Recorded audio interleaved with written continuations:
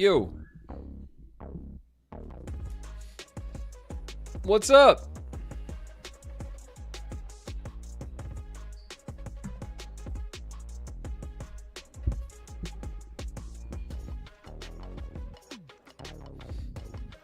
What's up, chat? What's good? It's Tuesday. It's Tuesday, right? Pretty sure it is. It's me, the devil. I'm here to convince you to do sin. Ecto Teeth in the house. What up, Ecto? The heartless obey me now, Sora. Now I have nothing to fear. You're stupid. Cenarian's in the house. What up, Cenarian?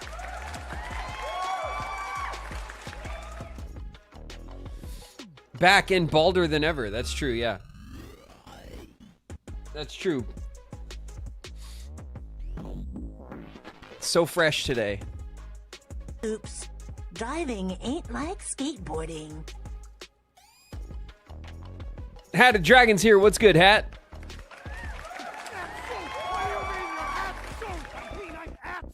What store are you in? I'm at the soup store. Why are you buying clothes at the soup store? Picari's here. What's up, Picari?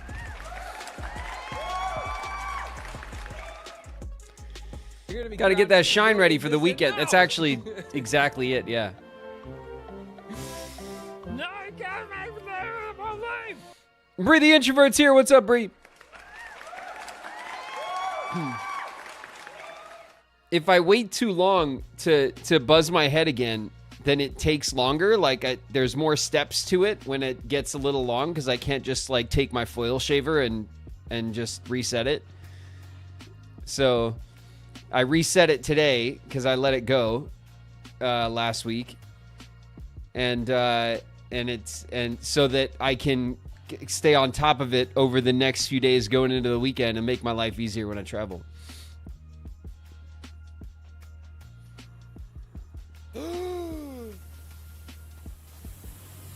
What? Wing. What? You soaped up our sponsor. Wing! What's up, Wing? Wing is in the house. Hey, Wing. What happened? Kamorku's here. What's up, Kit? The darkness is consuming me, Sora. Is that supposed to happen when you make a friend? Oh, I guess it does. That's okay. Let's hold hands.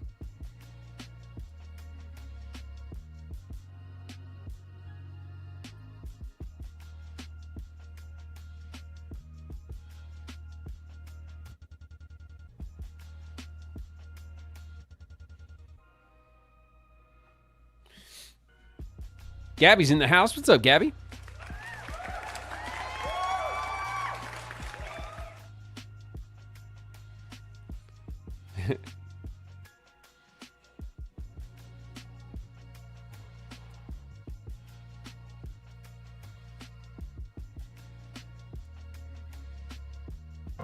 Go on, you just keep running. But I'll always be there to bring you back.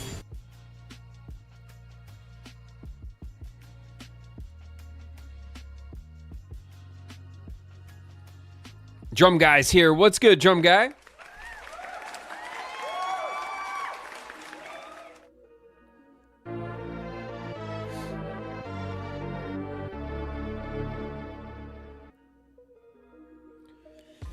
Spooky, hit the resub. It's been 15 months. 15 months, Spooky. 15 months of not playing any Barbie games with me, Spooky. Can you believe it? I can't believe it. I think it should be Miss Sora. Wonderland's here. What's up, Wonderland? Because I love Sora. I'm an old baby. That's right. 15 months. It's kind of what that is, yeah.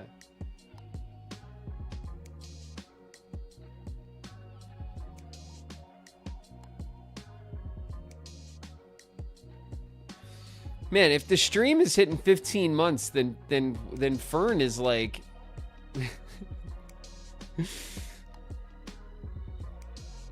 18 months?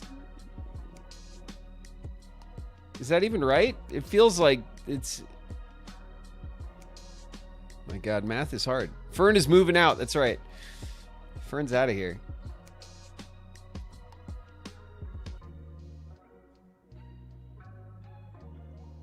Somebody please help. Do you not know the age of your own baby?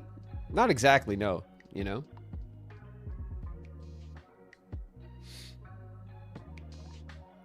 You know? Like, you don't spend a lot of time thinking about that shit. You spend more time thinking about why they're screaming and if they're hungry and if you have to change a diaper and oh shit, they're climbing on something and you know, like that sort of thing. That's where most of your time goes with the baby.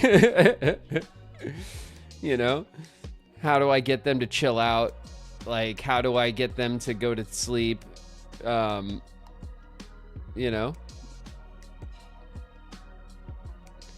How do I put something on TV that will entertain them for 5 minutes so I can do something but also won't make me want to pry my eyes out with an implement, you know?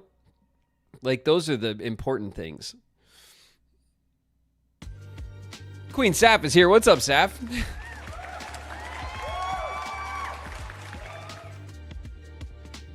Love Iridescence is in the house. Hello, love.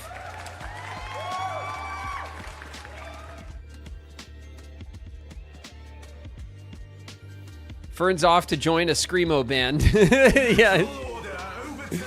That's right, yeah.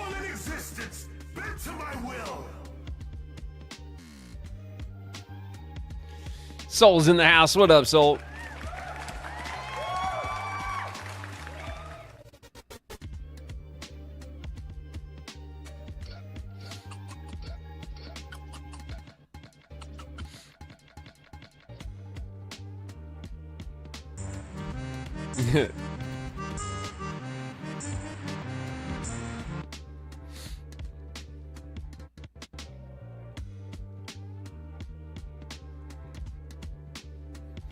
Right now, the movie of choice is Coco, but it's torture because it makes them all cry. They're just constantly putting on something that puts them in a bad mood, makes them cry and sad. That's adorable.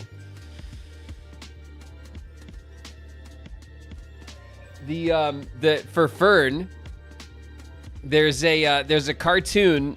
I don't know if some of you guys I'm sure know about it. Most of you guys I bet probably don't. Because it is relatively new as far as I know, but it's I think it's a cartoon from the UK, and it's called Sarah and Duck, and Fern loves Sarah and Duck, and it's a great one because it is very like chill. It is incredibly just chill.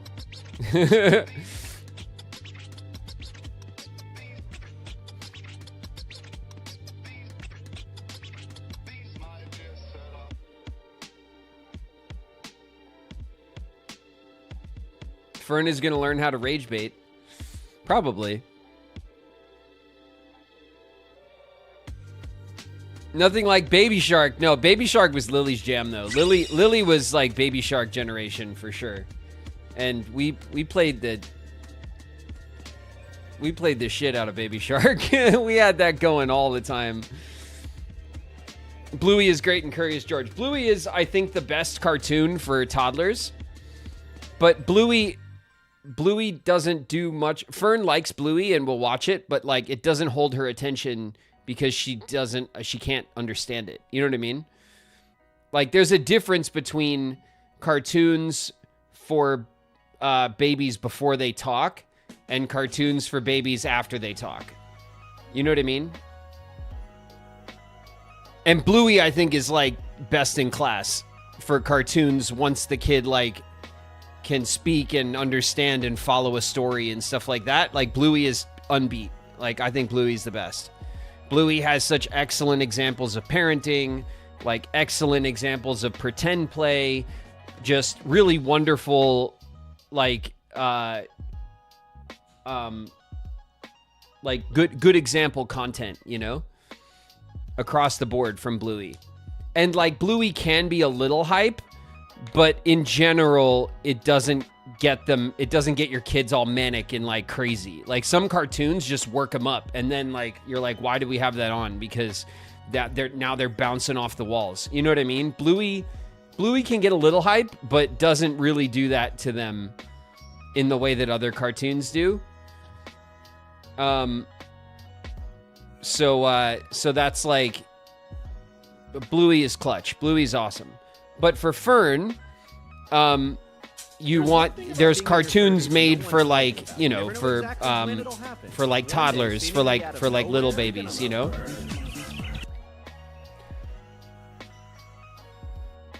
Queen's in the house. What up, Queen? At least it isn't Coco Melon. No, we don't use Coco Melon. There is a program that I loved for Lily that I stood by and that I still use, that we still put on occasionally, but not as much with Fern, but it was called Super Simple. And it's also on YouTube, and it's like, I guess, a competitor to Coco Melon, but it's all just songs and animations, and it's a little bit more kind of like level. They did Baby Shark back in the day and all that kind of stuff, you know, like that sort of thing.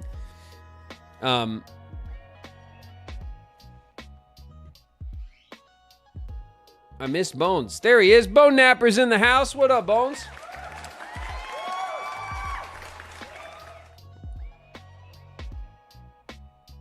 What's up, Bones? Sometimes I watch the Hey Bear Baby sensory videos when I'm anxious. I mean, yeah, there's a reason why like the tone of those cartoons are so different, you know? And so like for Fern, it's like number blocks. Sometimes number blocks is a thing which just kind of goes through counting. It's very chill, and there are these little blocks, and the 1 blocks become a 2 block, and then they're a different character, and they basically just go through like your basic numbers. But for Fern, we tend to like, and in general with Lily too, I really liked cartoons from the UK. So like for a while, Lily liked Peppa Pig. But I didn't like Peppa Pig as much as I liked Ben and Holly. There's another one that has a lot of the same voice actors, and I think is possibly made by the same people. But that was about like fairies, and it was called Ben and Holly. I liked, Lily was into that for a while. I liked that one a lot. For Fern, it's like Pocoyo and now Sarah and Duck. And Fern just likes Sarah and Duck because, like, there's a duck that hangs out with this little girl the whole time and quacks, and Fern thinks it's hilarious and loves it. But, like, very slow-paced, very gentle-voiced cartoon. And that's kind of, like, what you want to... When they're being entertained, you want them to be, like, soothed. You don't want them to listen to yelling or shouting or fast-paced anything. You want them to listen to something that kind of soothes the beast. You know what I mean?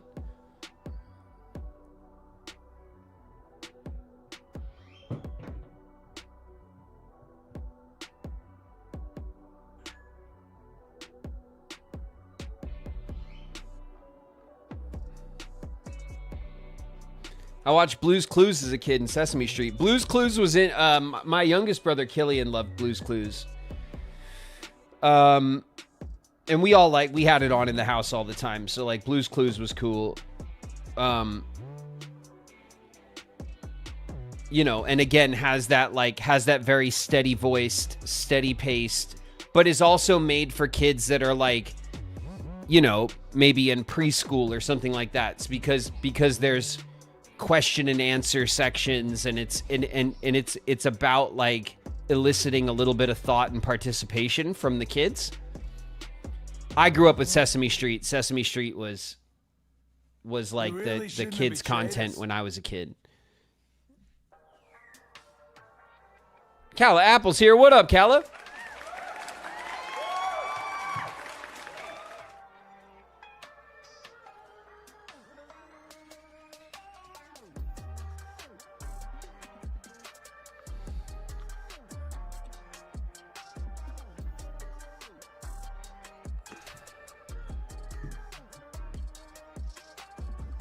Looney Tunes and Disney shorts and stuff. Yeah, Looney Tunes is classic, especially like the old Looney Tunes cartoons. I used to watch those on like Cartoon Network and Adult Swim and late night. They'd always have like the really old school cartoons all going all the way back to the black and white ones.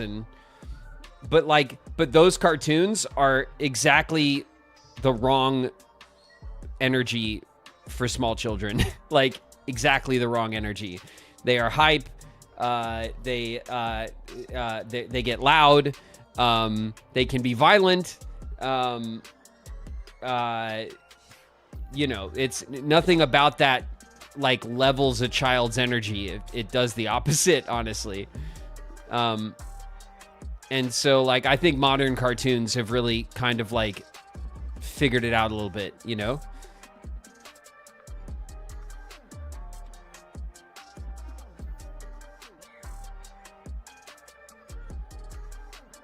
I was tired of kids screaming at the TV about Steve can't hear you. That's right.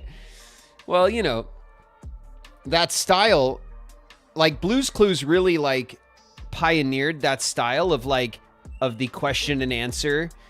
And look at how impactful that's been across kids television. I mean, like look at like Dora the Explorer did it famously. Miss Rachel does that, like all the Miss Rachel content, which Fern really loves, you know, is like question and answer, you know, kind of content made for very small children. So like, Blue's Clues was really, like influential in that way. Cause I don't know of cartoons that did that. I mean, I guess Sesame Street did it maybe before that.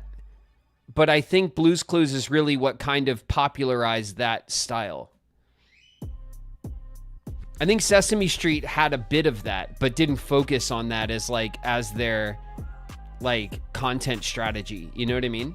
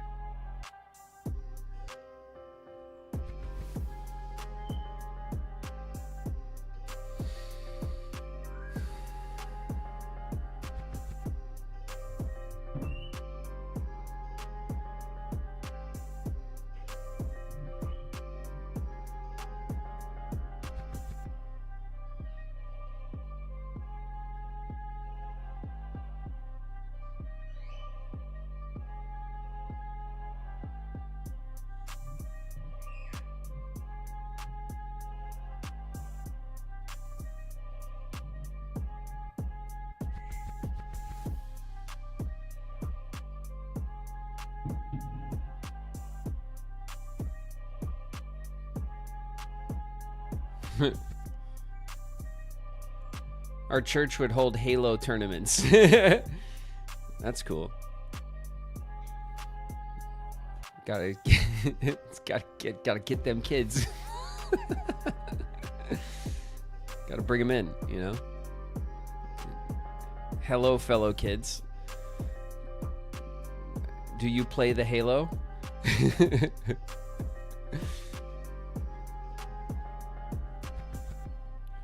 Reading Rainbow is a classic. Yeah, that's a classic. That's back from when I was a kid. Take a look. It's in a book. Wow. The Reading Rainbow. Phantom Pingu's here. What up, Pingu?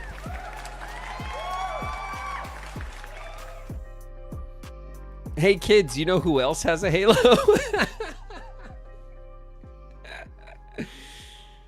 Got him.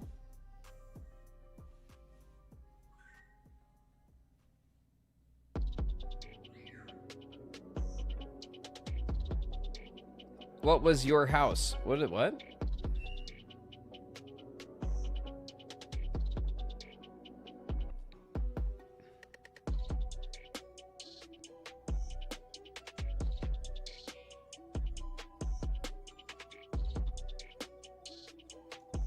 Bill Nye the Science Guy. Yeah, that's... Bill Nye was classic. It's still at it, too, as far as I know. Bill Nye's still around. national treasure that he is. Making science fun since the 80s.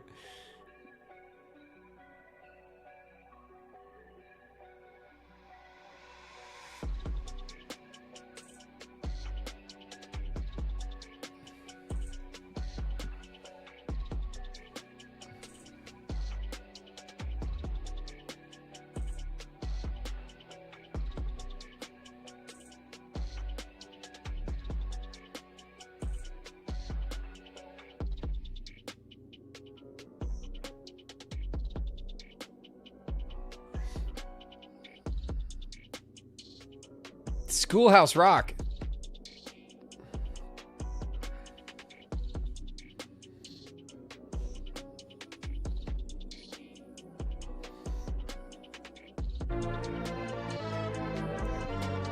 I showed my middle schoolers last year some Bill Nye during science. They weren't about it.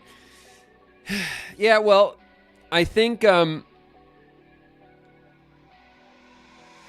yeah. I think in an education setting, when you're dealing with kids from many, many different households, and you're looking for a kind of one-size-fits-all content that will get the most attention, something like Bill Nye probably ain't it for kids now, given what their content looks like and the pace that they're used to and the attention spans that they have because of it. And you know what I mean? Like, I think it's probably tricky. I think maybe you, like, for today's kids, you want to do something,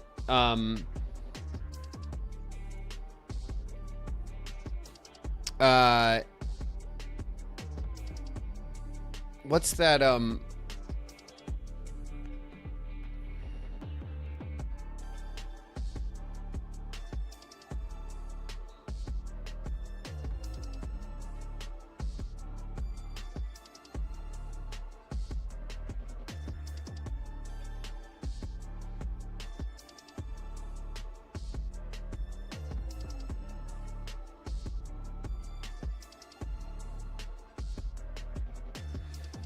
you probably want to do something like Crunch Labs for kids now, right? Something that's built with a more modern sensibility.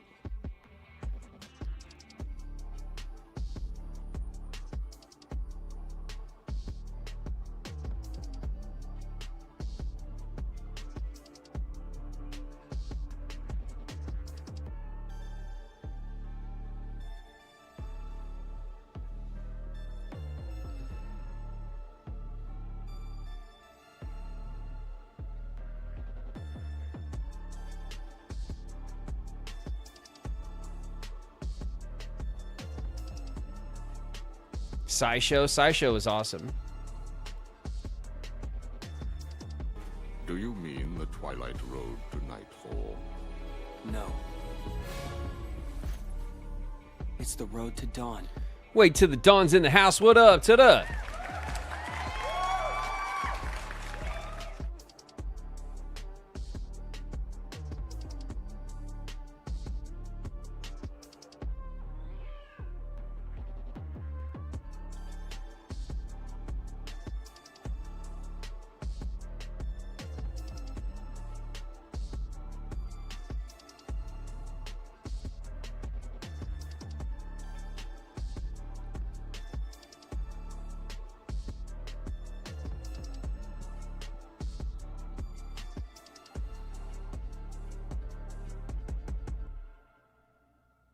What games did you play growing up? Ian Silver, I played, like, what video games did I play? I had all the consoles, man. I had the Nintendo, the Super Nintendo, the Genesis. So I played a lot of the basic stuff from those days. I loved Super Metroid. I loved Zelda. I loved Mario. I loved the Sonic games. I loved Echo the Dolphin, even though nobody I've ever met has ever been good at that game. It's like one of the hardest games of all time. You know? I played a lot of that stuff as a kid. And then when I was 13, it was the N64, which I had over 100 N64 games, I think. I had a massive N64 collection. I still have all my cartridges, but I had like 2/3 of the N64 library or something. Or maybe half of it. Because the N64 library is not it's only a few hundred games. Which for a console like generation is pretty small by today's standards. Did you play Wind Waker? Hell yeah. Hell yeah, I love Wind Waker. The only Zelda games I didn't play the handheld ones. So I didn't play like Spirit Tracks. I didn't play Minish Cap. I didn't play like Four Swords, right? All of those handheld ones I didn't play because I was already older and I didn't care about handhelds anymore. I also didn't play Twilight Princess, and I didn't play Skyward Sword. And then I did play Skyward Sword when they remastered it on the Switch. I was in the middle of playing Skyward Sword when I started streaming, and then I stopped playing it because I started streaming.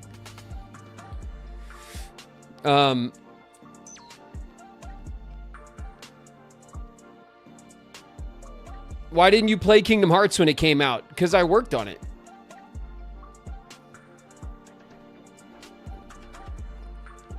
You know? It's like asking someone like, how come you don't watch the taped recording of your high school play? You'd be like, because I was there. You know what I mean? Like, I didn't want to sit there and when I play games to like chill, like we all do, right? And so when I think of Kingdom Hearts, I always thought of Kingdom Hearts as like work. That was a job that I had, and I love it, and I was proud of it, and I did my best to make it great, and I think it's super cool and all of that. But then when I sit at home and I play video games, I'm not trying to listen to myself talk. You know what I mean? So I just never really played them. That, and also the fact that the style of game that Kingdom Hearts is, if it's to the extent that it's considered a JRPG, you know, it's an action combat JRPG or what have you, I guess. And I just never played JRPGs in general. It wasn't the kind of game the games that I gravitated towards. So, but I think in the long run, it's actually worked out great because now I get to play them for the first time with you guys. And I think that's cool. And it gives it another layer of fun for me because, you know, it's been a long time since I've played the games, so I can experience them kind of fresh because I don't remember a lot of the content that I worked on. I can evaluate the work that I did in a kind of neutral, like removed way because it's been so long. And I get to talk to you guys who love the game and who grew up with it about my experiences that I remember from making it, which is also cool, you know, and feels valuable and fun to do. So that's part of why the stream exists, really.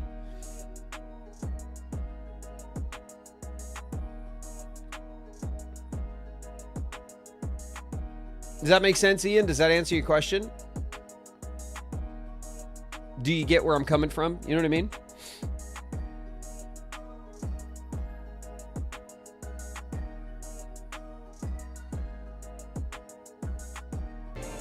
Have you forgotten already who I am?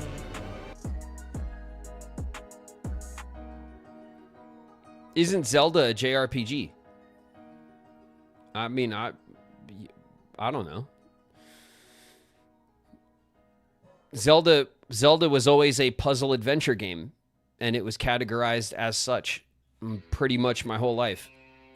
You know, nobody ever, like, Zelda was never considered a direct competitor for something like Final Fantasy or Chrono Trigger, you know? Like, those games were always, first of all, my impression of JRPGs, especially growing up, was that they were turn-based. And turn-based combat, as you guys know, is not my preferred mechanical style, I'm okay with it, and I can run it and I can enjoy it, but I don't gravitate to those kind of combat mechanics. I like real-time combat mechanics more. Hell yeah, I want some of that. What is it? Chicken pasta. Shit, thanks. Got a little chicken pasta. Nothing. I just want to see the view and get some air. And what? You're this fucking view, Hollander. Check it out. Fuck. Holla Queen's in the house. What up, Holla?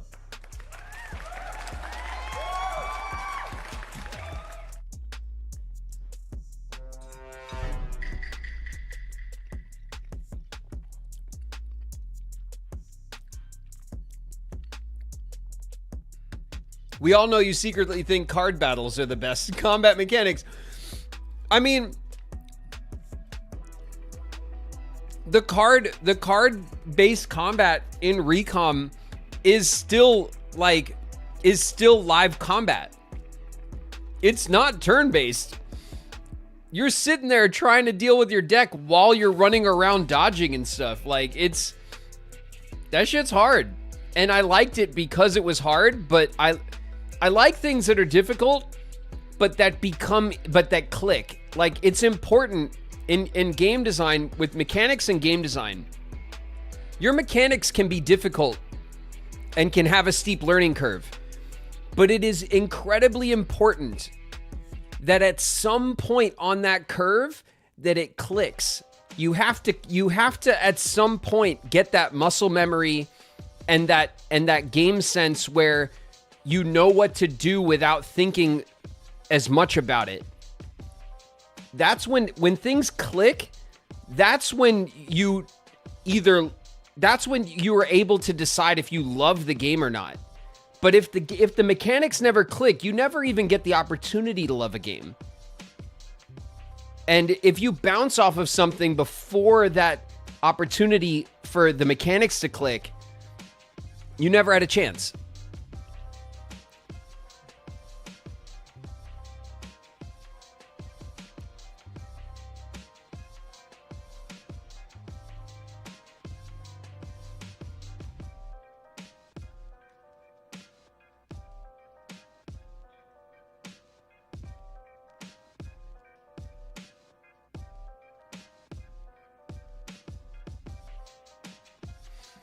Zelda isn't a JRPG. There aren't, the stats aren't a big mechanic. Yeah, and I don't think that I think you'd have to really bend over backwards to argue that Zelda is a JRPG, honestly.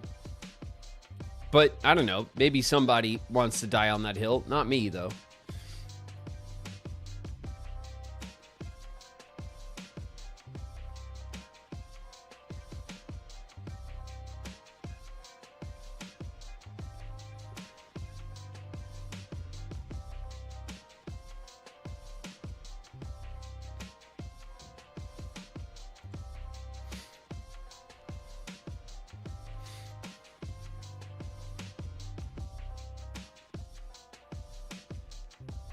It's trash. You don't need to make us feel better. What's trash, Chowie?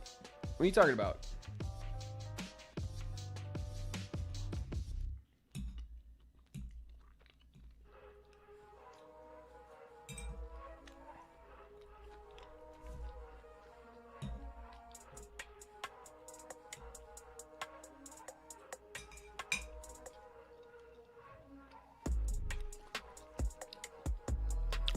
Recom.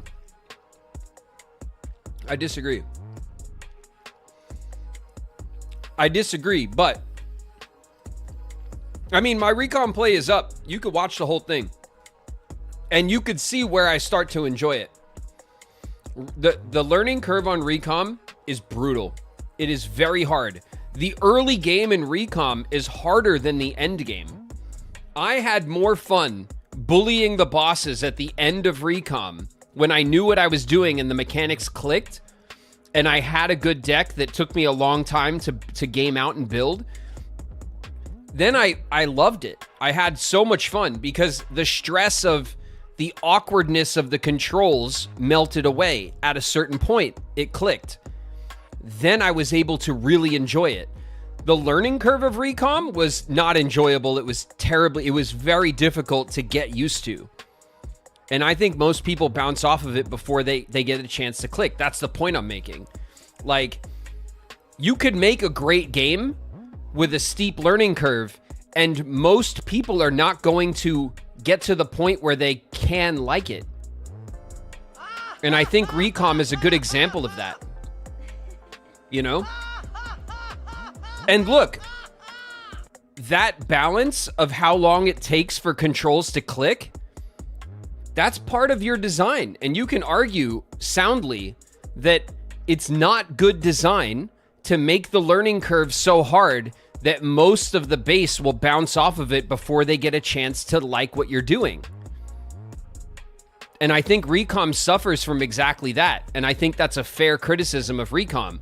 The learning curve is so tough that most people never get comfortable with it so that they can then enjoy what the combat is supposed to look and feel like.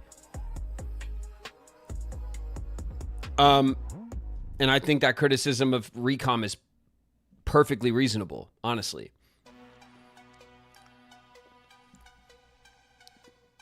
Seffi Red's in the house. What up, Seffi? Are you still planning to stream Skyrim? Ian, I have 60 episodes of Skyrim up on the main channel. It's there. We're not streaming it here on the live stream. Skyrim is a old-fashioned YouTube Let's Play. If you go to I Go by Graven on YouTube, right now you are here at I Go by Graven Live. This is the live stream channel that mirrors my Twitch channel. But I have the main YouTube channel where I make like Let's Play YouTube content, and there's one series up, and it's Skyrim. An episode premieres every day. And they're all under an hour, most of them. They're about 45 to an hour is like kind of where most of them end up. I try to make them a bit shorter. It doesn't really work out because it takes a while to get things done in that game. But yeah, the Skyrim series is up. Enjoy. I hope you enjoy. Check it out.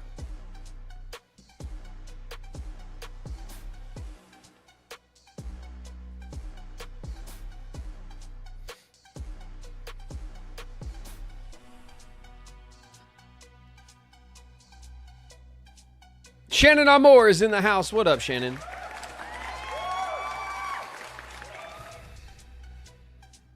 Flow Motion is here. What's up, Flo?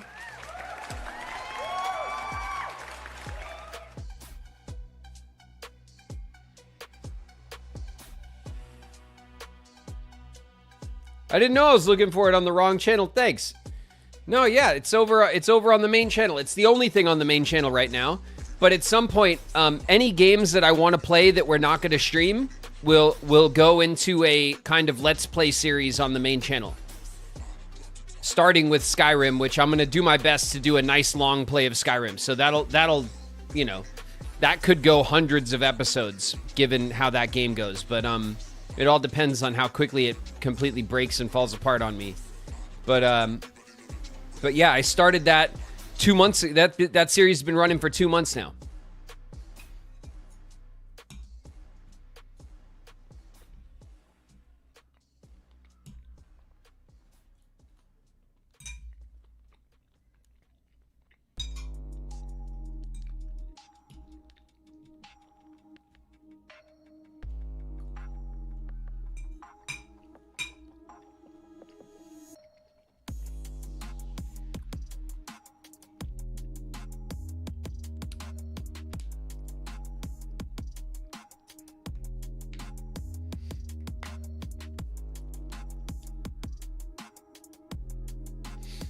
They're going to ask you to stream Oblivion instead. Watch out.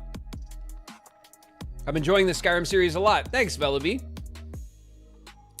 I did try Oblivion when it came out, the remaster. I have it.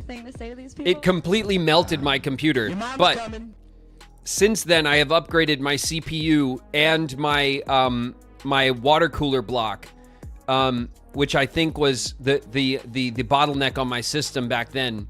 was that my CPU, I think honestly, I think at the end of the day, it was just my water cooler, I think was not running correctly. I think my water cooler was busted and wasn't cooling my CPU, and then my CPU would overheat. But I upgraded my CPU to the Ryzen 9 from the AM4 socket gen that I have. And I upgraded my water block to the newer water block. And since then, my computer's been running great. That being said, Subnautica 2 doesn't run great on my computer and crashes on us. But I think that's an optimization problem because I have the recommended specs. So, I don't know. Axandra's in the house. What up, Axandra?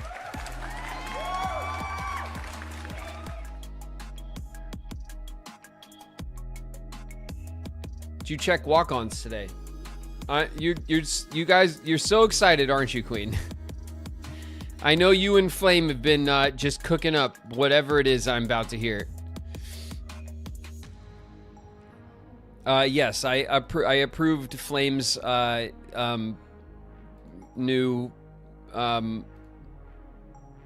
thing, whatever it is.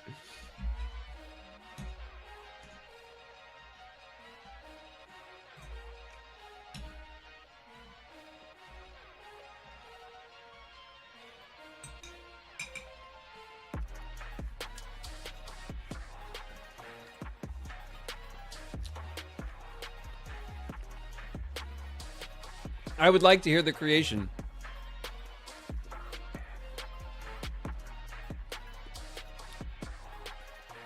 Oh, we will.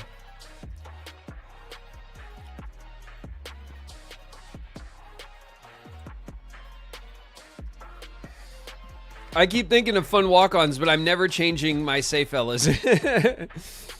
Well, you know, some people have their walk-on for it's always the same one, and it just becomes part of their, like, you know, it's like your tag, right?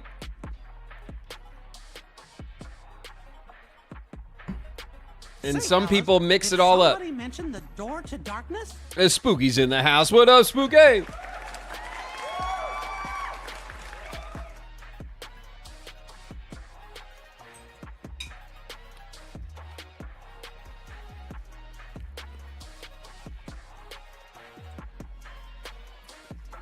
I want to change my walk-on like weekly, but I will be chill. If you want, go up for it.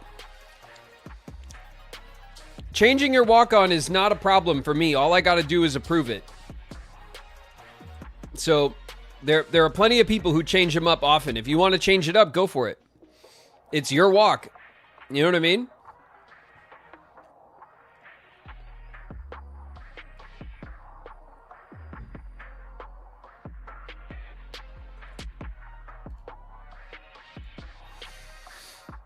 Dance, water, dance! Come on, keep to the beat. Got you now. Dancerette's in the house. What up, Dancerette?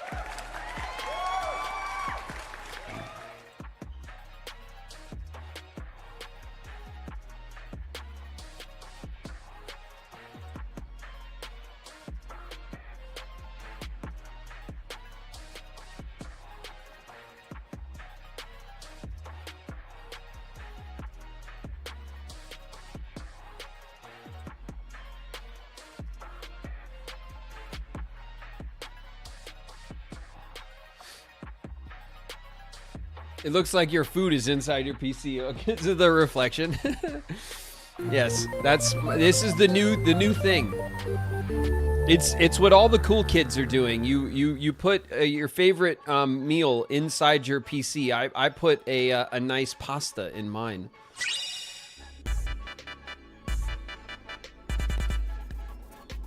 What do you have in there? A screen with an anime clip? Nah, that's so last year. Pasta. You got to put pasta in there now, you know, or maybe like you know, like a nice stew. Just sitting in there, sitting in your PC.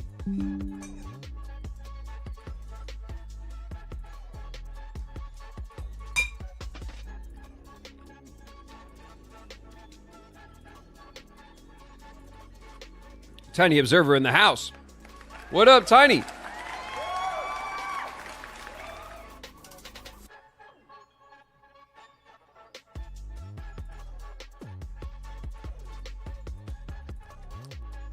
Still doing Kingdom Hearts 2. Yeah, tomorrow should be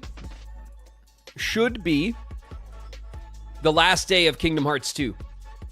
I have to go and collect all of the materials that I haven't finished for the Moogle store. And that will unlock my ability to do the ending and get the secret ending. And I want to get the secret ending before we move on. So that's the plan for tomorrow. Tomorrow should wrap up Kingdom Hearts 2. And then I have a long con weekend this weekend. No stream Thursday. I'm getting on a plane. And then Friday, Saturday, Sunday, I will be in Kingsport, Tennessee at Smoky Mountain Fan Fest. And I'll be there with Beverly Mitchell and Mackenzie Rossman from Seventh Heaven. Also, Quentin Flynn will be there from Kingdom Hearts. So I'll be pulling double duty with my representation there. It'll be a Seventh Heaven and a Kingdom Hearts appearance for me. And then when I get back, I don't know. There's a bunch of stuff that is still up in the air. So at some point, sometime soon, we might be doing some podcasting in LA in person where we all get together. And if that's the case, the stream will be down for a few days because, Beverly Mitchell and Mackenzie Rossman don't live in Cali anymore. So like when they come to do that, they're in town. We try to do as much content as we can together until they leave. So we'll spend a few days doing that. And all sorts of things might be happening over the next couple of weeks. So I'm in the middle of a lot of stuff. So, but once we get back into Kingdom Hearts, it'll be Days. We'll be playing through all of Days, and we'll be playing Final Fantasy 16.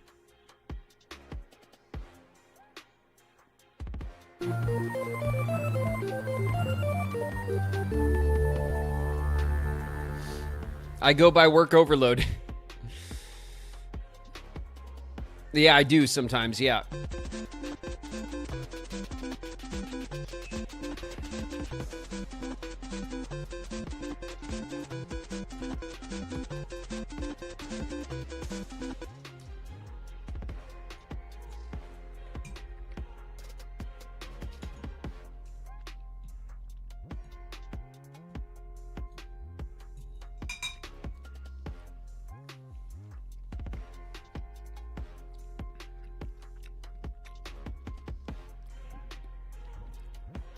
You should go live. What do you mean?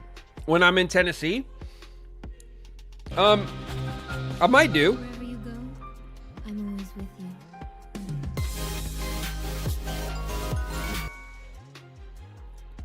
Azure Crystal Drago's in the house. What up, Azure? Cage Caroline is here. It's KC. What's up, KC? No, when they're in Cali.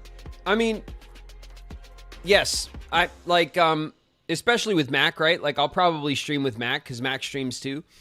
Bev doesn't stream or know much about streaming as a as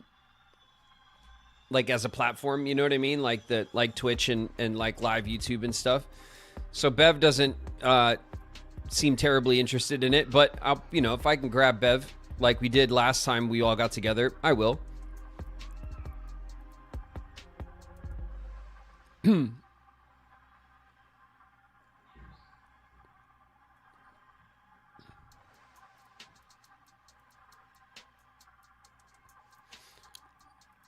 Long time no see. I've been lurking for a bit, but I'm still here.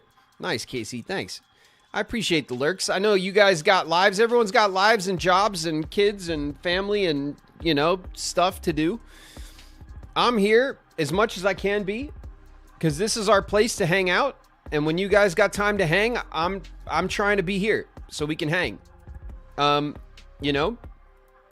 if you guys got a lurk or you guys or whatever, I appreciate you. You guys are here when you can be. That's what the community space is for.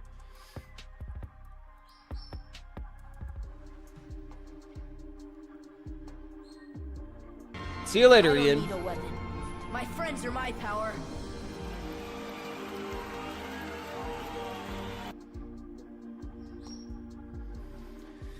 Did you say you're going to play 358 over 2 days? Yes. Yes, Bob, I will. That is the next Kingdom Hearts game. And so we will play it next.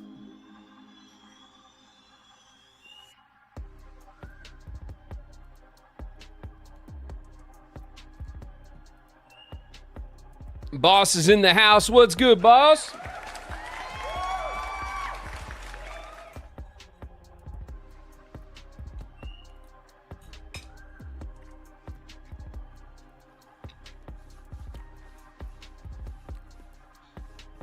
I'm back. Are you back? Are you, I just got home from New York. Nice. I was going to ask if you were still on your trip. Did you just spend, how long were you in the city, boss? Just a couple days?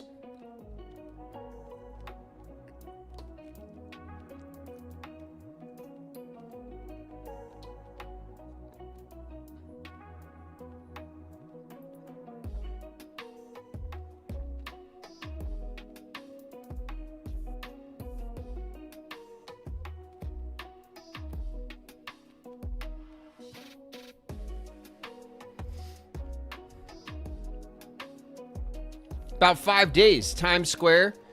Then I got to perform at Carnegie Hall. You performed at Carnegie Hall? That's awesome. I saw you post the picture from Carnegie Hall, but I thought you were just visiting.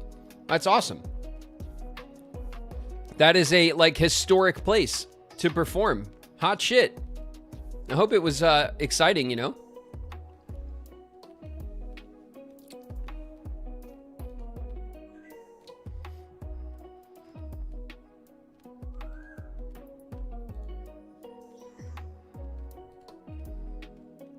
I have to warn you, last I heard, the combat of 358 over 2 days doesn't have the best combat, especially compared to 2. Bob?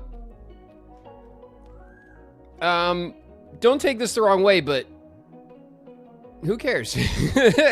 So what?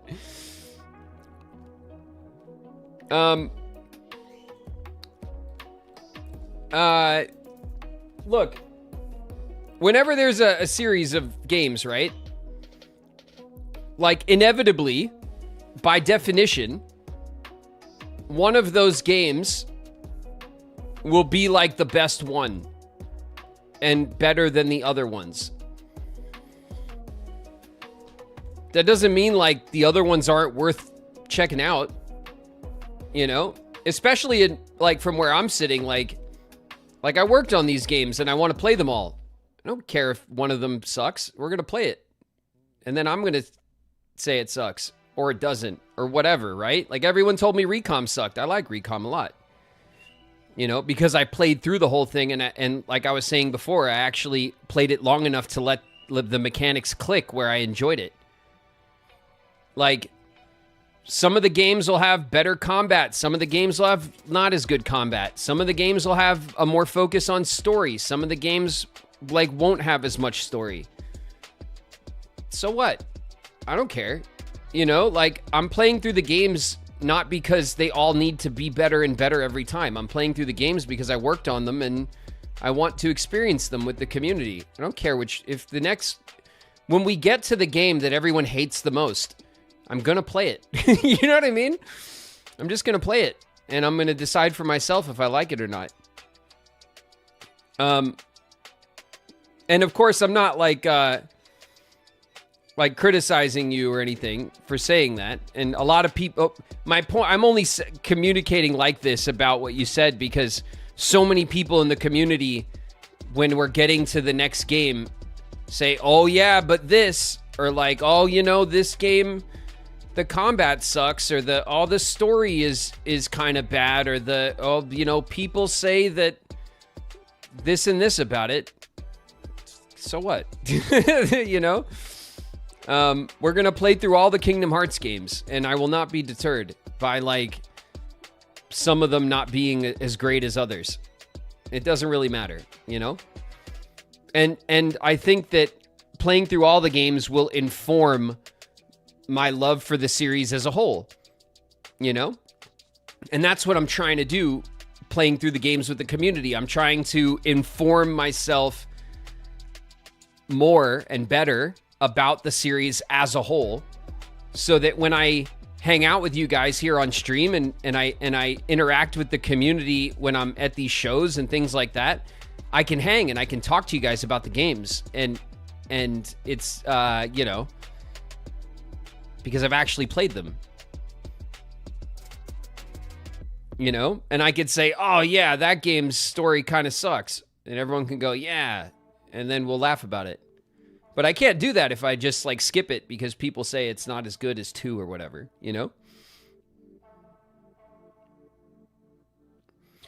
I guess the overall point I'm making is that like I don't mind. You know what I mean? Like I don't mind if some of the games are not perfect. And honestly, I don't expect them all to be perfect. There's so many Kingdom Hearts games, you guys. What are the odds that they're all amazing?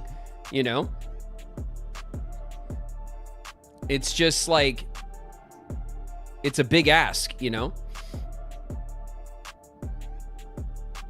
I'm just enjoying the ride. You know what I mean?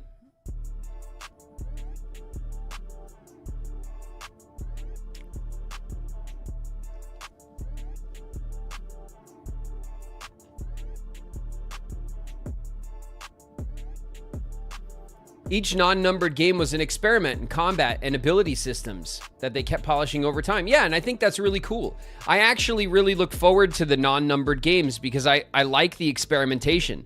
That doesn't mean I'm gonna like all of what they did. Or, you know, like, just because you can like experimentation and not like certain experiments. You know what I mean?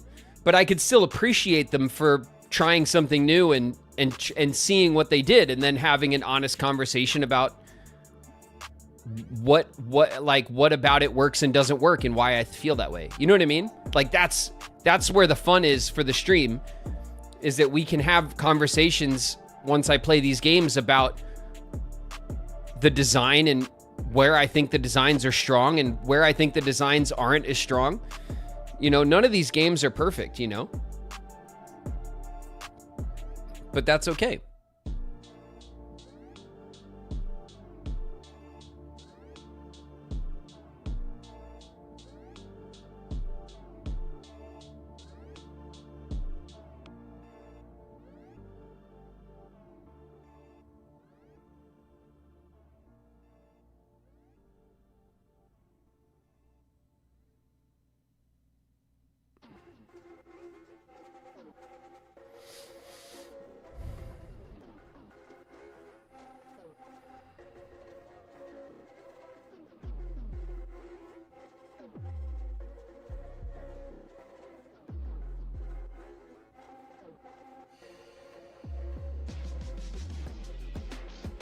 You make a good point. Yeah, no, I'm just, you know, I'm fully aware that as we play through the series, there are going to be highs and lows, gameplay wise and like and enjoyment wise and story wise and voice acting wise, right? Like it's a long series that those of us who worked on it spent, you know, decades working on. And so there's going to be all of this variance to the levels of success that the series is able to accomplish. And I just want to go through that with you guys and talk about it. I think that's the cool thing to do, you know?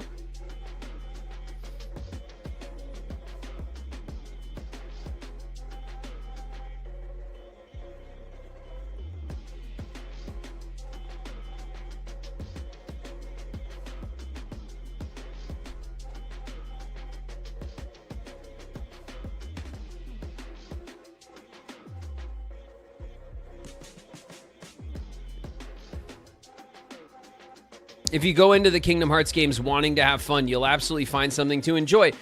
I think that's true for most things, right? Like, and you guys also know that, like that's how I play video games. Like, I'm not precious about the games I love, you know, necessarily. Like, I play a lot of games that are like technically not good, you know, like the simulator games that we play are like broken and buggy and and sometimes poorly designed, and or have very little like, you know, very little unique or experimentation about them. But we go in and we have, and I'm just trying to have fun, and I'm looking for the fun. You know what I mean? And I can enjoy myself with most any game. You know?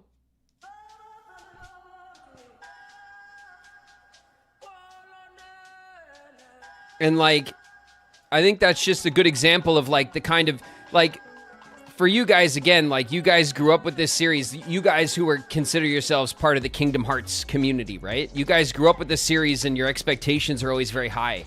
And that's okay, you know, because you guys love the series, and the series continues because of the community that loves it and supports it.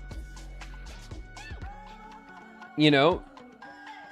But even when I was a kid, even with my favorite series of all time, the Zelda series, like, as soon as there's a new Zelda game announced, there's the community that gets all excited about it, and there's a community that goes, oh, well, it's gonna do this, and that sucks, right? There's always the community that, like, has something negative to say about it every single game that comes out. And I don't care about that discourse too much. I'm excited about the series because I love it. I go into the games wanting to have fun with it and to enjoy what the devs have done with the series, even if it's not my favorite game in the series. So what? You know, it's a new game in the series, and I try to enjoy it. You know? And so I just, you know, at the end of the day, it's a game, right? Like, it's just a game. And it's okay if it's not perfect, or if it's not as good as the last one or whatever. It's a new game to play, and I want to have fun. I don't want to spend my time disappointed. I want to spend my time laughing and having a good time, and then I move on to the next game. You know what I mean?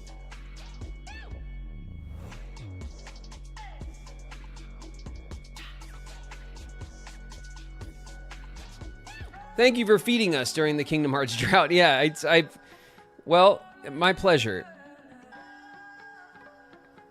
You're a part of the community for Zelda, but not the fandom, if that makes sense. Yeah, I guess maybe that's fair. Like, I love Zelda, and I've always loved it, and I like, you know, I have the Lego set, and I have the sword, and I have the map on my wall, but Zelda is not like a major integral part of my personality. You know what I mean? I just love that game, and if you ask me like what my favorite game series is, that's the answer, you know?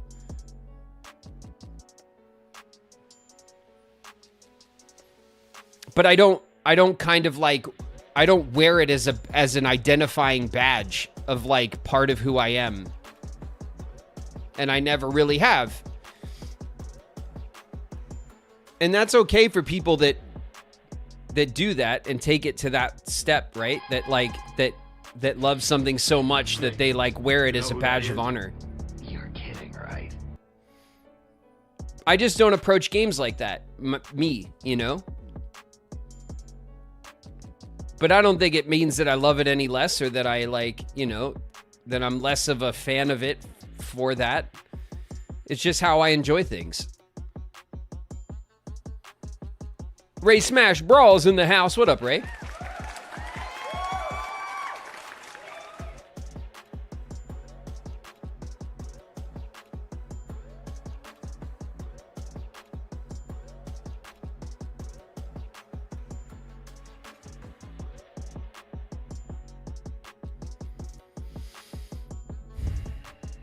Which Zelda game is your favorite? I get asked this all the time.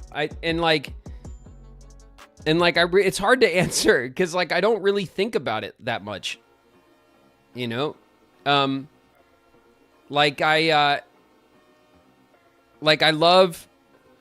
think the most impactful game from the series was Ocarina of Time, and I know that that's kind of like a boring answer for a lot of people because it's considered like the kind of like tentpole Zelda game of the franchise, but I was 13 when it came out, and that shit felt like monumental, you know? And 3D games were brand new. And there was this Zelda adventure that was like that and it's funny to say this now, but like the realism of it and the ability to explore in it was just unparalleled, like unmatched at the time. It felt indescribable playing it for the first time. And I remember that feeling. So like, that's one of my favorite Zelda games. But I also love A Link to the Past, and I also adore the very first Zelda game on the original Nintendo that I played when I was little all the time and just explored. You know, I also loved Wind Waker. I also adore Breath of the Wild. Like, I love them all, and I don't really care which one is the best. I just, like, the series as a whole is what means something to me, you know?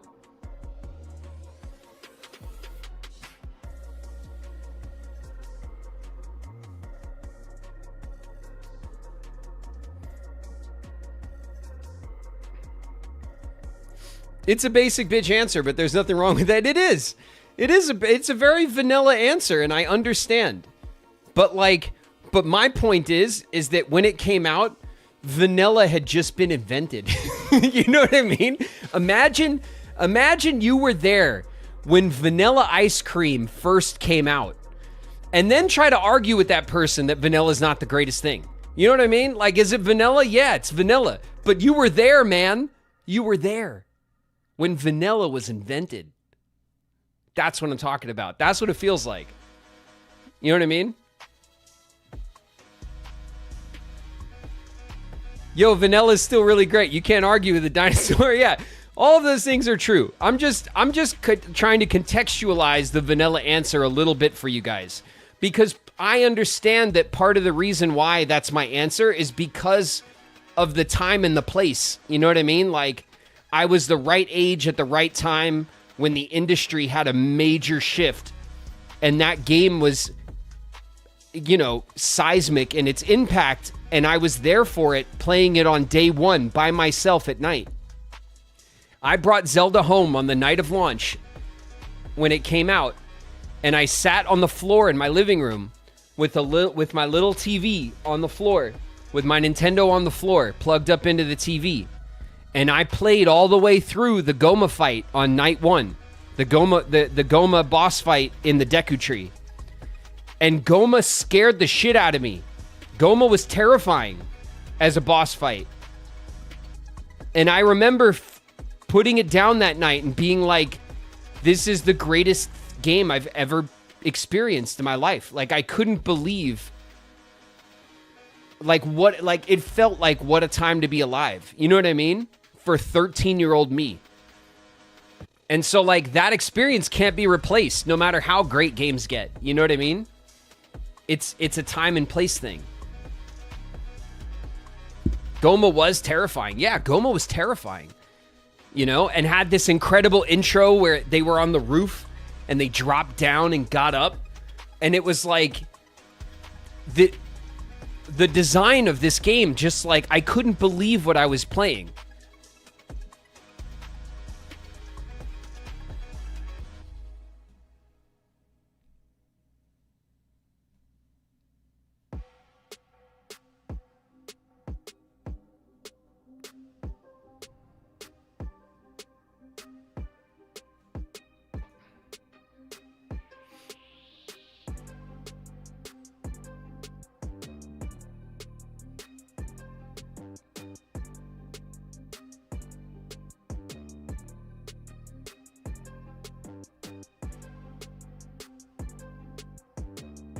It's a much different experience playing it as an adult.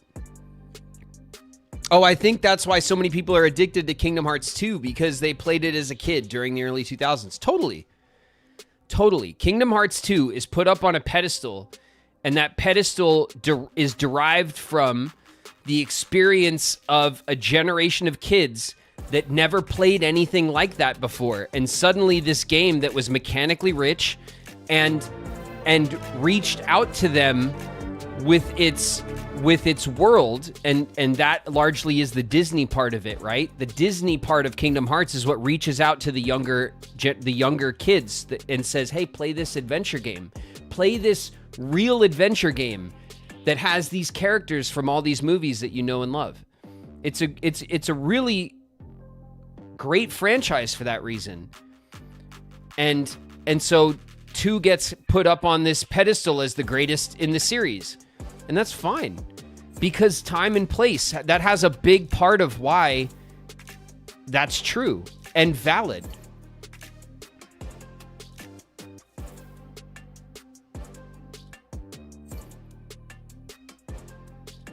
Majora's Mask has some frightening stuff too. Yeah, Majora's Mask is an incredible game. I loved Majora's Mask. Majora's Mask was tougher to play through because of the time mechanics, and had darker themes and everything. But the time and place impact of the experience of playing a game like that was already done with Ocarina of Time. Ocarina of Time on release was like nothing anyone had ever played or seen before. It was novel.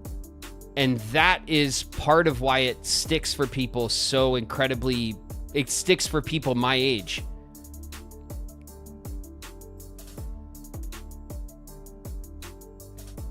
If there's a remake of Ocarina of Time, is it going to be a graphics-only remake? Are they just adjusting? No, from what I understand, it is a full-blown, ground-up, rebuilt game.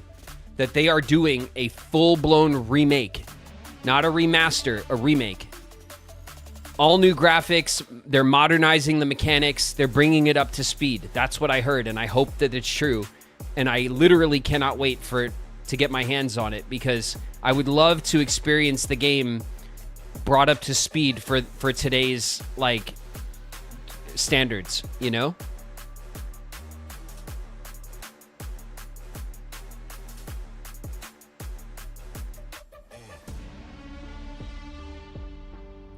I've been a fan of your work as Riku since Kingdom Hearts came out. It was amazing. Thanks, Little Shade. I appreciate it. Welcome to chat. Thanks for joining us.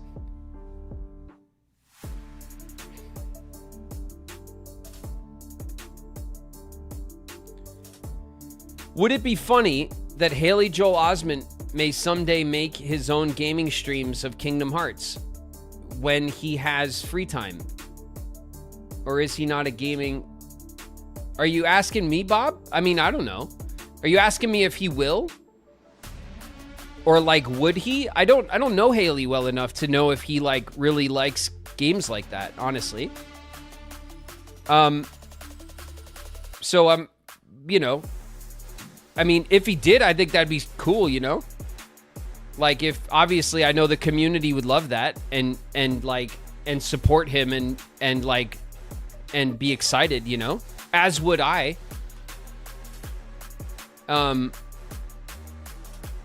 You know, I'm doing this because, like, if I was an actor and I worked on this series, but I wasn't into video games, I would not be here. I wouldn't be here on this platform, on Twitch or YouTube for any reason. I would just be doing what, like, my other co-stars do. I'd be, like, on Instagram and, you know, Facebook and like whatever, and I'd be making content about my podcast or whatever, and that's it. But as I got into doing social media, I told myself, like, I don't want to do all the social media that I don't want to do, and none of the social media that I do want to do. And the stuff that I do like to do is this, because I love video games. This is how I chill out. This is how I relax. It's always been that way since I was a kid. I've always played, I come home from work and I play video games. So, like, being able to have a platform where I get to share that with the community, and then also, like, play through the games that I'm a part of and share that experience with you guys is what makes this kind of, this thing that we're doing here special, right?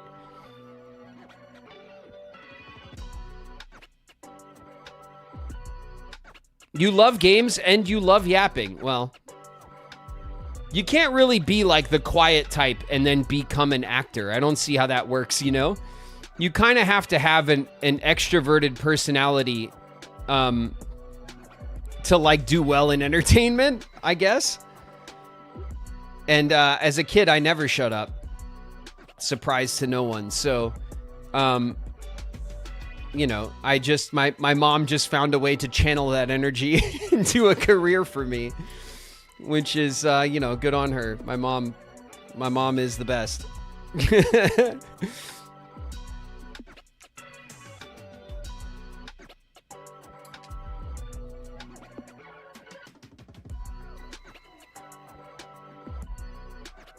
You could be proud for beating Lingering Will. Literally. Thanks. Thanks, Venkix. Yeah, I am proud of it. That was one of the hardest damn boss fights I ever played. Like, literally ever. I think Lingering Will is like a top 3 boss of all time that I've ever played. Just like in like sheer difficulty to overcome.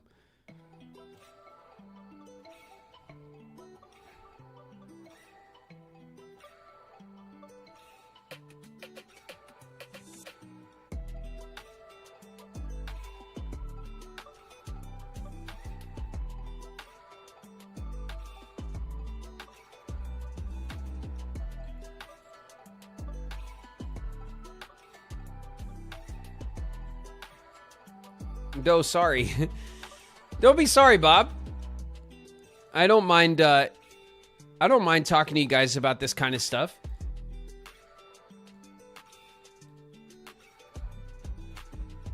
I really like the idea of voice actors playing the games they starred in. Haley and Jesse should definitely consider it too. Well, I mean, since I started streaming, I haven't seen Haley. I saw Jesse at the Vegas con that we did together. I did tell him about the stream. He did seem interested and thought it sounded cool. But again, like, I don't know Jesse beyond that really. Like, we have met very few times and we've only had a little bit of time to chat together. And so, like, I don't know how into games he is and stuff. Like, I think to do this, you really have to like enjoy video games, and not everybody does. It's not everybody's hobby, you know what I mean? It's not just a boulder. It's a rock. A rock. A rock.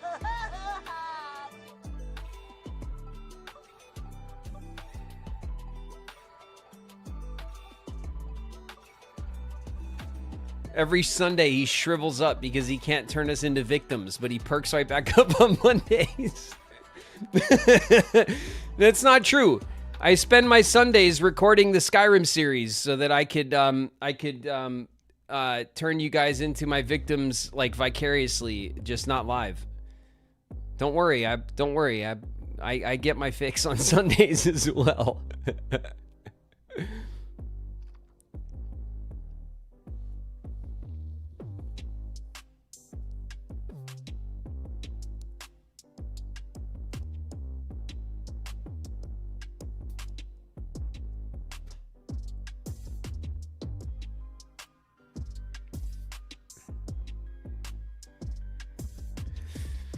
Did the voice directors of Kingdom Hearts ever tell you anything about Riku's life on the main island? Describe what his ordinary life was like before and in between the Kingdom Hearts games. No, Solar, and that's mostly because the voice directors, like, don't write the game.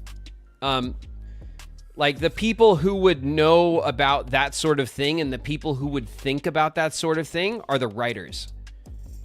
The voice directors, they receive the game, the dialogue, the script, and it's their job to interpret the script that they receive with the voice actors to get the performances that they're looking for. That is their job as director. But like things that are outside of the game's like defined kind of timeline is all speculative stuff. The only people that would think about that stuff is like the writers, because the writers, when they're writing the game, you spend a lot of time thinking about character motivation kind of like where they've been and where they're going and how they develop as people and stuff like that. Like, so that's all writers kind of stuff. The game directors are too busy worried about the kind of here and now of the game, I think, to worry about that kind of stuff. It was mine. Gothberry, Jules in the house. What up, Jules?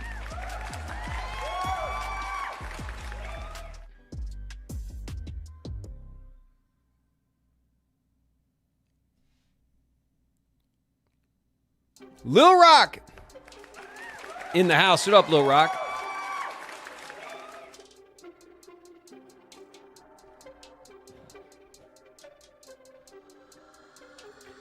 We've been yapping a long time, you guys.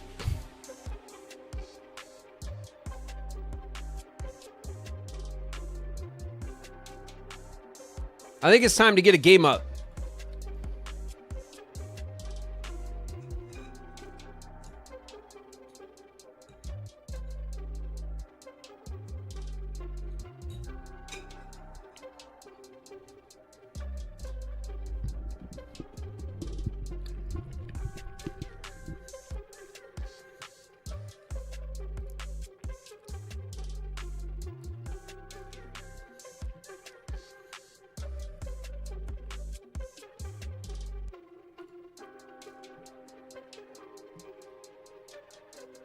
Okay, here we go. It's Subnow time. Hopefully. We'll see.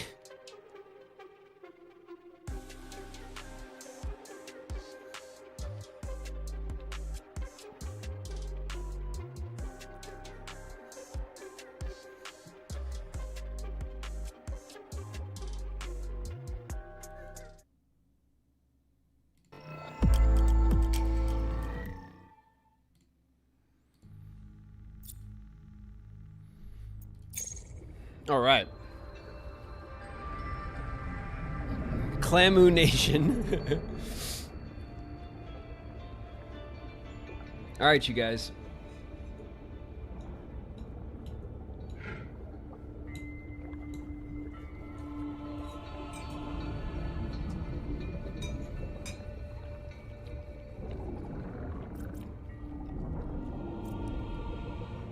Let's go. Bam. Wait a minute. Yeah. Continue. Power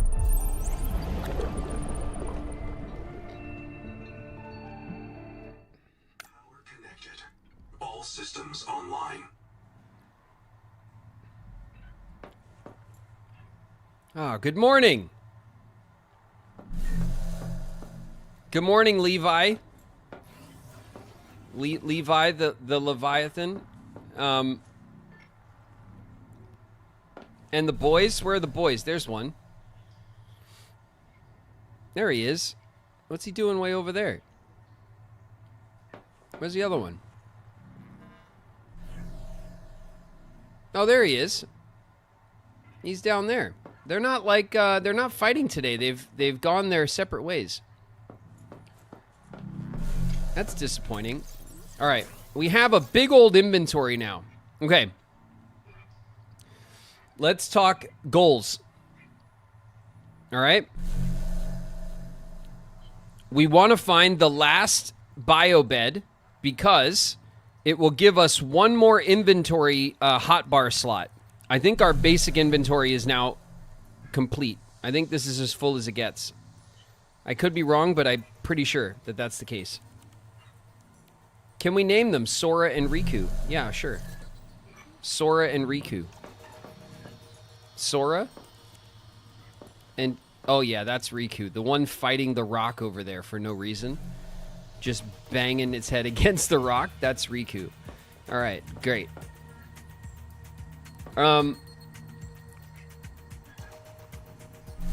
So, we have one more biobed to find. This is like a big goal for the day. I don't know where it is, and it's kind of hard to nail down where to look. But we could do it. I'm confident.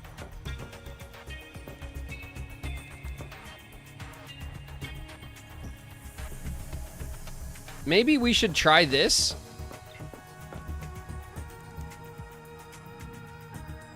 Let's try that, because I don't know, like when we did this originally, right? See, like here's why I want to try it. This scanner has a 300 meter range, right? So from the scanner right here, 300 meters north, okay? But south by southwest over here is where the life pod is. That's where the scanner was the first time we did it. And we got 4 biobeds from that. So maybe this one, which is 200 meters from where we are now. I don't know. Maybe it was off the range, you know? Maybe that's the one. Let's go check it out.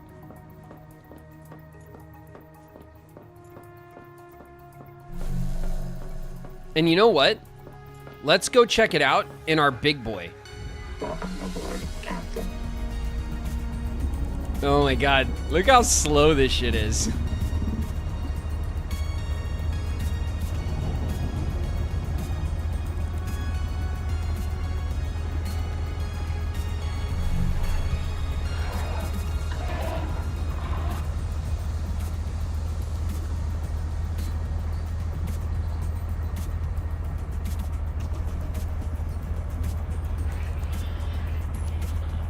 Your base looks significantly nicer than the ones I built in my playthrough. What's up, Dax? I spent an entire stream building my base, actually. And I like it a lot. I'll give you the tour in a minute. Okay, we're driving the bus right now.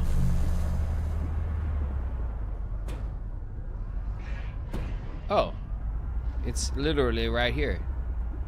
Okay, let's see if we've already been here. We might have.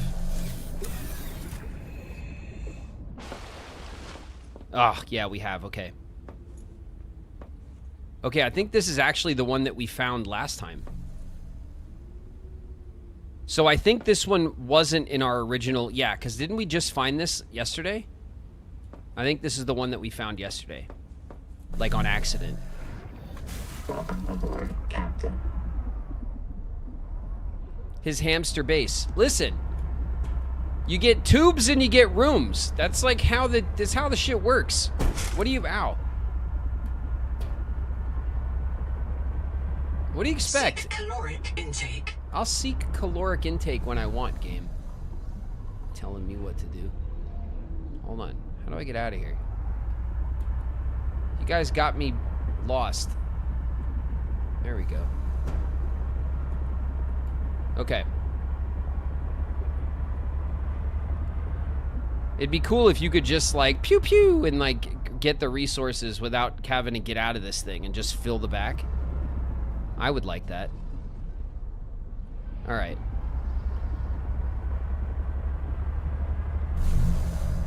I took this thing so that, yeah, here we go.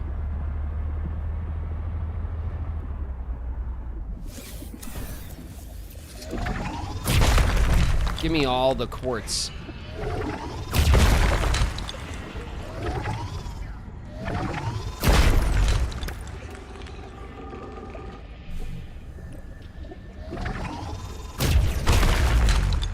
Give me all the quartz.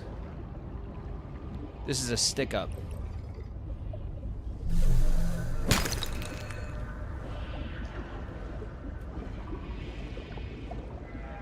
I want to ride my chocobo all day. Can't get it out of my head. Back it up. Ashley Annie's in the house. What up, Ashley?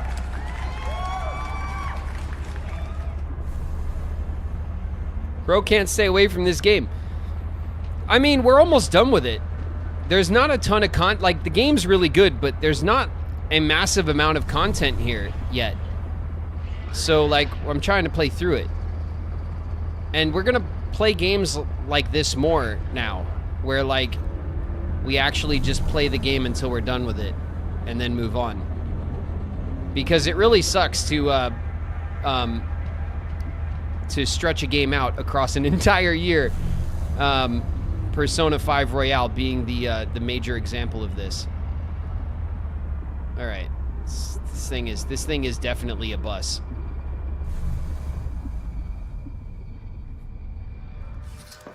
I know, bro. I was messing with you. I know you're messing with me. I'm messing with you. I don't mean it. I'm going to play this game all year. Okay, so yeah, check it out. Whee! Check it out, Dax. Look at this. Look at this bad boy. Pretty good, huh? So I got over here, over this like kind of like low area, I have my moon pool, and it's a double moon pool. So I have the one sub that is the hauler sub, and then I have the speed one, which we use pretty much everywhere. And then my front door is over here. And then this is the first like angel comb, and I have like a little like Mickey Mouse looking front side over here. And this is like the living quarters, and I got all the planter beds on top, which I now need to rework because I had to expand my moon pool, and now it doesn't look as like clean as it did, and now I'm annoyed. Luxury hamster flat. It is, look.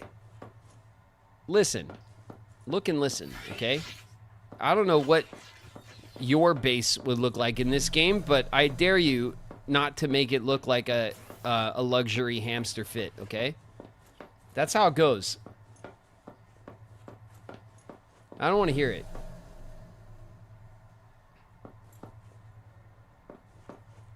Mine would look like a log. just a couple, just one straight tube that you put like like, you know, you could put all this stuff here in the tube sections.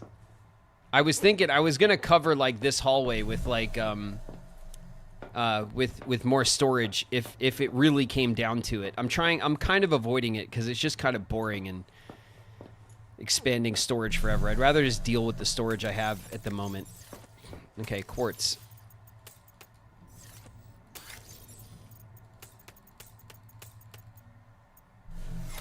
All right, we have severe quartz spillover.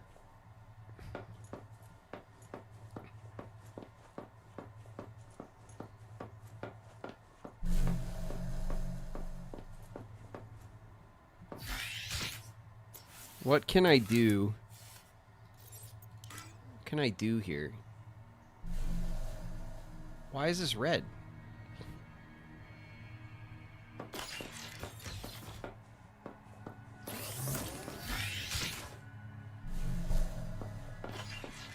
Also, can I? Oh, I'm starving. Welcome aboard. Can't believe you guys let me starve. And then I drink water, which doesn't help at all. All right. Game, chill out.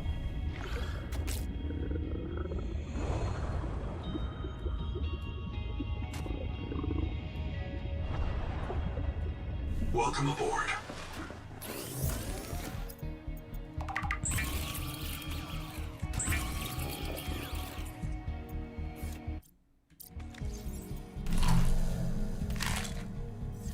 Okay.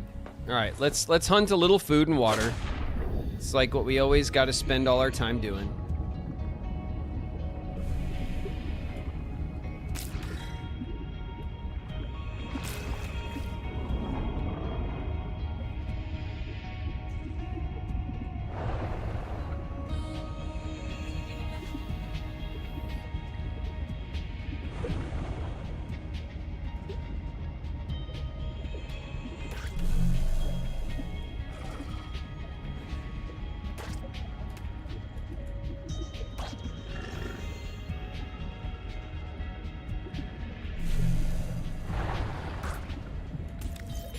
Okay.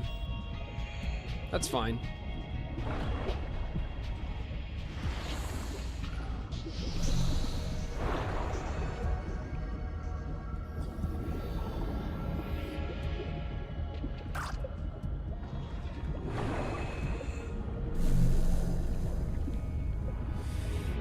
It would be cool. We should get some external lighting on the base, actually, so that at night the base is like lit up a little better. I think that would look and functionally be nice, you know? Welcome aboard.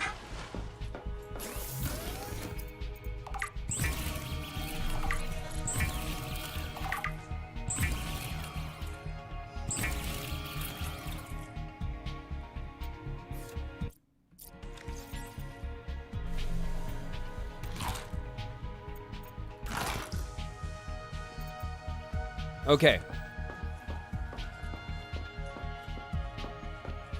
I don't know why I have a piece of copper in my pocket, but I'm just going to put it away. And then all of this extra quartz is just like full-blown spillover. So I'm going to put it in here. This is where we've been putting like spillover material.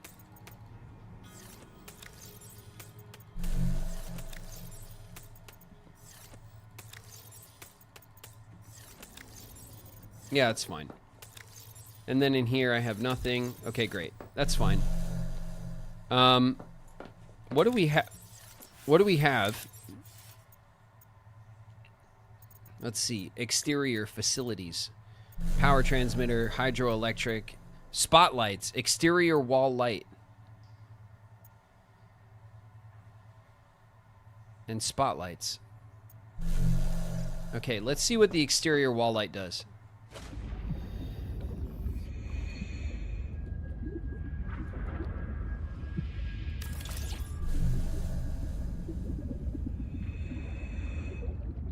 Okay. Just kind of like... Just kind of does that, I guess.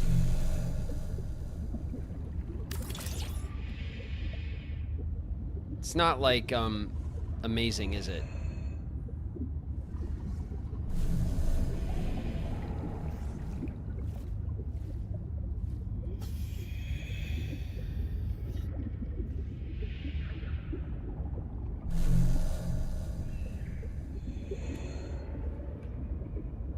Let me see, where is this light?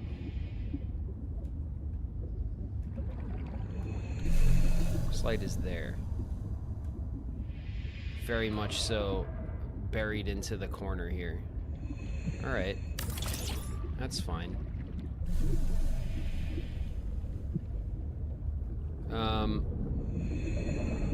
Can I stick these on here? I can, yeah. I don't know if that's like... If that looks good. It kind of doesn't.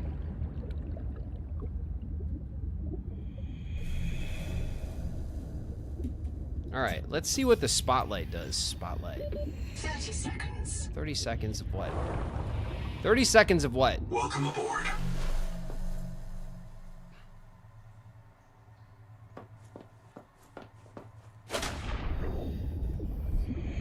So, like...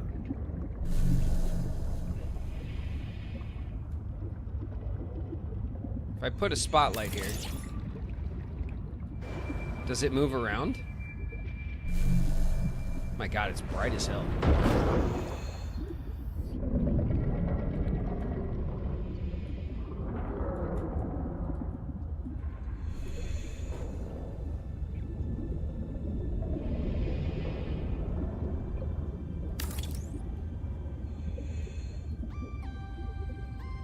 No, why is it facing that way? What the hell? Spotlight.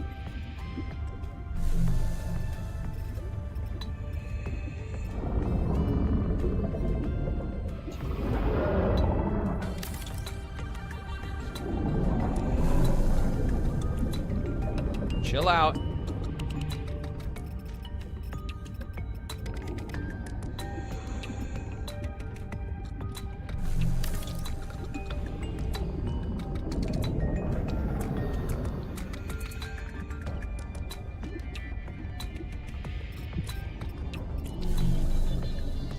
Come on. Okay. Okay. Let's get a little spotlight action. 30 seconds. This is like... I mean, it is lighting up a lot.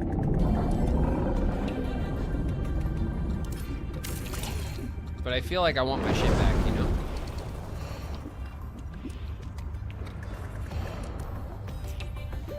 Oxygen.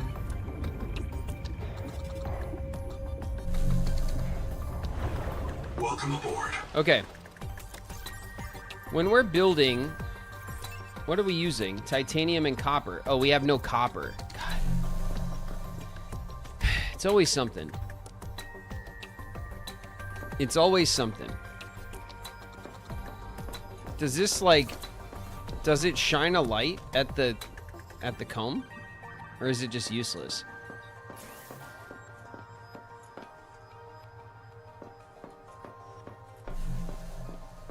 Graven's about to turn this place into a rave.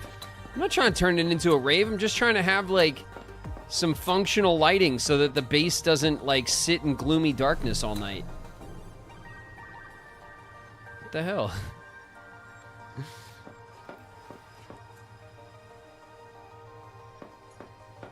I'll tell you what, though.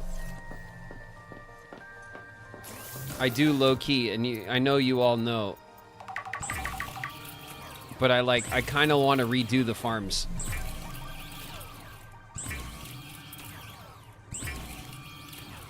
I want to brood under the ocean, yeah. Well, I mean... You know, we could still brood. I just don't want to, I don't want to run into things when I'm swimming around, that's all. I want to be able to see. Okay, you could brood. As long as you could see.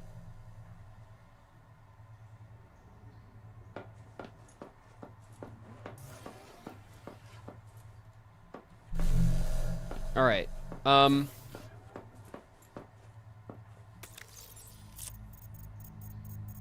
Let's go.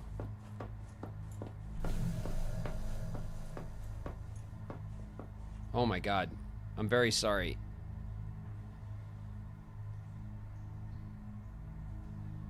The game is... The game is angry with us. No. Come on, game.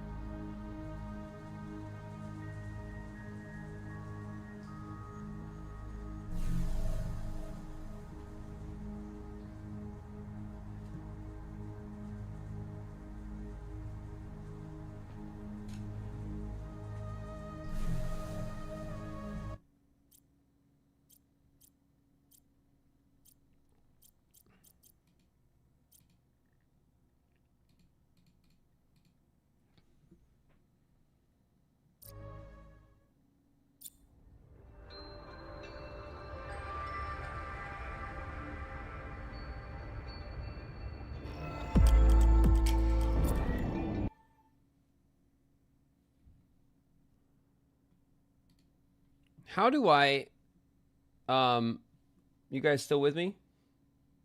Oh.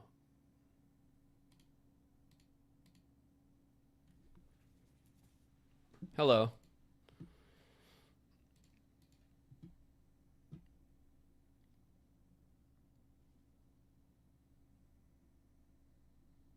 How do I check my... Okay, hold on a second.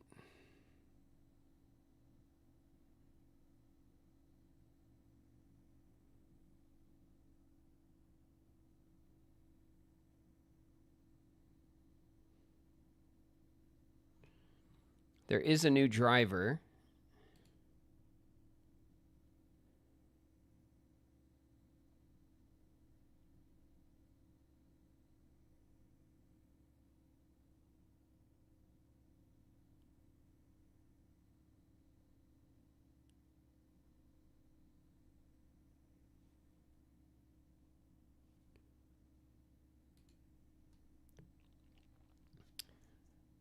You guys, help me out here. How can I check my graphics card to see if my graphics card is, like, running?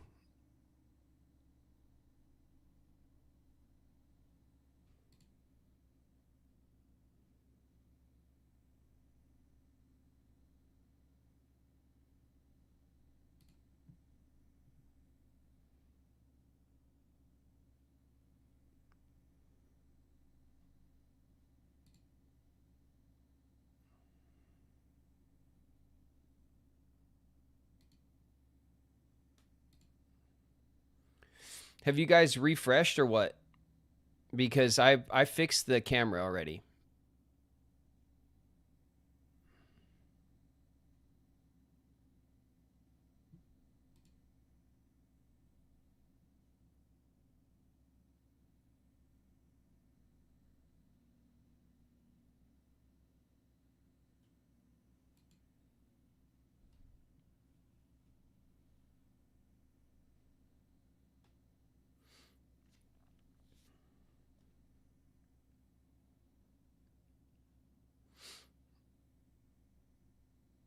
I didn't hear the whole question.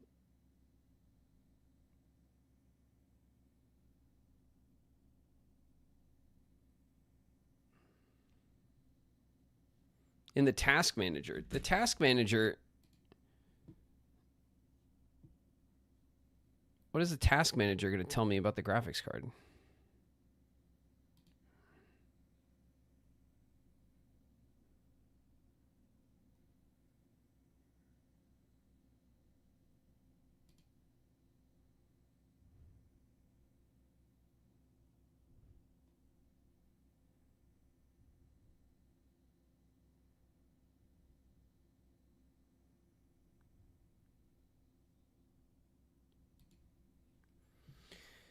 Let me see if... I wonder if... What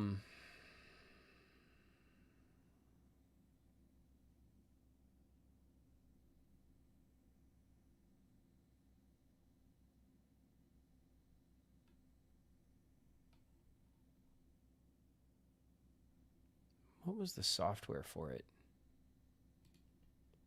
I don't even think I have it in here. MSI. No, that's not it.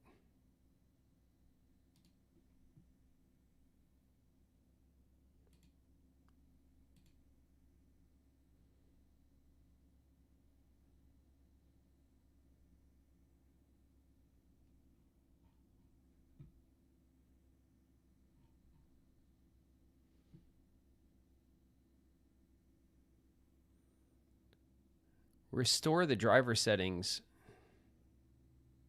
What does that even mean? When I open up my NVIDIA panel and I go into my graphics settings and then it says Subnautica and it says driver settings restore.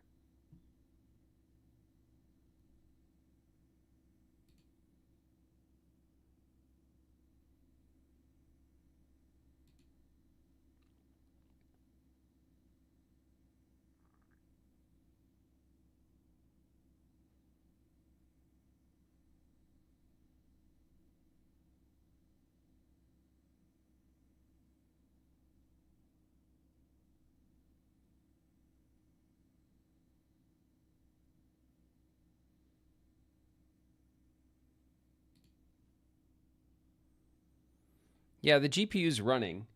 My GPU screen is off, which is like why I was like, I wonder if it like something went wrong with the graphics card.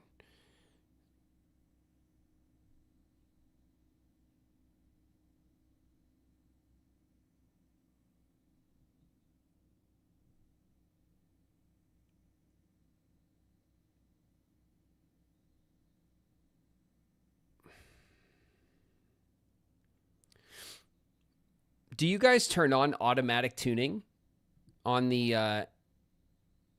in your NVIDIA app? Is that something you guys do?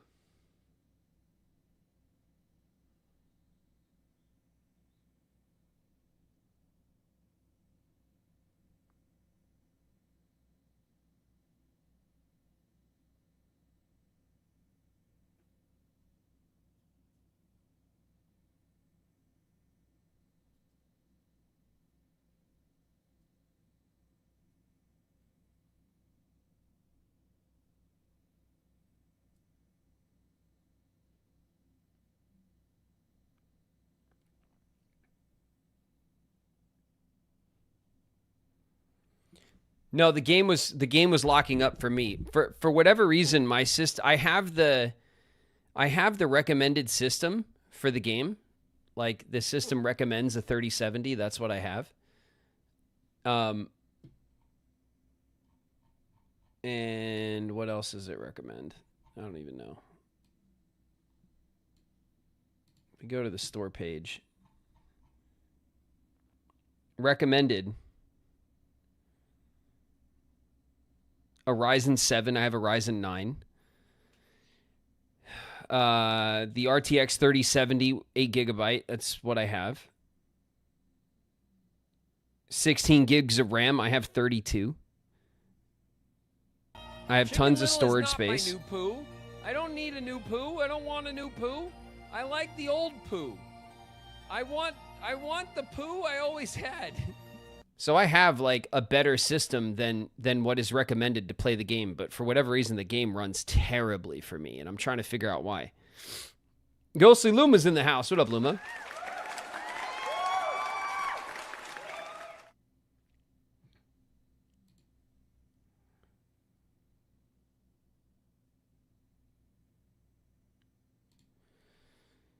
So I don't have automatic tuning set for my graphics card through NVIDIA. Is that something that you guys do?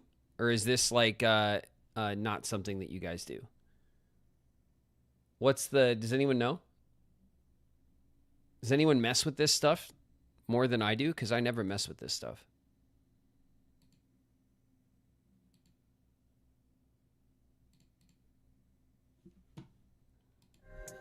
I'll turn the music back on.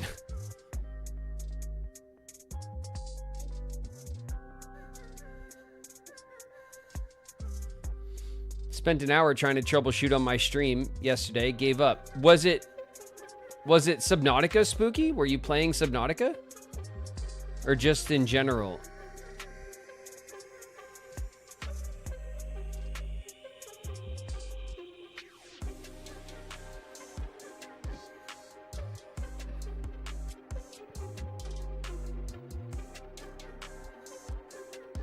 It was Barbie. Okay. Of course, of course.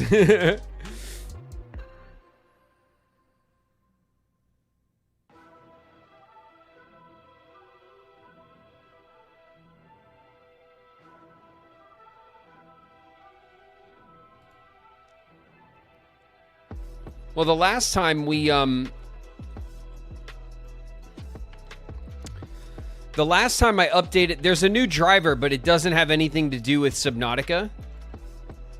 It has to do with the new 007 game and stuff. We have the latest driver for Subnautica, but the last time I updated the driver, it crashed the whole stream.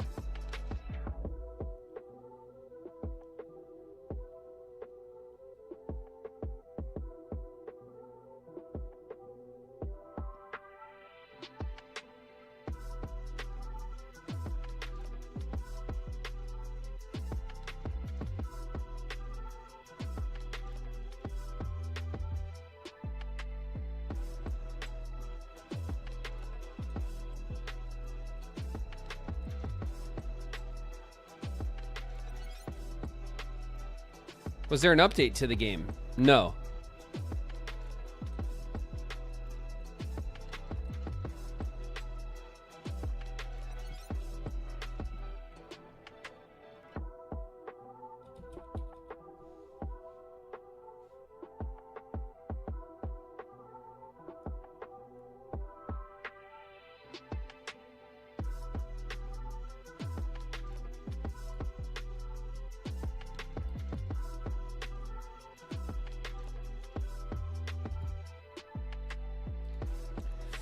I'm just afraid of like crashing the stream by messing with the graphics card settings, but I don't know what else to do.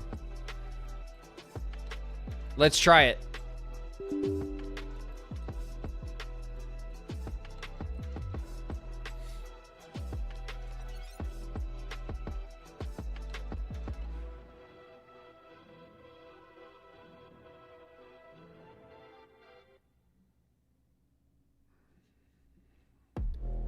It says that it's scanning.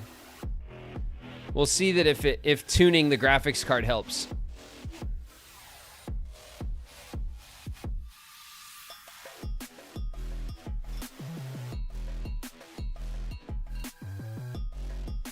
Maybe restarting the PC will help next time. I turn my computer off every night.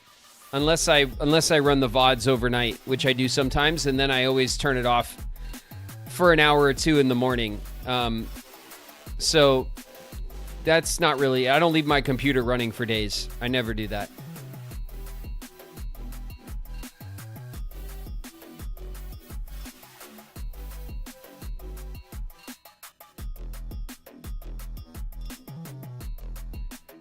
From what I'm seeing, most people say it doesn't really do much. Did you do a Windows update recently? I probably, whenever it says to do it, I usually do.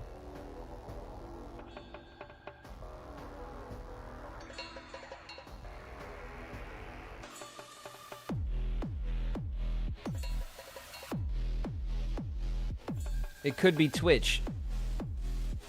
No, I mean, Twitch is running fine.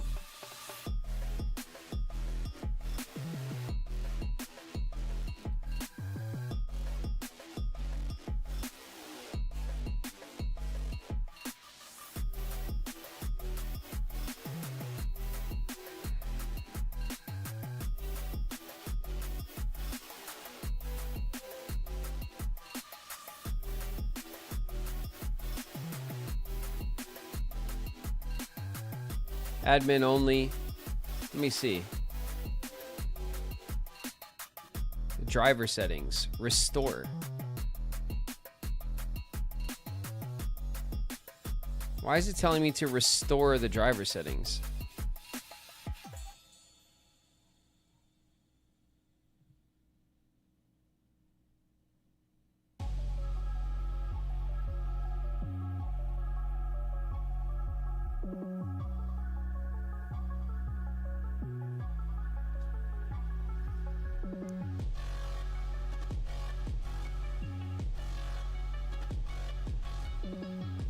Yeah, exactly, yeah. Security updates. I don't even know what the last Windows update was.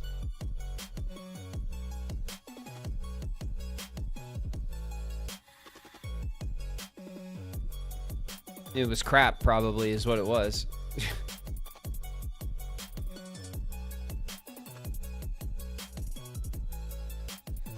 That's like the store settings.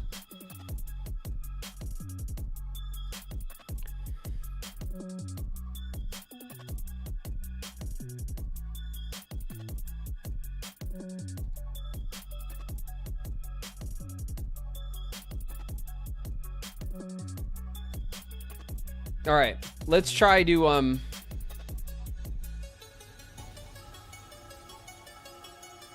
let's try to go back in and see if it's, you know, it is what it is, I guess.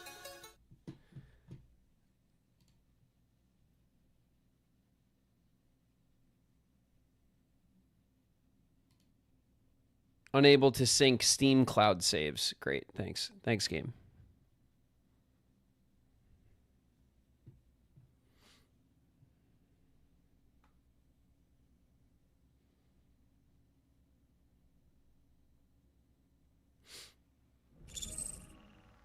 All right.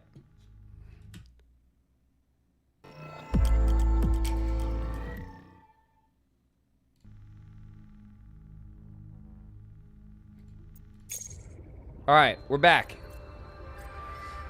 What's up, Al?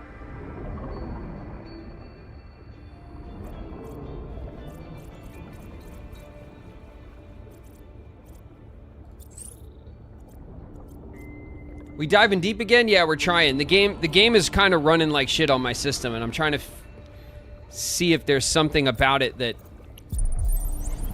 I can fix, but I don't know. The game just struggles a bit, and I don't know why. My system has more than the recommended settings, but for whatever reason. Okay. Yeah, it definitely didn't save anything that we did.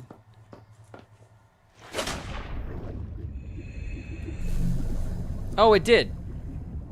Look, the lights are on the... Okay, well, fine. All right, great.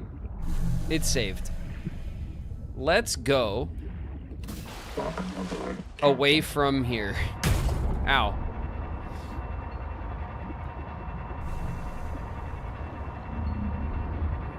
All right, so let's go towards like the mid-game, kind of late-game area.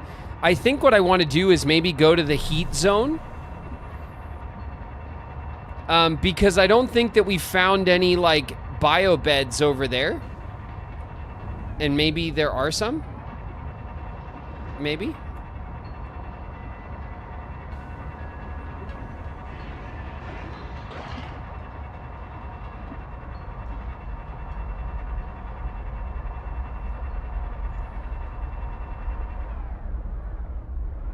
We do have one bio bed to find.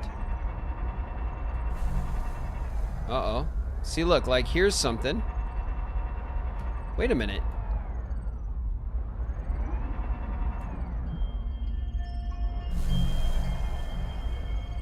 Do you hear that?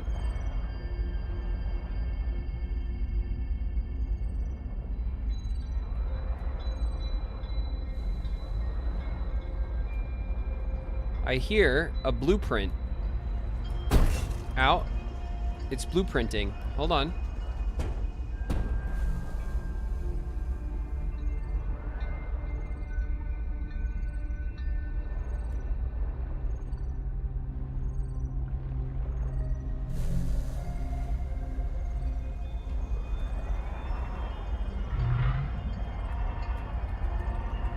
It's over here somewhere.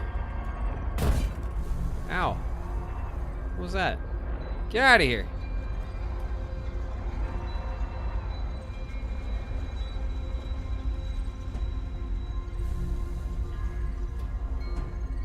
I can hear it.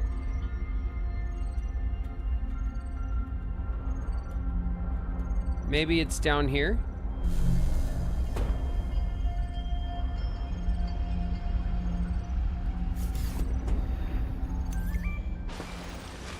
It sure is down here. Look at this. The lab chair. And look at this. Dexterity upgraded. Tool quick access improved. Yeah, we haven't played that in a minute. We did it. The heat area. Oh my god, look at this fish. It's stuck. We'll help you, fish. Come with me. I definitely won't eat you, I promise. Fingers crossed. Kurultai record day 665. Nahima wanted to meet tomorrow as she imagines she is the devil on my shoulder. But she's not as funny as she thinks. You do think I'm funny. Correct that.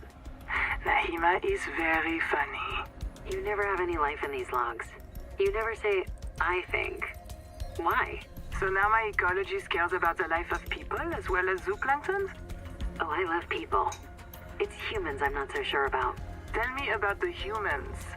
Anita's Jubilee group is feeding off the land. What will happen to the ecosystem? This place is missing the primary production it needs to survive. It's hanging on by a thread, eating dead matter. If we fish and forage, the trophic pyramid just collapses faster. That's not possible. There's so much life. Life sustained by its own rot. It's a pyramid scheme. Nahima, we have to build a colony here. You know Twinkle's secret. Nobody's coming to save us. How do we complete the mission if the coral gardens are dying? Did you think I just meant the coral gardens?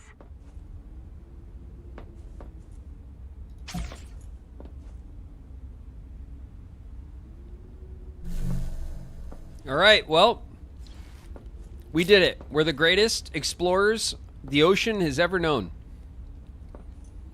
And now, we have another slot. We have so many slots. We're like a casino. I think that's the last one. I think now our inventory is complete.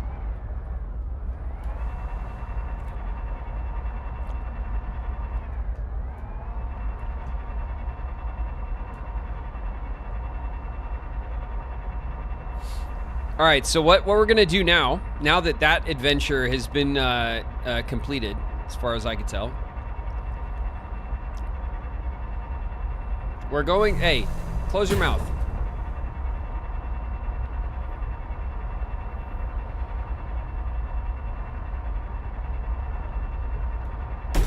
You know what?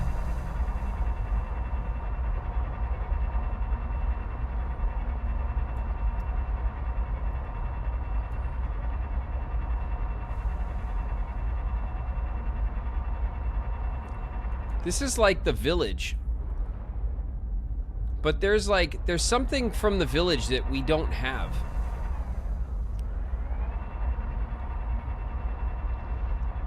We're missing something.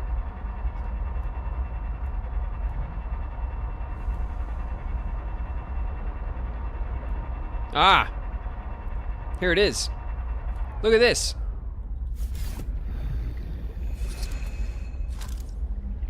It's the rug. Ay! Get Jesus! Back it up! My God.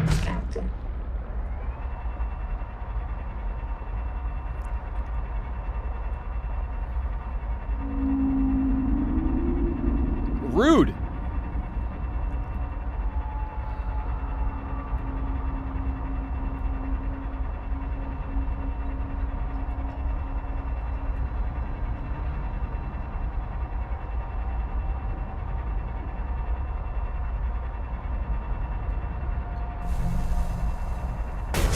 Out. All right, we're back in the Leviathan territory. The Leviathan territory.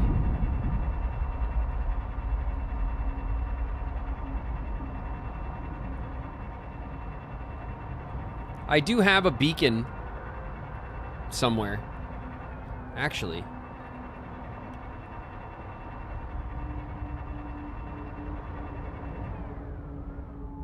Hold on a second. Can I go like signals?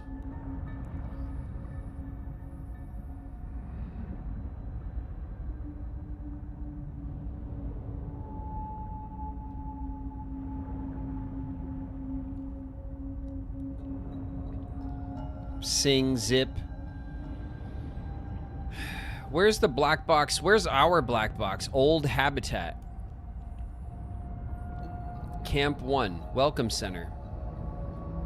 I guess we don't have one. Maybe because we didn't maybe we didn't have a lot of like materials on us. And so we didn't drop a black box like beacon thing.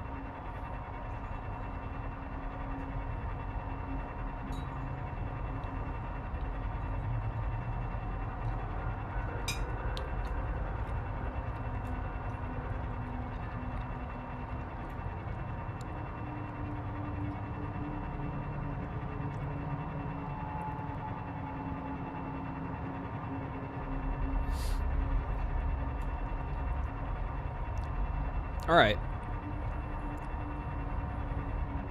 I think it's time to collect all of the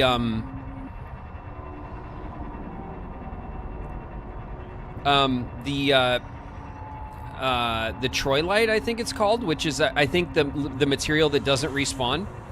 We should go get all of it, like all that we could find, and have it like on us or ready to, I don't know. Whatever, you know? Okay, we'll hop out. Let's throw a little repair. There we go.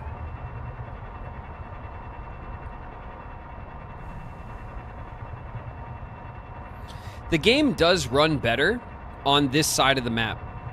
It really just, our game chugs over at the corals. Now, I don't know if that's because the coral zone just has more mobs, like more fish, more life, it's more dense with resources, that sort of thing.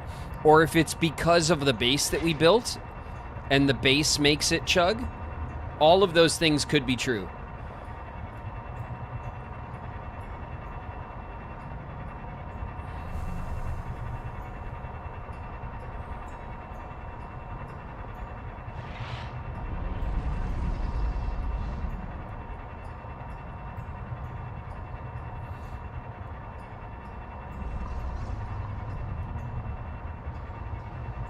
All right, so what I want to do while we're over here, I want to check the broken thing again and see if, like, it tells us how to fix it now. Here, this is the broken part.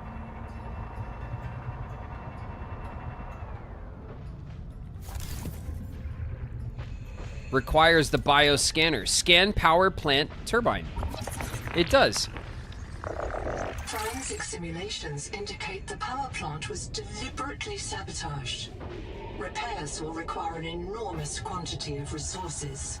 Okay. We get the builder out.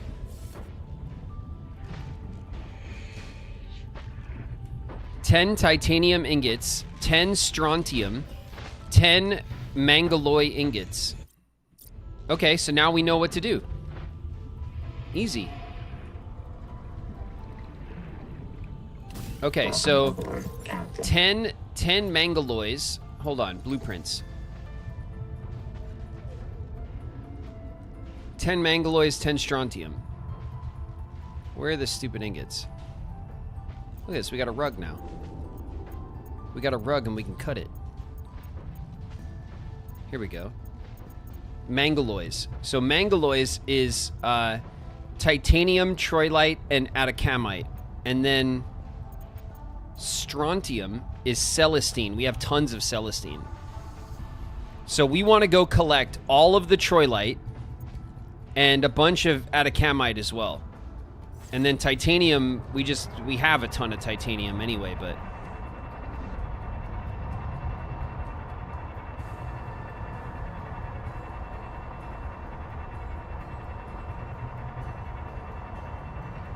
Seek fresh water intake.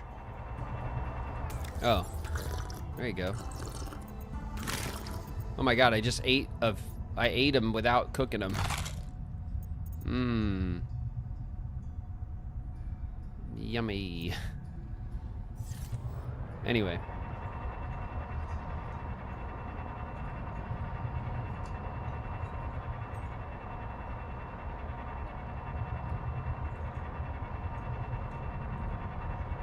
Warning.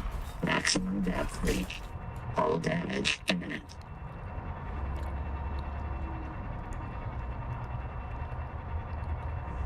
Shut up.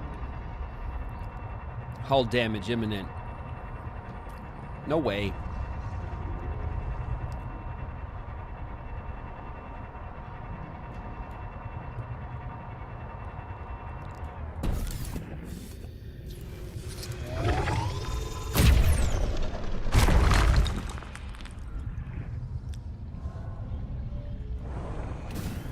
Okay, that's one troilite.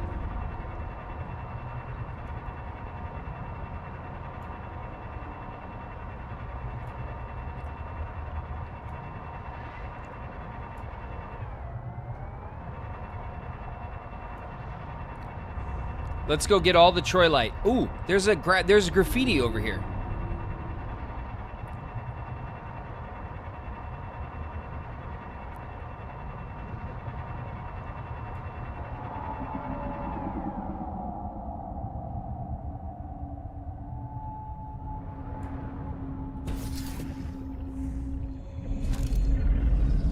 Good salvage, human thief wire. Good mining here. Set nets for human thieves.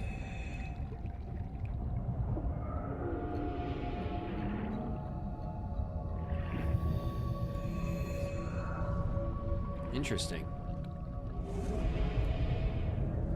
Welcome aboard, Captain.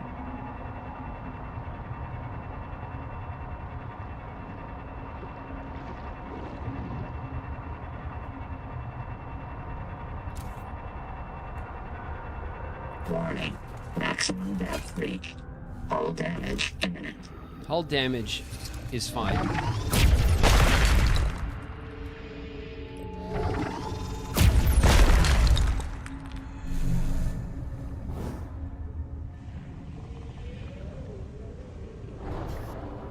Welcome aboard, Captain.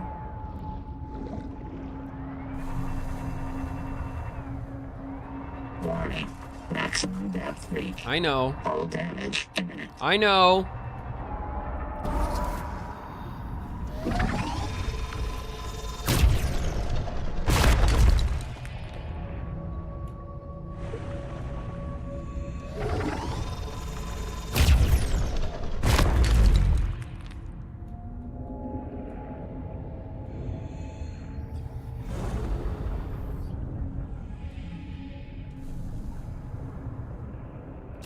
Welcome aboard, Captain.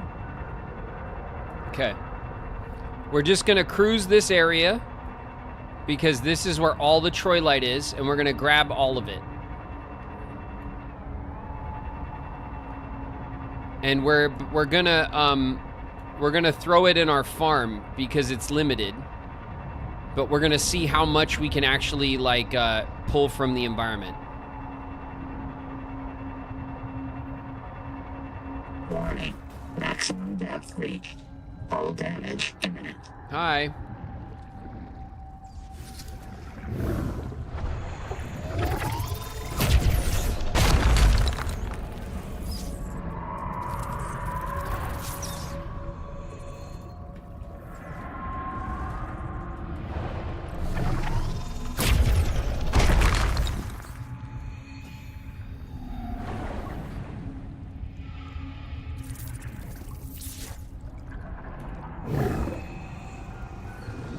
Hi. Get out of my face.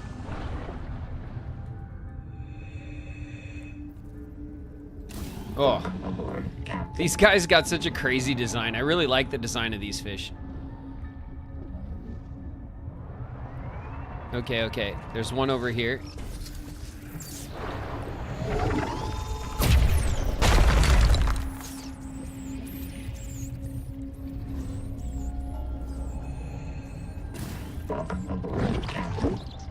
All right. I know. I know. I've heard. All right. God, it's so weird. Okay, let's. Is this Celestine? Yeah, that's Celestine.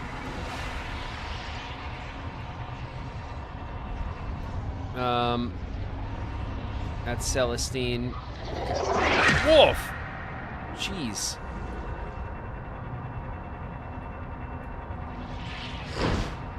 Warning. Maximum depth reached. All right, shut up. Hull damage imminent.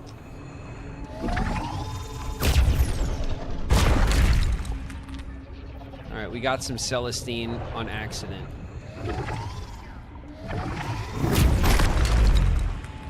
What? Celestine?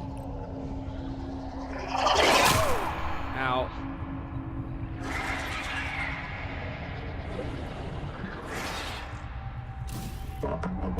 What do we got? We got lots of Troilite. We're looking good. Okay. Warning. Maximum depth reached. Hull damage imminent. I know. Tired of you telling me about it.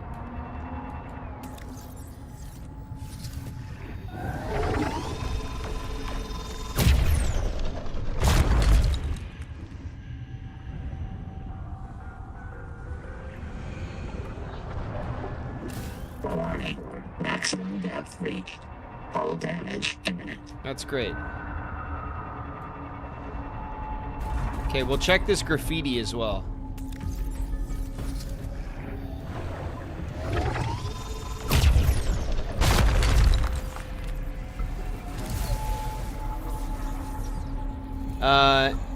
Tongue Thieves Fear Sonic Resonator.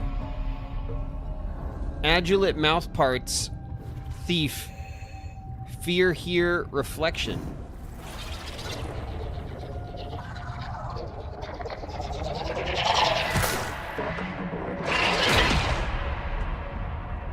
Warning.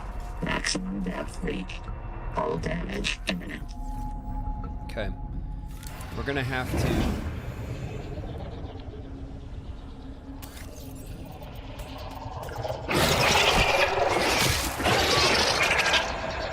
Seek medical attention. Son of a... Okay. I got bit up. I got bit up and it hurt.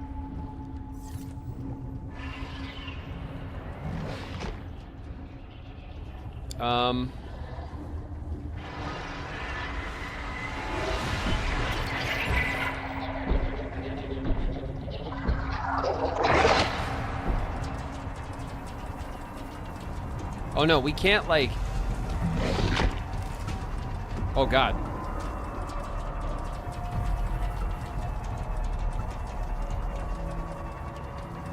I was like, oh, I'll just go up. But there's a freaking Leviathan that is like, if you go up too high in that area. Okay, so we're gonna go park it up over here. Yeah, okay. This should be good. We'll fix up the boat. Good. And I'll go around the back here. And we'll fill this with Troilite. Okay? So we can get more. As far as our health is concerned, it's gonna slowly recuperate.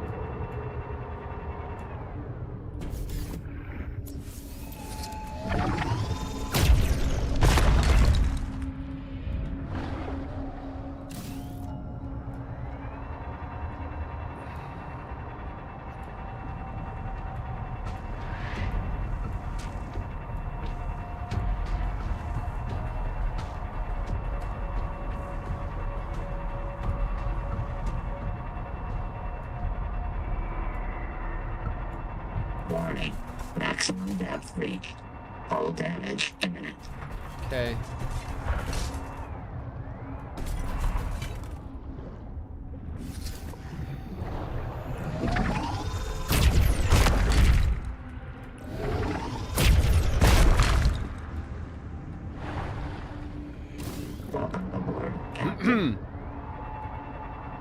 All right. I think we got to be really close to getting all of the Troilite, because there's a lot of it.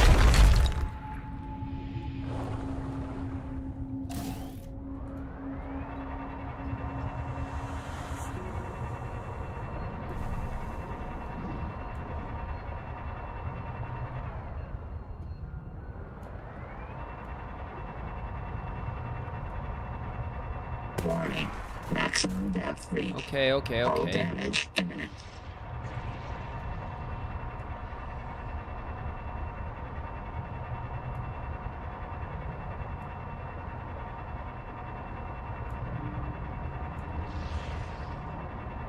Alright, I don't know if there's any more, like, back here.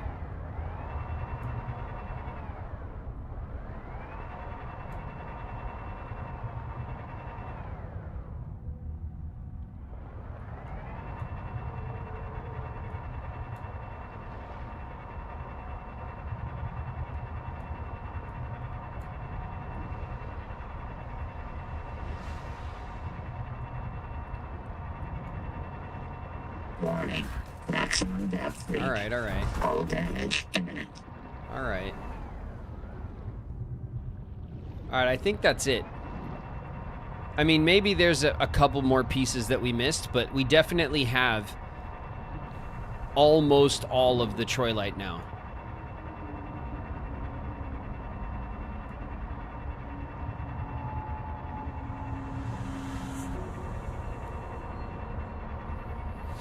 And fixing it is pretty straightforward. It was 10 titanium, 10 mangaloy ingots, and 10 strontium. So 10, 10, and 10. Easy to remember.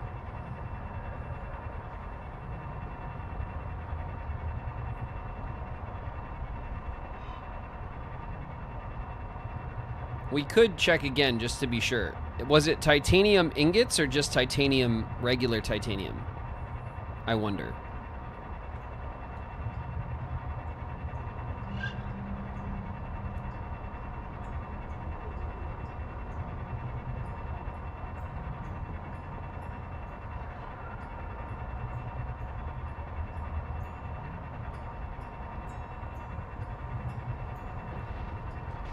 Okay, so here's the thing, and then the scanner says 10 titanium ingots, 10 strontium, 10 mangaloy ingots. Okay.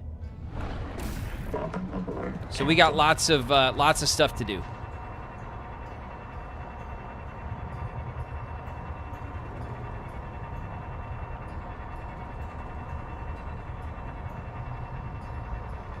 I'm glad we double checked, because I thought it was just titanium raw, but then I was like, that's too easy, right?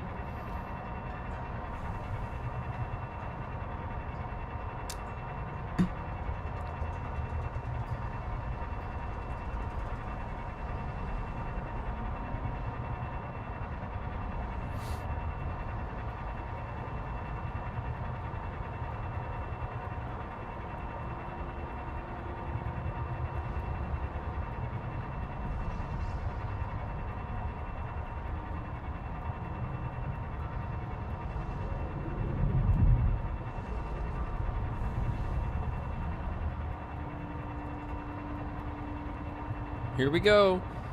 3, 2, 1. Whee! So exciting.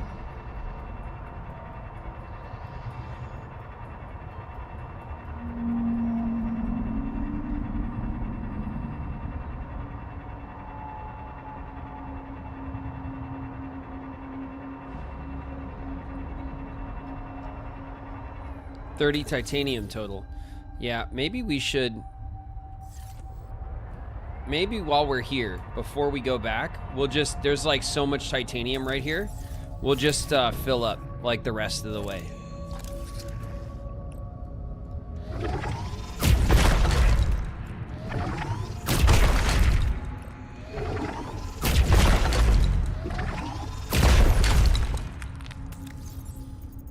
Just real quick, you know?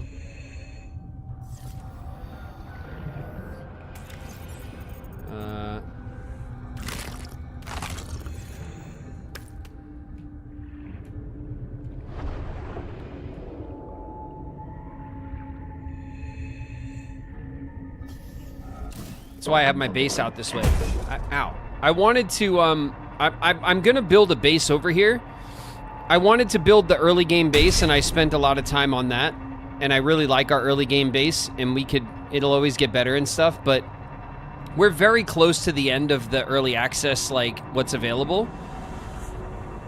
And because the game doesn't run incredibly well for me, I was just like, oh, you know, let's finish the game and get the content done, and then, like, we'll come back to it later when they've had some time to optimize and stuff, and then we'll build our second base, you know? But obviously, I want to build more bases and stuff. I like the base building in this game, and in the first Subnautica, it's really good.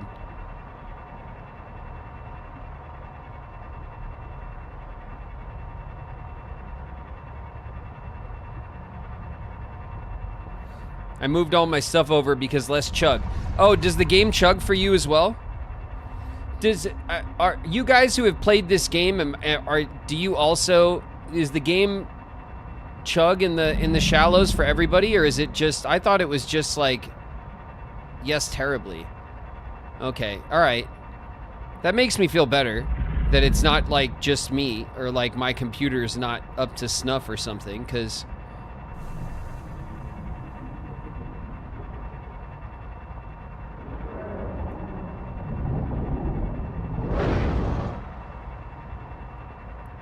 Hey, what's up?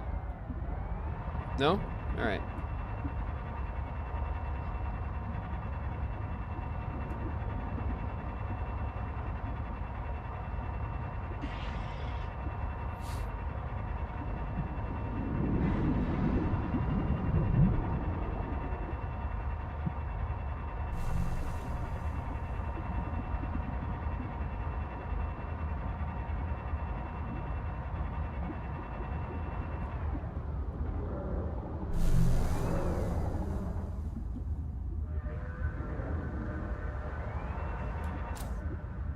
I wonder why the base foot disappeared.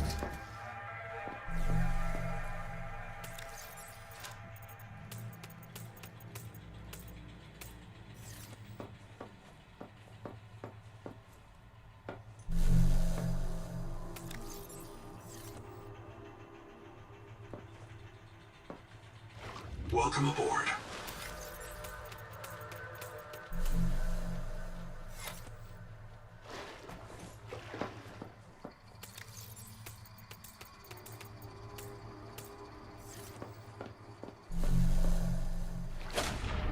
Welcome aboard.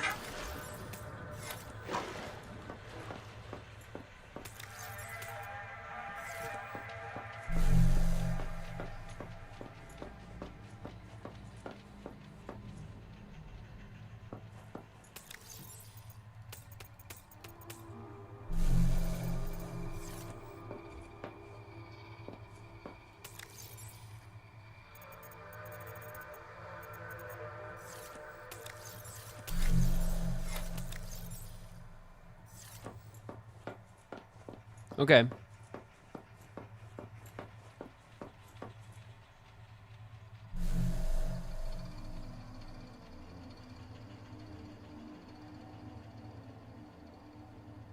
Notice how framey it was in the gameplay is worse in the recording. Yeah, I don't know. It's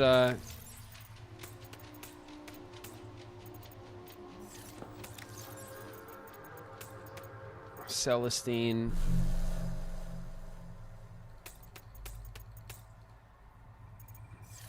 Okay. Let's start processing up this this big ask.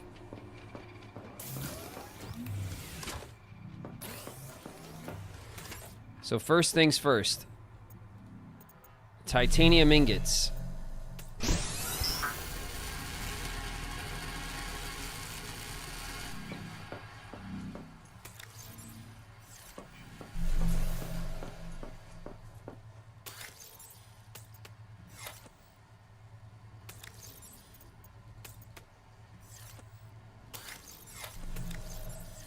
Okay, we're definitely going to run out of this shit. We're going to have to go on a tie run for sure.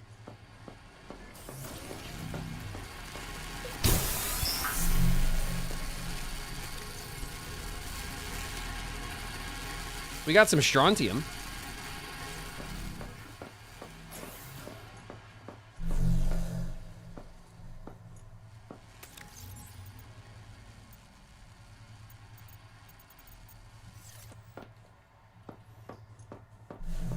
Wasn't that on the list?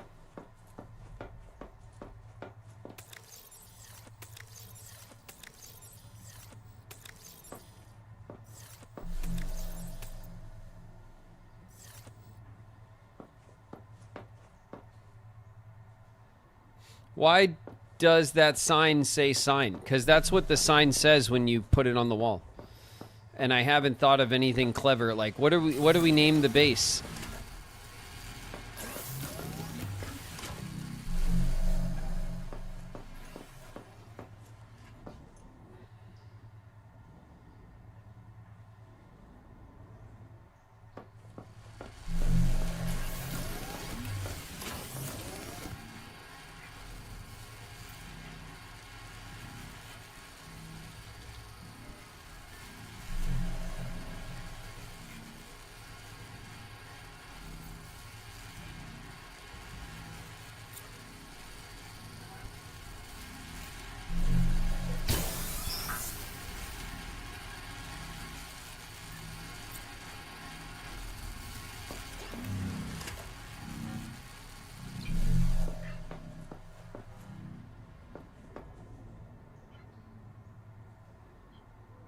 How about that?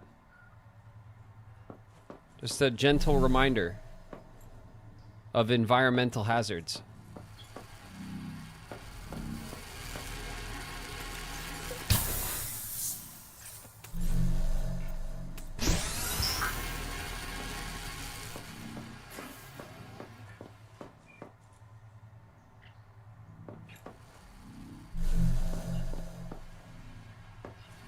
All right, so we're making an absolute ton of titanium ingots.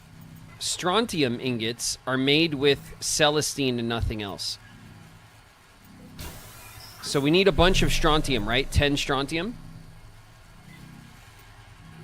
The Mangaloys take 1 troilite and 1 titanium. So we're going to need another 10 titanium ingots.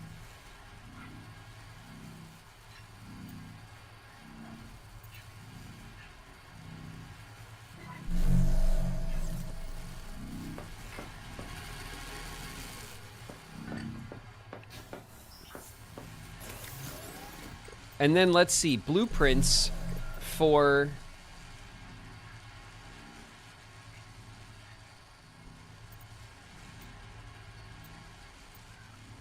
the photovoltaic charger requires troilite.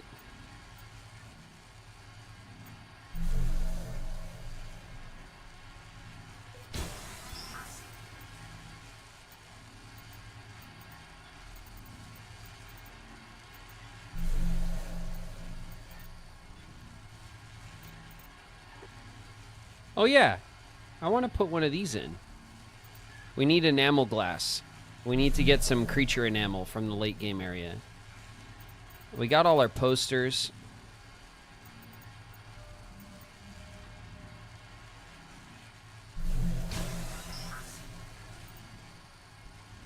Some fiber so we can make a rug.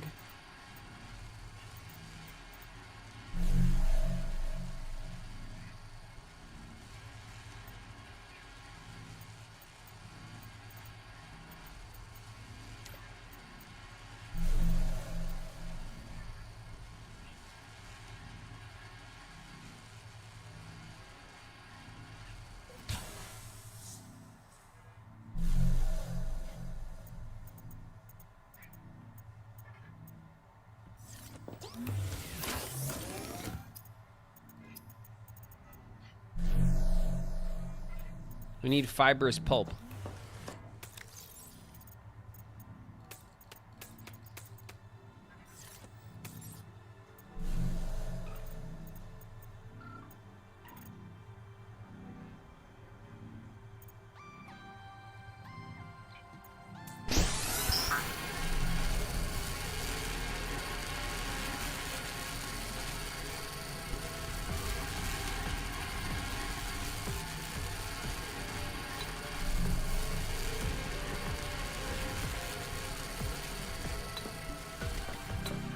All right.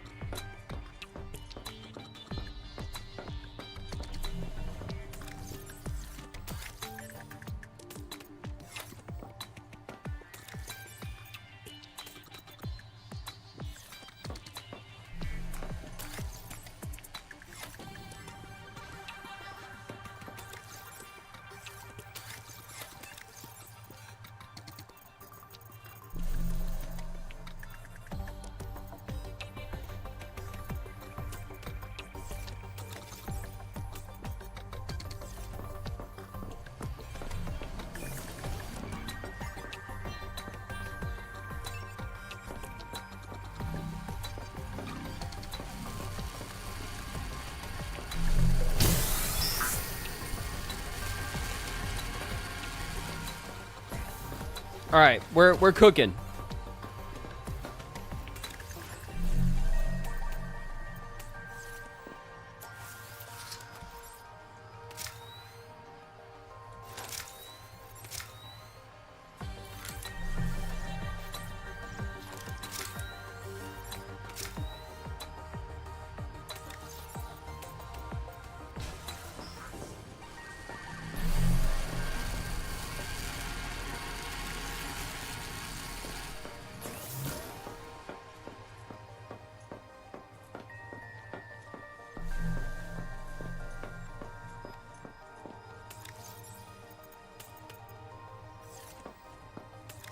One, two, three, four, five, six.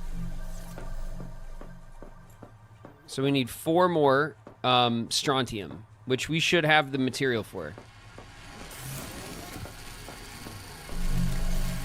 1, 2, 3.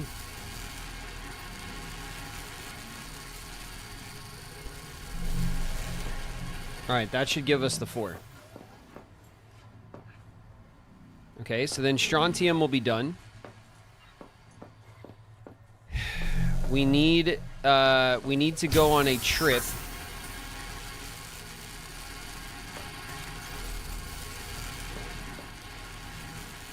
We need to go on a trip for more titanium, which is straightforward. And we also need to bring home more atacamite.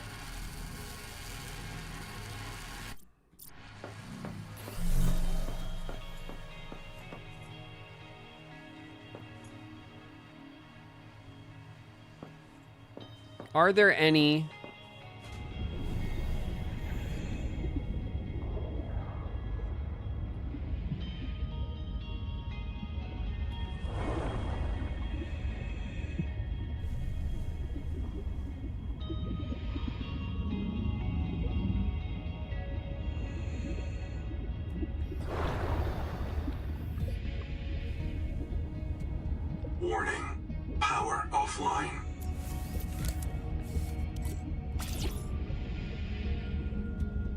Alright, we gotta move this bad boy somewhere useful.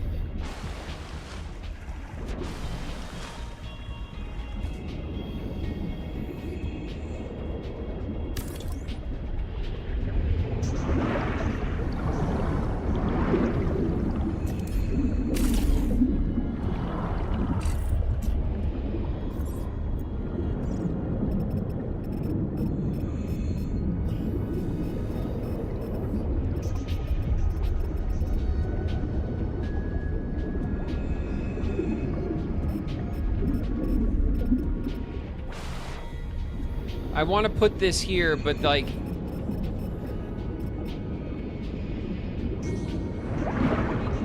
it's not right. You know what I mean? Like, it's got to face down.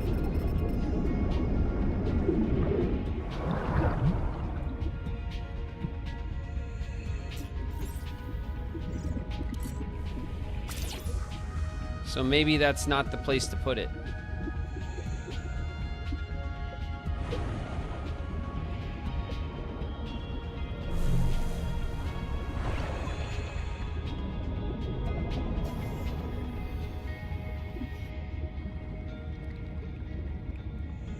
It will face down when it's made. Oh, really?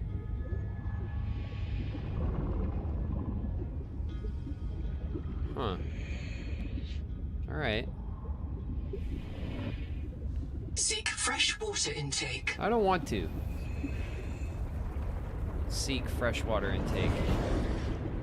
You seek it.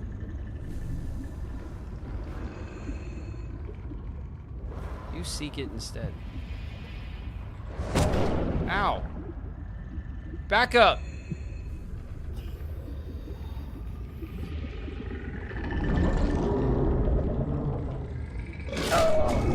Alright.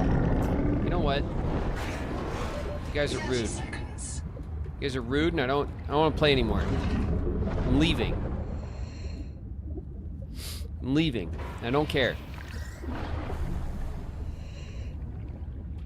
Power connected. All systems online. Welcome aboard.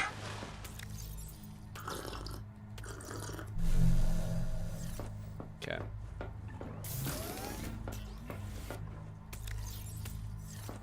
All right, let's see if we got all the stuff we need. And then we'll try to get the farm going for the Troilite so that we don't run out of Troilite, because I know that that's like a thing. Let's see. 1, 2, 3, 4, 5, 6, 7, 8, 9, 10. 10 strontium done. And 6, 10 of these also done. So we just got to start work. 1, 2, 3, 4, 5, 6, 7. 8, 9, 10. I mean, we have so much of this stuff. Why is everyone worried about running out of it?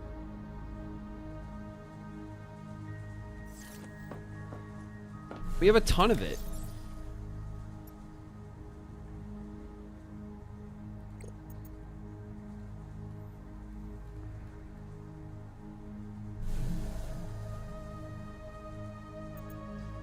We have a literal ton of it.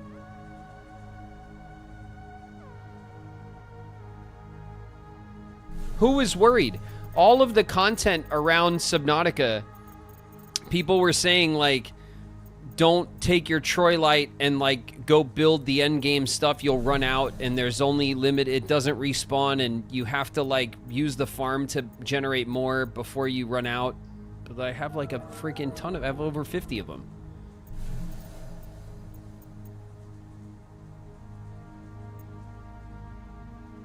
All right, we need atacamite and titanium.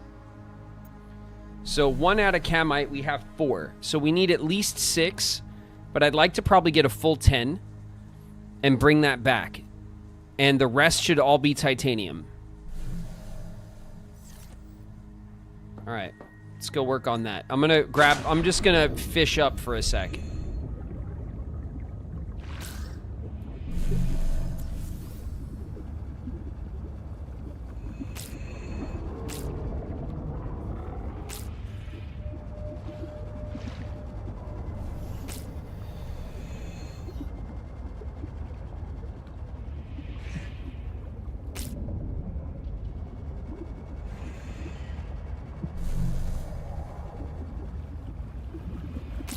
My god, well these guys all respawned. How come the sea slugs don't respawn like this?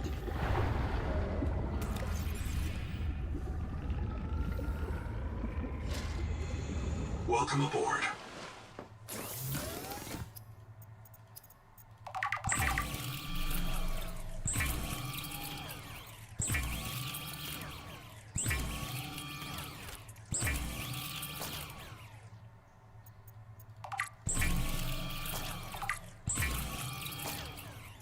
It's the Axum colonies, not the Troilite. Yeah, I caught 4 of them. I heard that there's 5.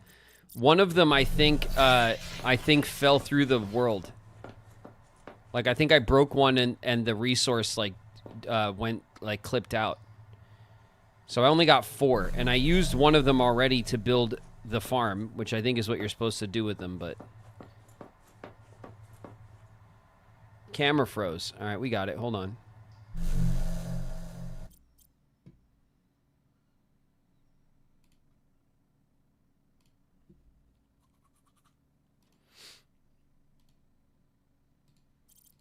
Sorry about that.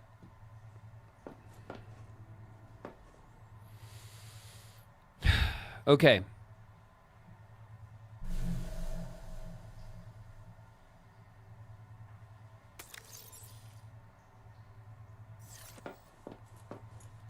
Welcome aboard, Captain. All right. I need to grab sea slugs and make water. Because we have 1 water bottle and it's going to be a problem.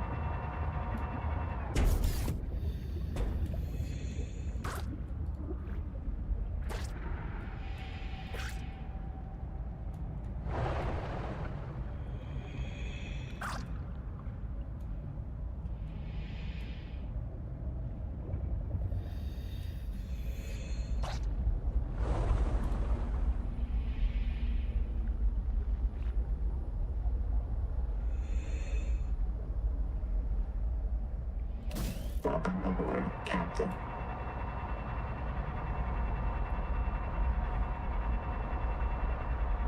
The base is actually closer. All right. We'll go and we'll produce some water. And then we'll hustle over to the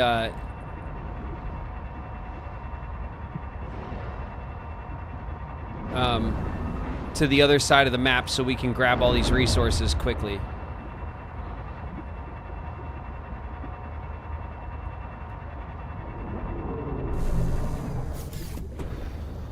Welcome aboard. If we get 100 tier 3 subs, Graven will floor dazzle. What the fuck? For real, no cap on God.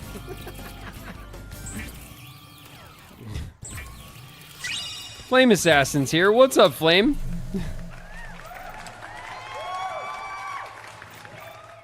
Your walk-on is slowly becoming its own, like, narrative storytelling.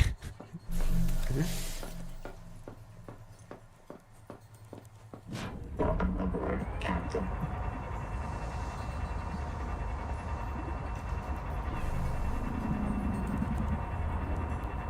You broke his kit, damn it. Okay, the camera's busted. We're locked in. Hold on. I'll fix it right now.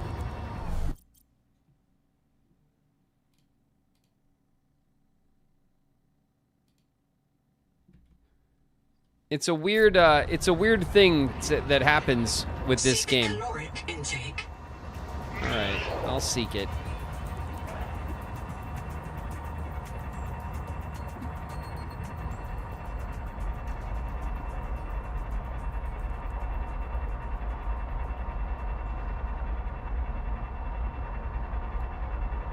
The frozen camera. I know it's weird. I don't know why the game chugs and then my camera freezes. It's a very weird, like, particular thing that this game does and nothing else seems to do.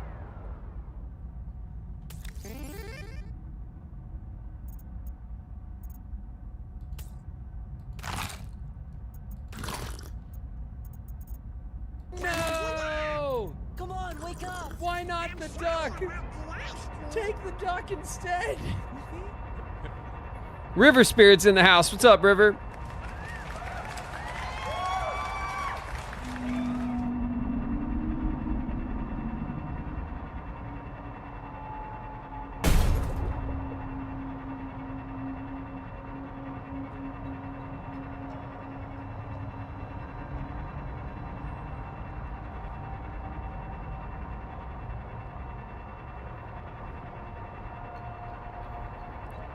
Alright, so we need 6 atacamite, minimum.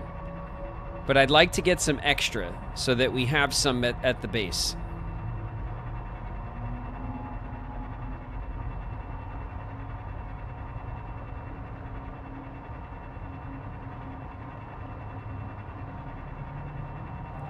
Too much CPU. No, my CPU's not even, like... My CPU usage is at 55%. So my CPU is chilling. That's what I'm saying. Like, when I look at the stats on my computer's not struggling. My computer's not running hot. My CPU's not like overloading. My graphics card is fine. Like, everything's fine. The game just chugs. So you know, I think it's just an optimization thing that with my system. And I don't know, it kind of, you know, it sucks because it's a cool game otherwise, and it sucks to get like to have the flow of the gameplay interrupted by performance like that. But, you know, it's early access, the game's brand new, they're gonna fix it up. The game has a ton of potential, and I think will be really awesome when it's all said and done, so it is what it is, it's fine. Alright, I think that's the atacamite, right? Yeah, fish! I think this is atacamite. This stuff. Should we check? Yep.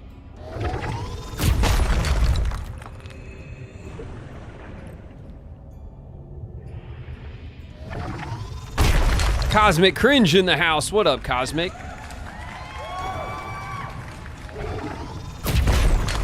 Finally, Cosmic's long-time walk-on makes perfect sense every day now, lately.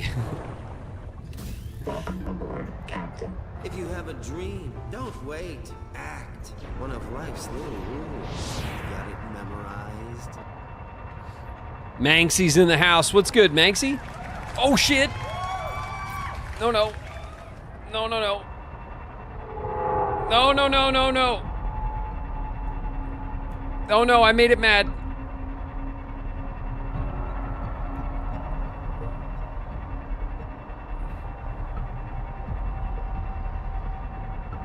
Oh, God, there it is. Okay, yeah, go away. Go away, go away.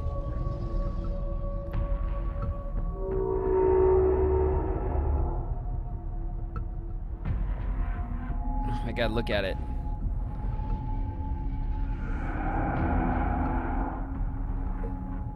Yeah, get out of here.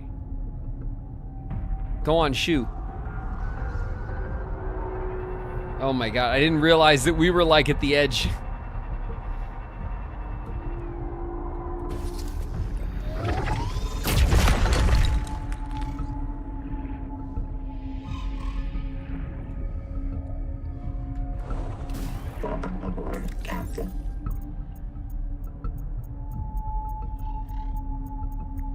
So we got 16. All right, dope. That's a ton. That's plenty.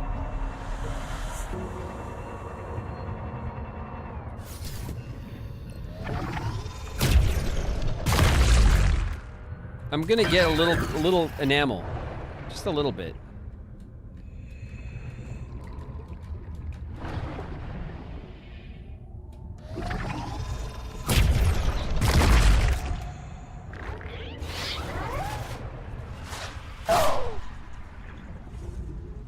Does he go beyond the out-of-bounds area? Yes, I think he will cross the out-of-bounds area, but they don't like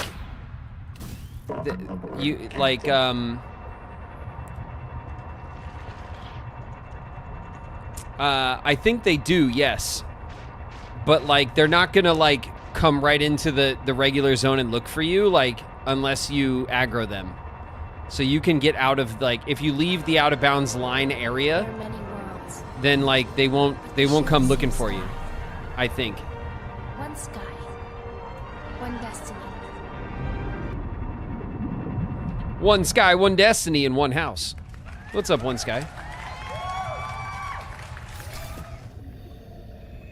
Okay.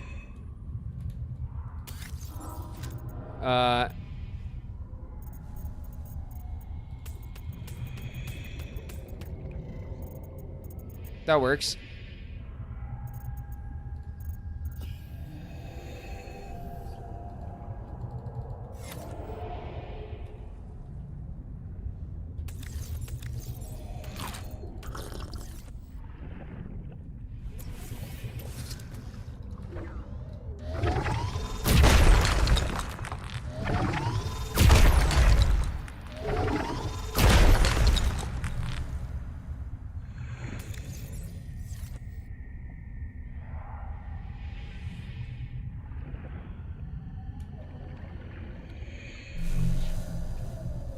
Welcome aboard, Captain.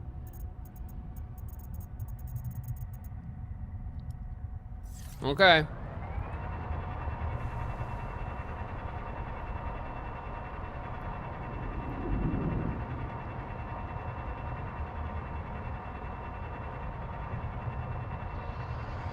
Bring your pickup truck next time. It's too slow, though. It's so slow. Like, I'm glad we have one. And obviously, we can, like, put some efficiency units in it. But, like, for now, it's not worth it. It's just so damn slow.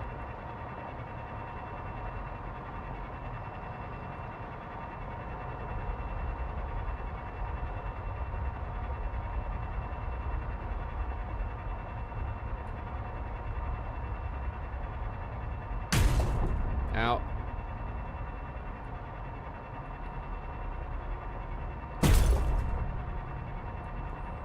Come on, stop threatening me, line. Stop it.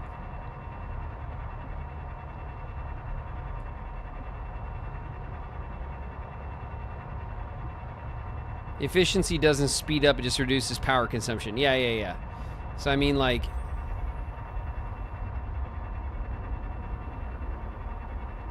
would you like to play another card game in the future?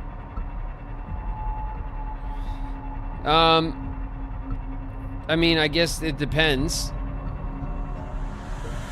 It's, I guess it depends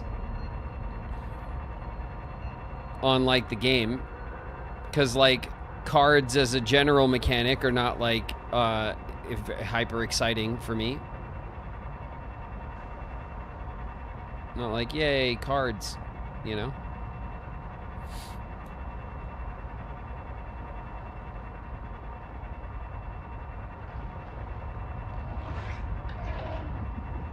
I think you'd enjoy the story of it. Story, you say?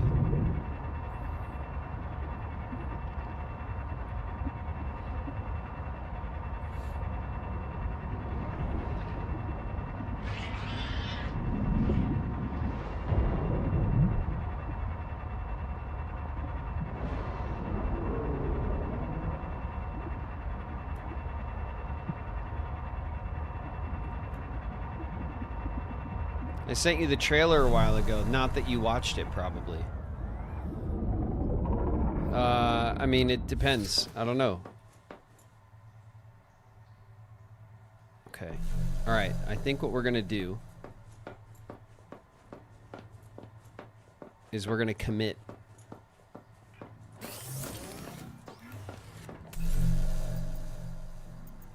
We're going to commit to the Mangaloy.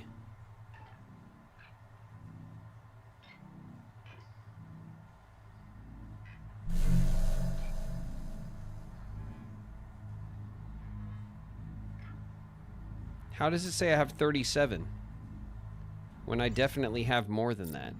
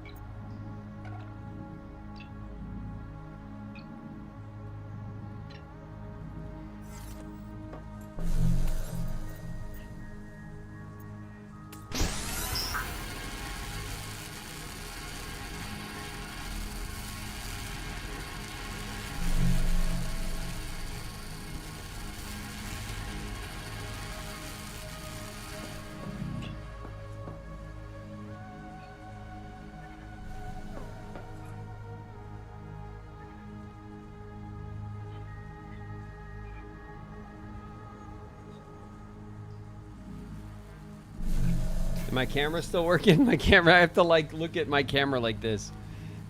It's still working, okay. Everything's good. Everything's going fine.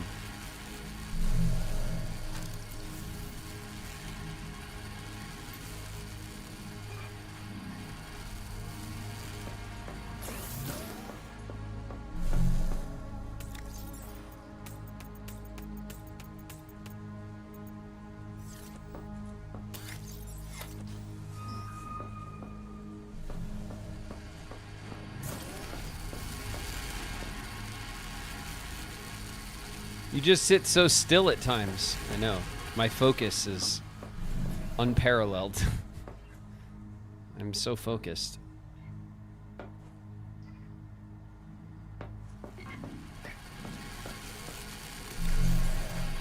Two. Come on, let's get a move on.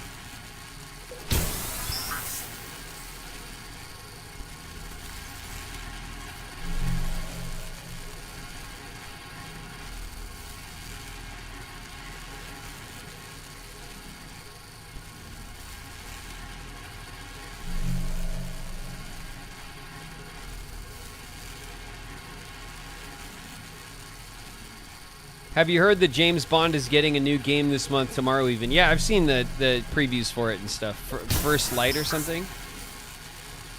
The new Bond game. It's like a original like video game Bond, not based on a movie Bond. I have seen.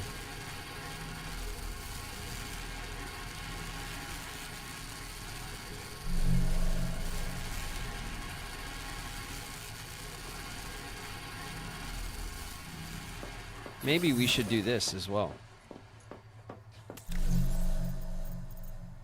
Oh, I remember.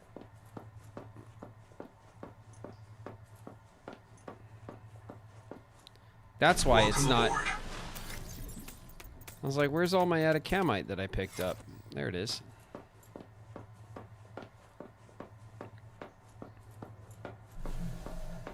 I kind of want to play the new Bond game.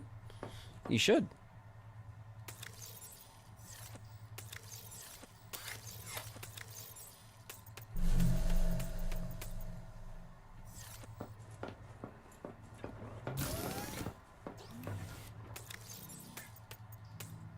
One, two, three, four, five.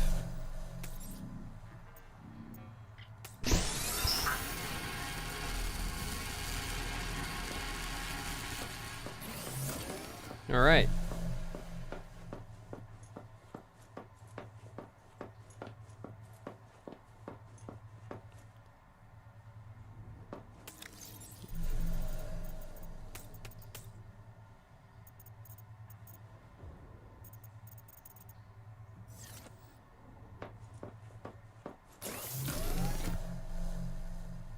All right, so if I look at my blueprints again, right?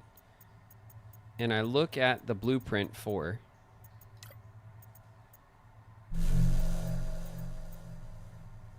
this. 1 enameled glass and 1 copper.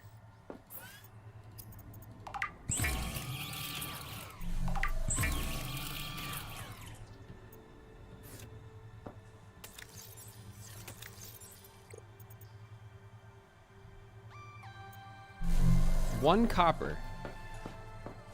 I could have 1 copper. Right? Why not?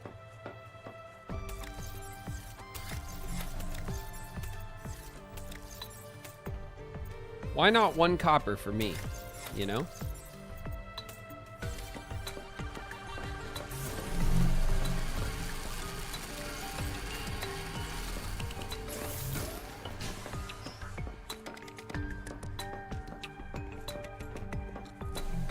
You guys gonna watch the State of Play when it airs? When does it air?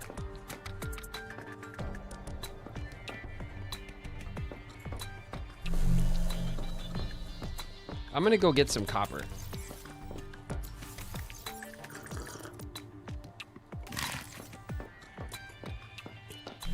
That's what I'm gonna do.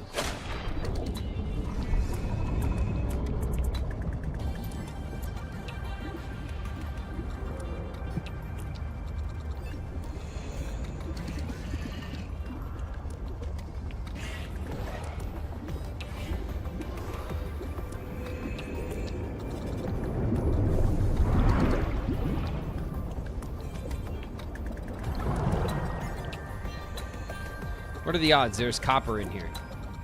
Pretty good.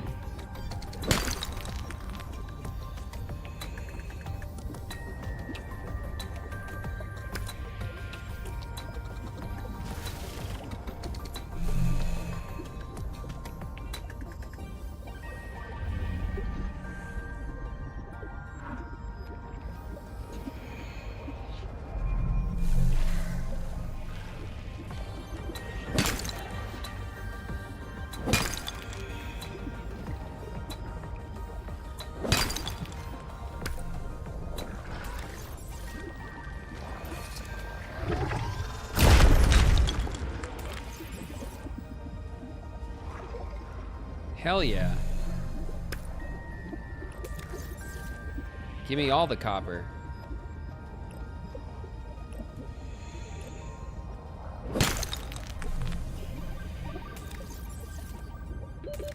Seconds. 30 seconds.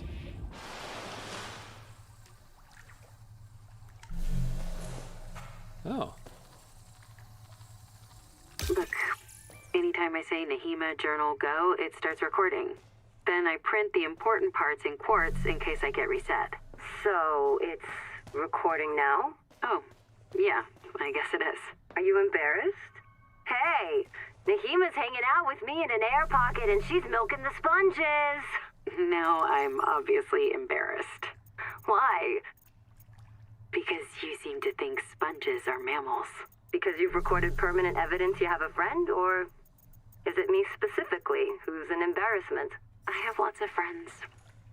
They worry about me if I don't show up. This sponge secretes an antibiotic for me because I feed it.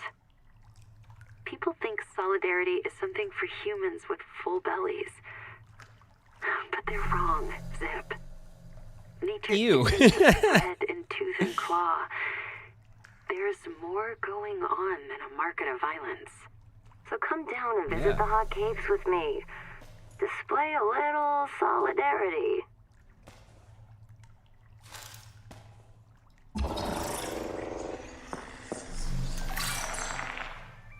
Nice. I scanned the sponge, and now we can milk them. And we can get milk. And I've scanned the salps. Look what I found. Look at this. The greatest at this game.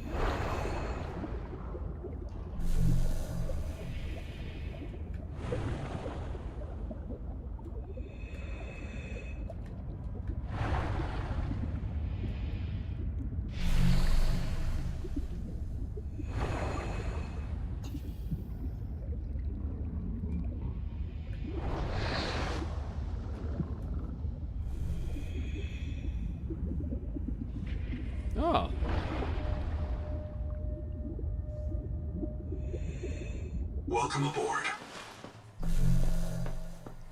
Now I got all the copper. We needed that. We desperately needed a copper run. Look at this. Look at that. Perfect. Perfect.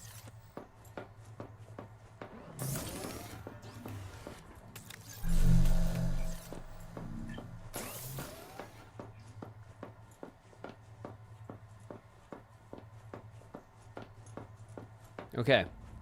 So now I could put these in here. So now I have 10 mangaloys. I have 10 strontiums. And now I just need to make 10 titanium ingots again because I used them all.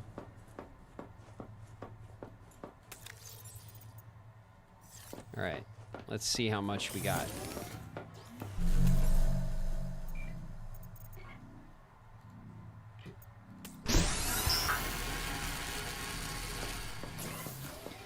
All right, that's 5.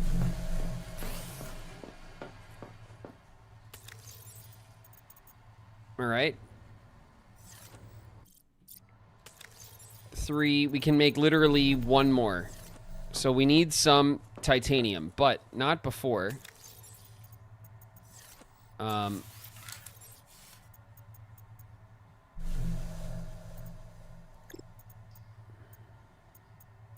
make one of these. Okay, where are we going to put our time display?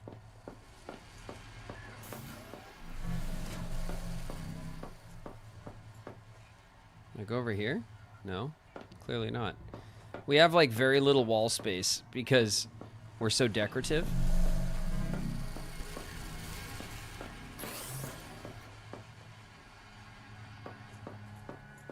I guess we could put it over here for when we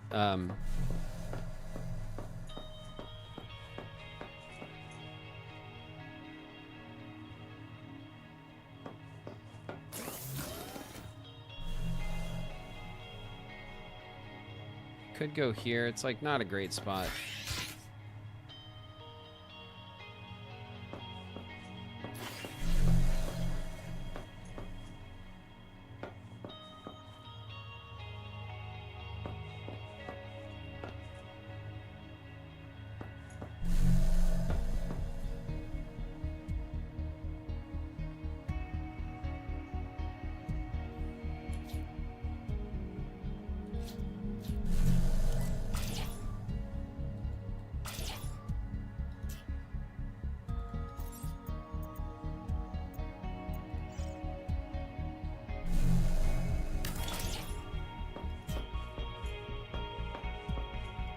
Oh, that's awesome.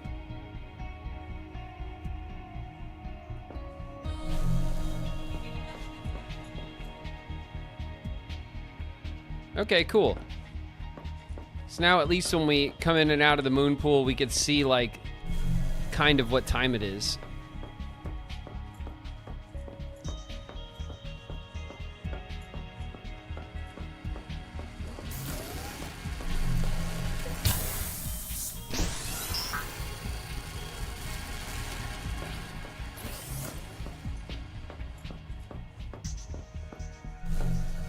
All right, we need a bunch of titanium. Oh, thank God, there's some.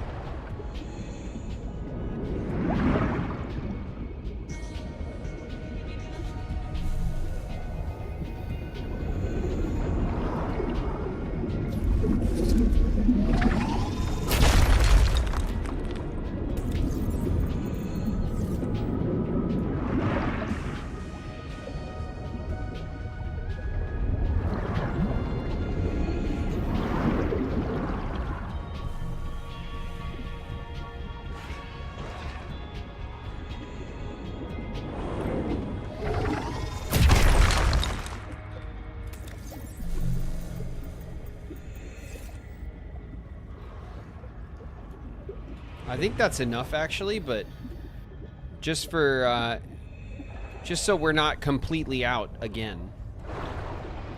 We'll get a little bit more.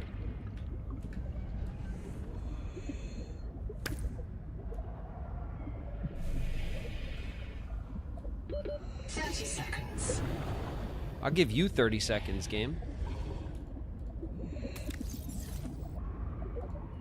Is this not a... Okay, that one doesn't exist. It was a lie.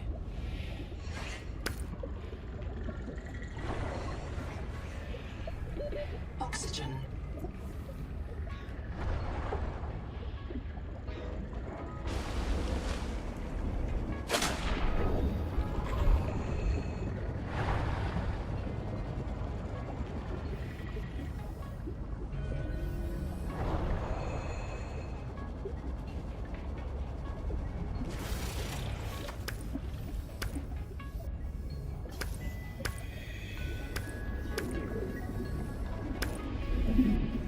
What's that beeping? Beeping?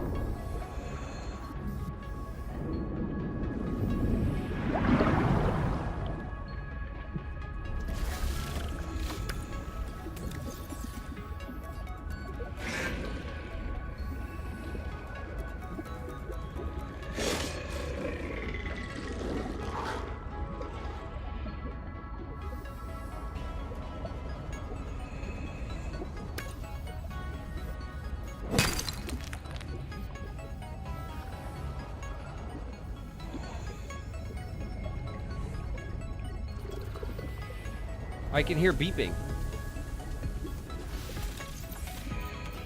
It's not the supply crate.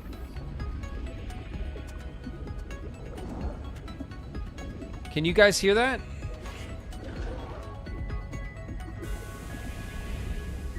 Hear it?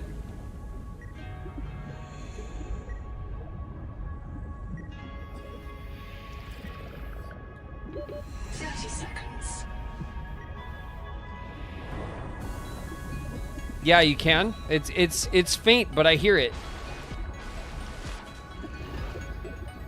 It sounds like the beeping of a death box, doesn't it?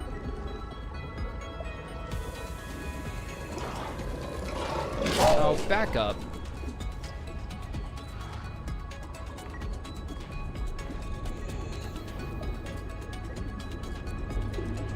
Oh, look.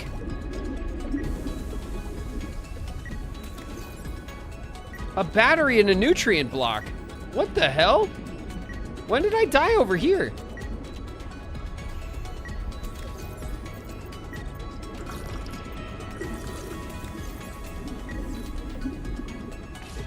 All right, whatever.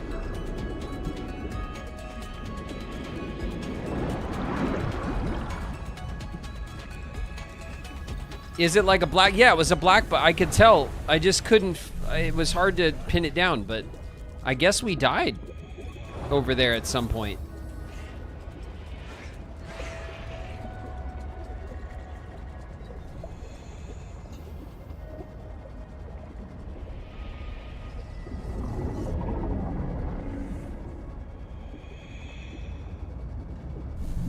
Camera's frozen. I'll fix it when I get in the base.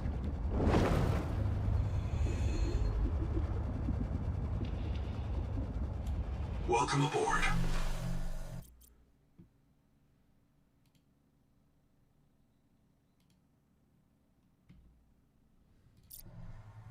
Okay.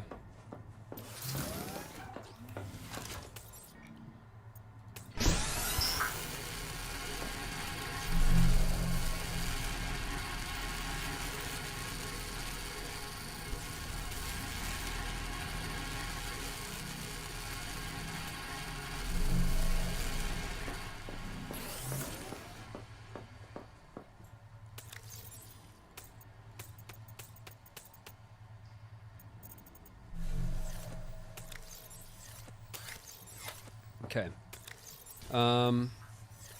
The nutrient block will keep on us. The creature enamel.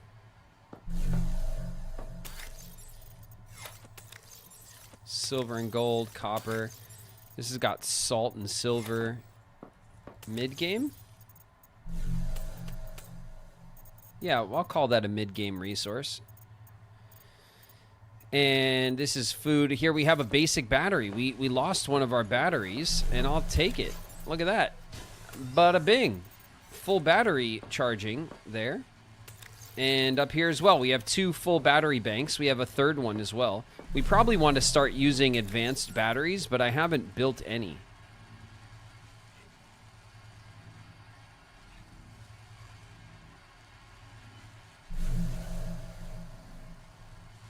Let me see where it is.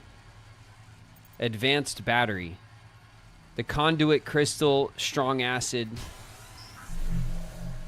and silver.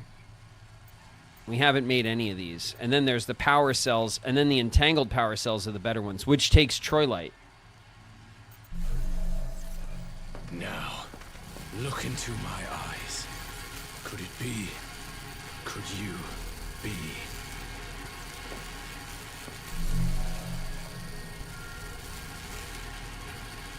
I am not interested, little son.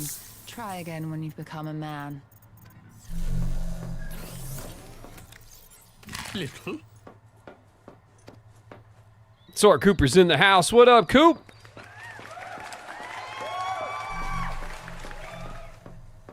All right.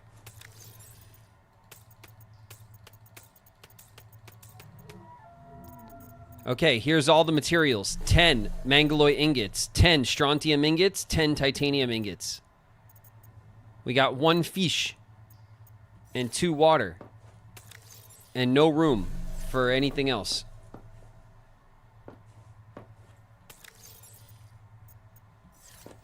We're going.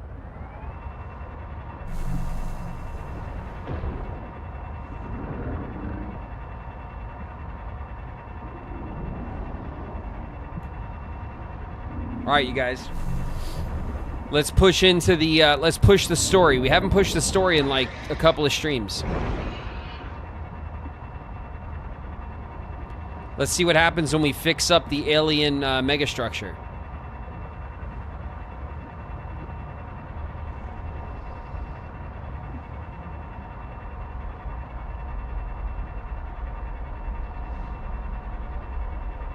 There's a story? Yeah, there's a whole story. There's tons of like audio logs that we found about all the survivors that we're looking for and what's happened to them. And then we have Noah, which is the AI that came to the planet with us that is kind of suspicious.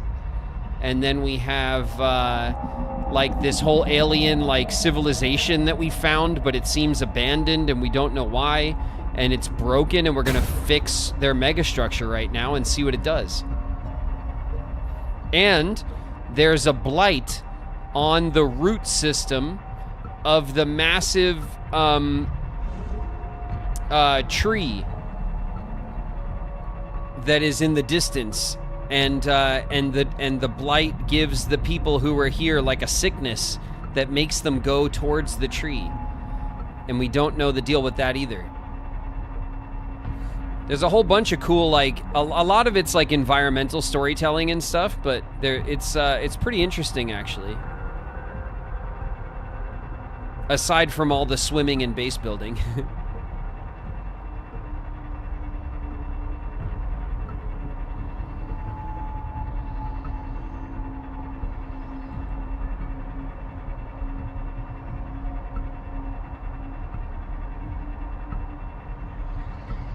When are you starting days after Kingdom Hearts 2? Is it next week or when you feel done entirely with 2? I'm going to try to finish up 2 tomorrow. The plan is that we're going to finish Kingdom Hearts 2 tomorrow.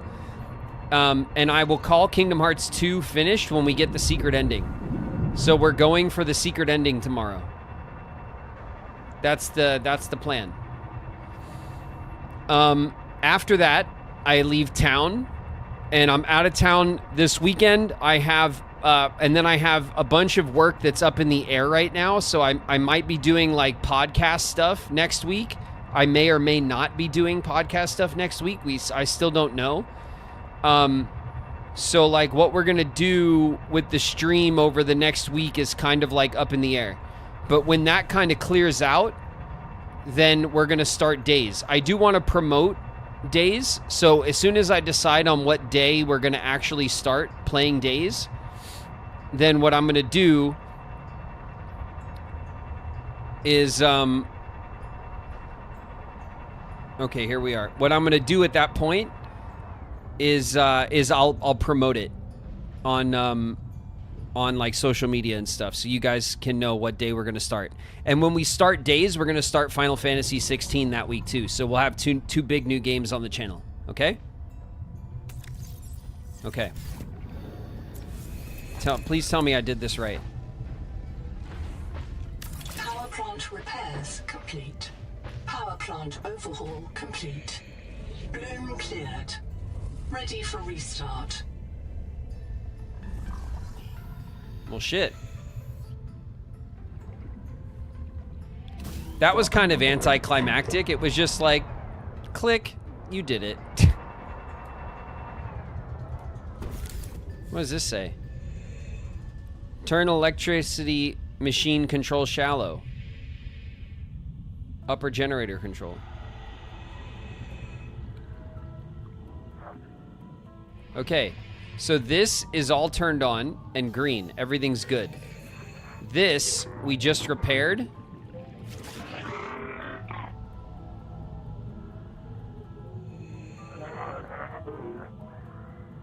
Everything's good, I guess.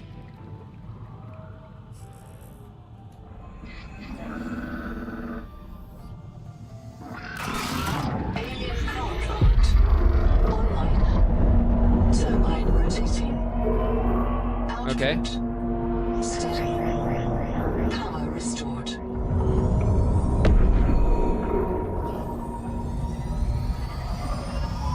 All right, shit's happening.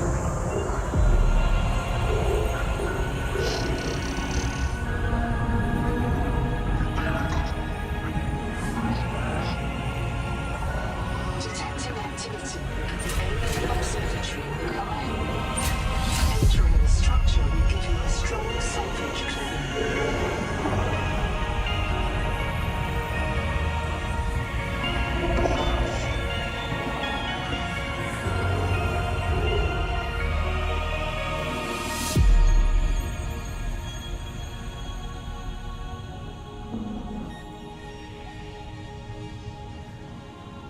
Okay, that's pretty sick.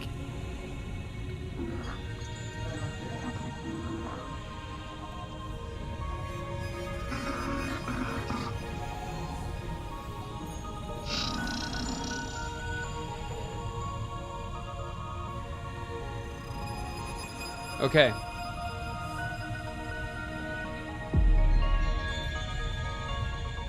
Welcome aboard, Captain. The Angel Comb is down there. The ruins. It said go to the alien observatory. Is that this thing? I'm not getting like a marker.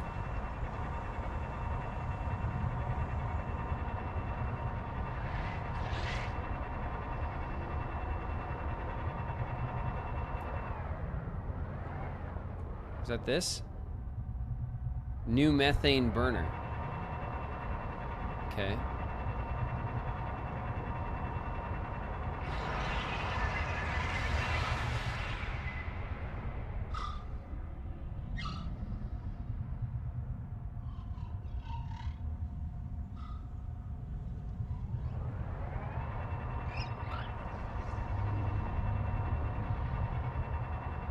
Okay.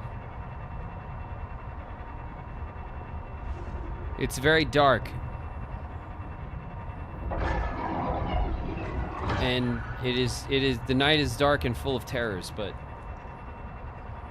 I think we're fine.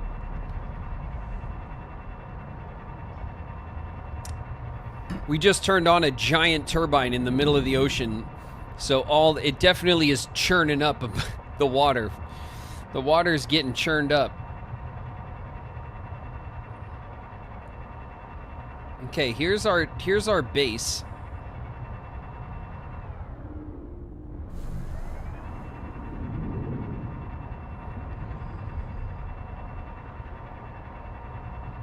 So is this the observatory?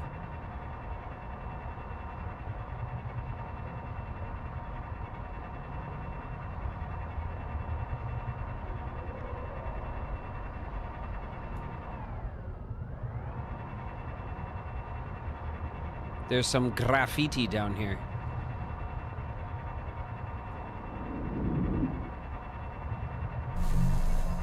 Let's see what it says. It says, when we hear this place, we say, remember, we saw the stars. A credit to our species, not like what came after. But we are what came after. Leftovers, tailings. When we tend this place with broken claws, who will credit us against what debt? Here place, space, see joy, Axum. That's, we got all that from this? Okay. Lies, but okay. Alright, let's see if we can get in here somewhere. Can I get in up here?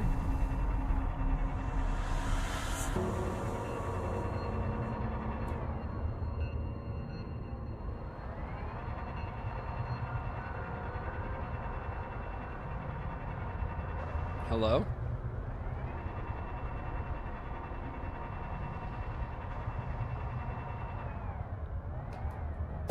Hello? Open Sesame. Okay.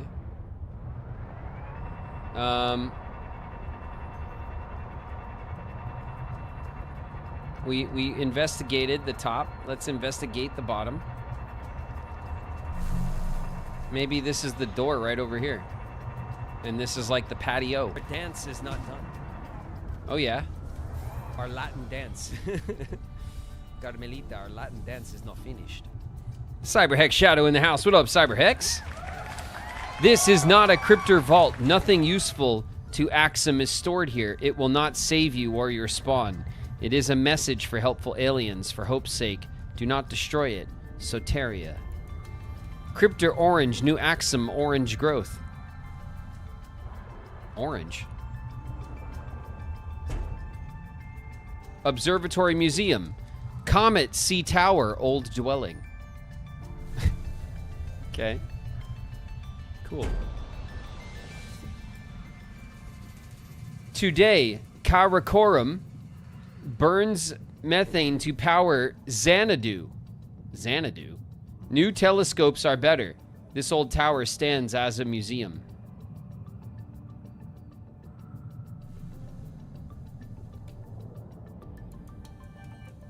Oh.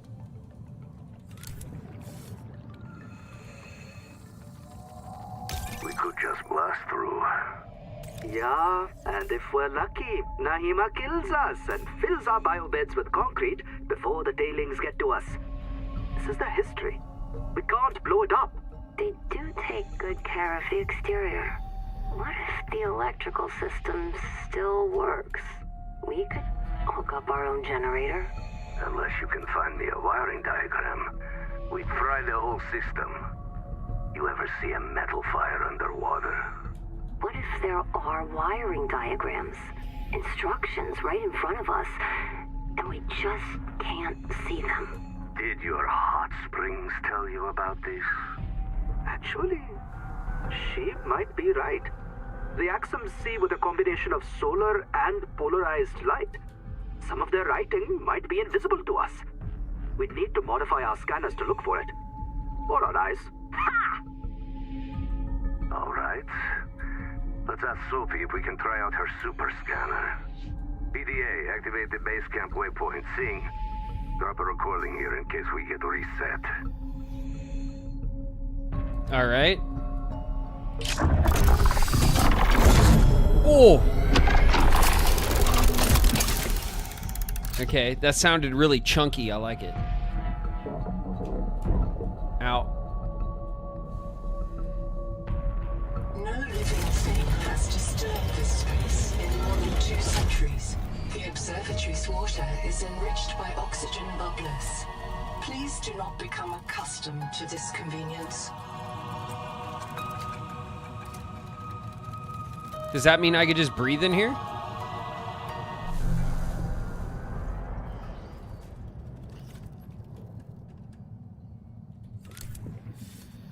Let's see if that's what that means.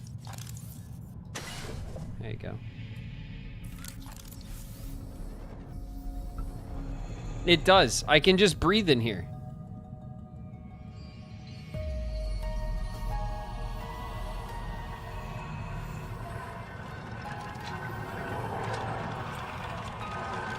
Our star system.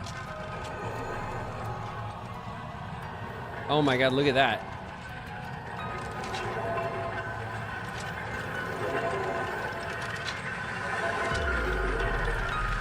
It's like, it's two stars that have not collided fully yet.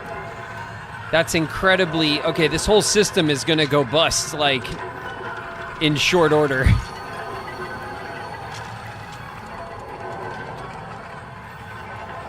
So does that mean we're on this moon somewhere? One of the... Because this is the ringed planet, right?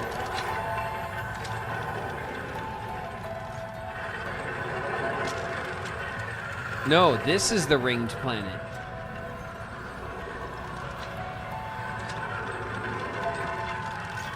So we're on this planet? And we could see the ring planet nearby?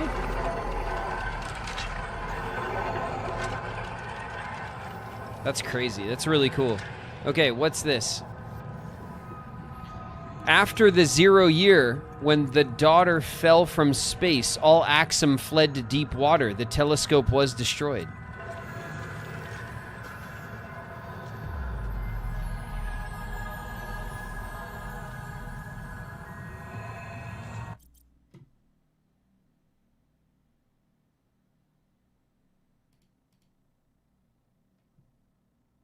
Hi. Long ago, fire users called Ardiacs built a telescope at Karakorum to spy on the world tree at Xanadu.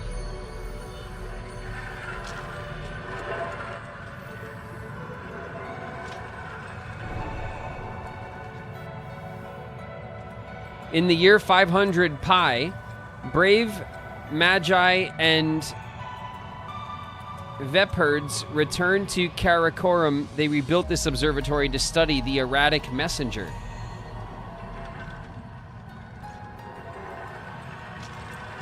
All right.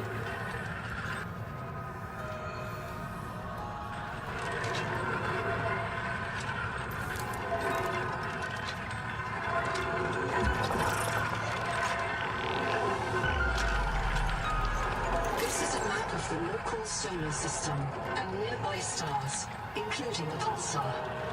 Matching to TransGov known pulsar database. Estimating distance from Earth. Oh my god. Very far, I imagine.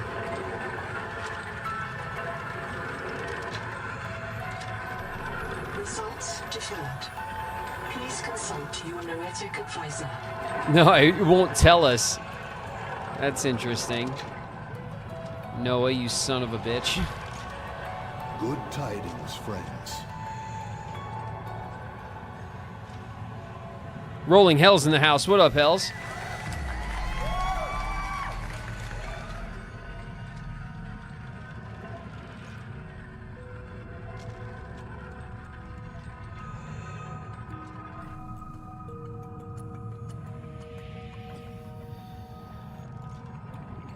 All right.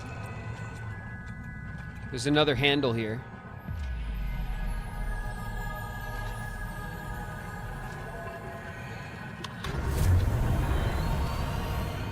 Architects, we beg your aid.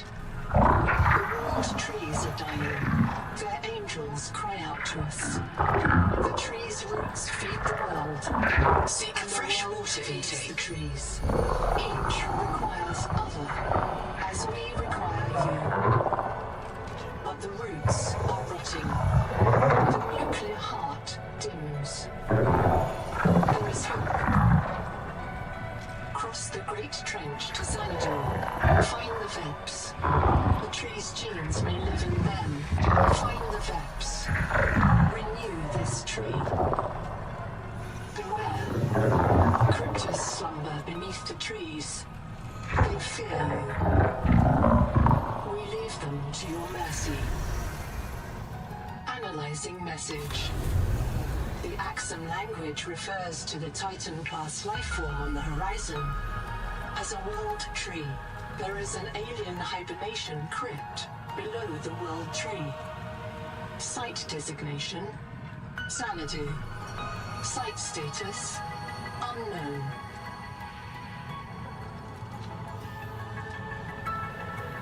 Thank you for playing. You can continue to explore, build, and enjoy the world, but you have reached the end of the current early access story and progression. We want to thank you for playing and hope that you'll join our open development process as we continue to add to the game in the future. Your support means everything, and we know we make the best games possible with your feedback. Unknown Worlds. Oh, okay. So that's the end of this chapter, and the next chapter we go for the world tree to heal it, to destroy it. I guess we decide.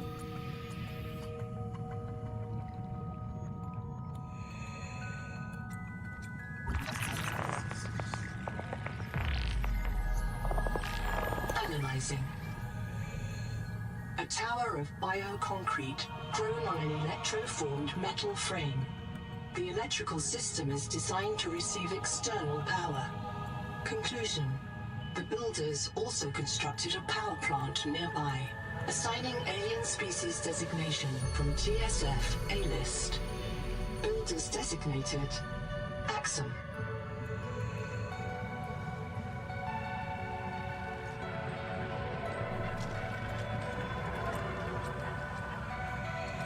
All right.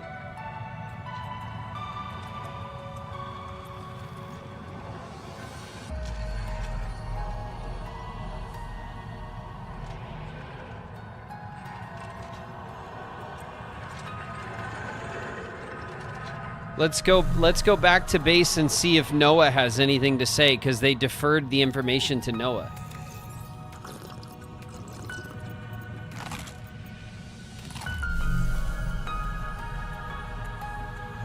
We still have to scan Shiver. That's true, yeah. That'll be our victory lap.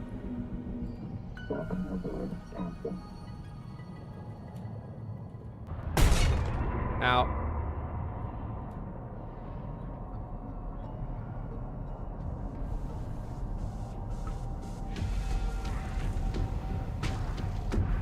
Look at that guy. That's a big boy.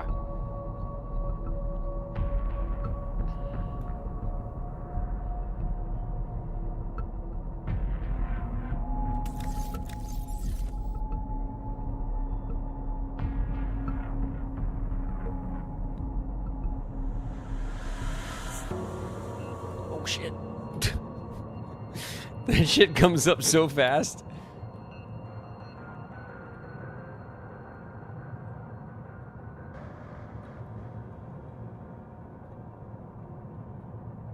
My God.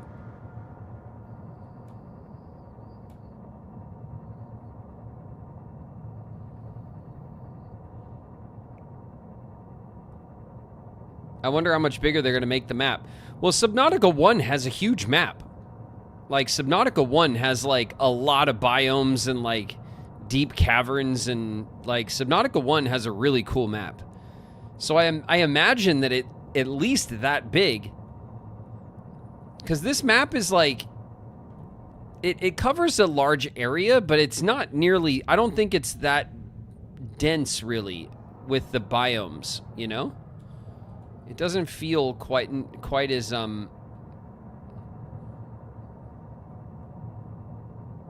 dense to me.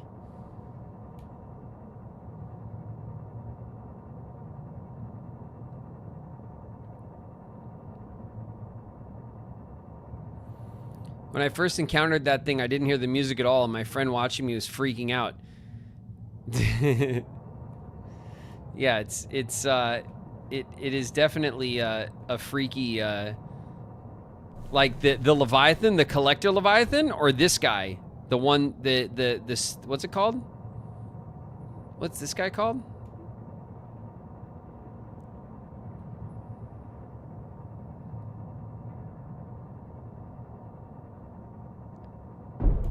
Ow.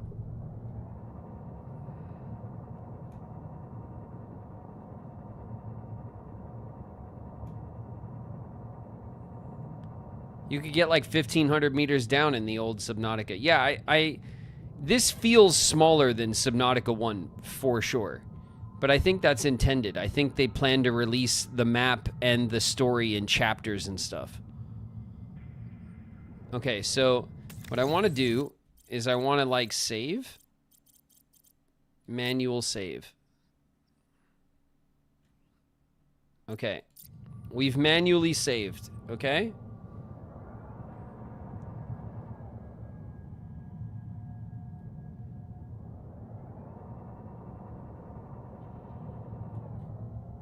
Okay, here's the wall. Okay, hold on a second. Before we do this, I'm gonna hop out and I'm gonna get my scanner in my hand, okay? Okay, this is gonna go great.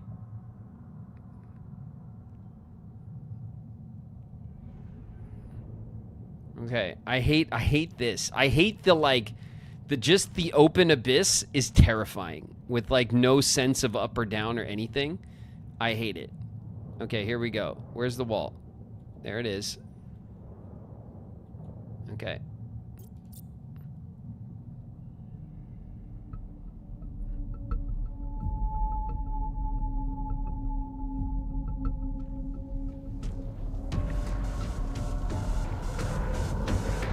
There he is.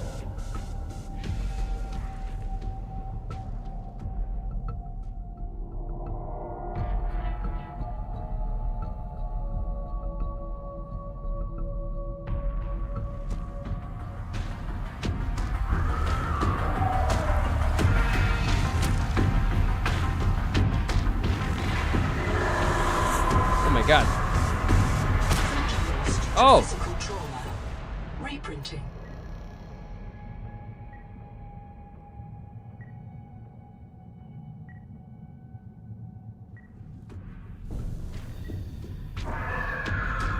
Oh God.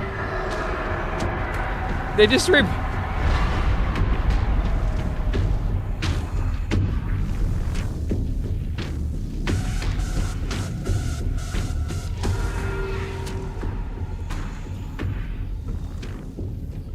What's happening?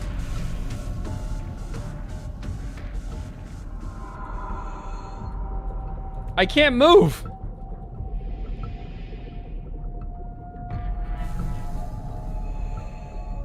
I know, I can't move, I can't get out. I can't do anything.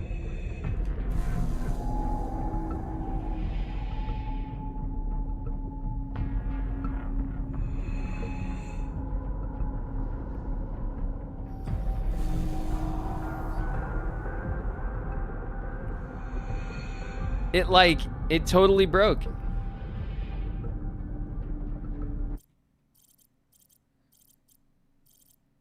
Unstuck. Unstuck?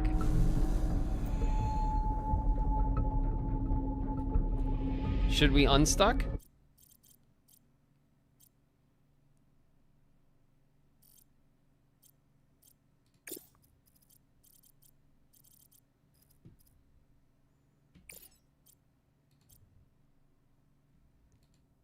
Okay, we'll exit without saving. Hold on, hold on.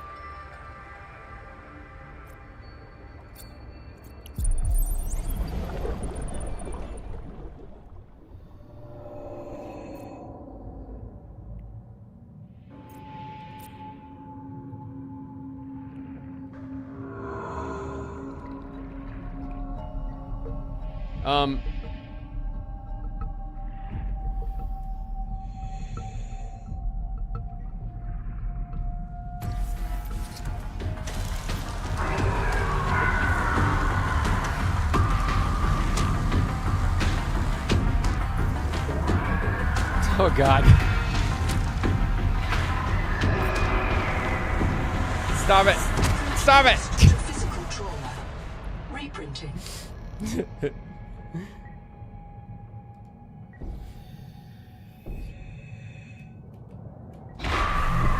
Oh, Christ.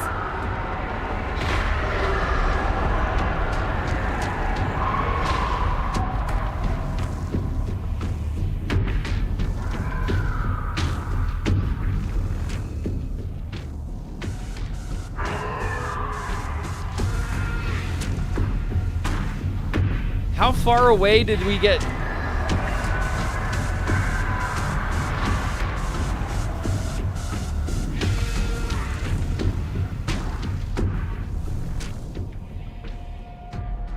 Oh my God.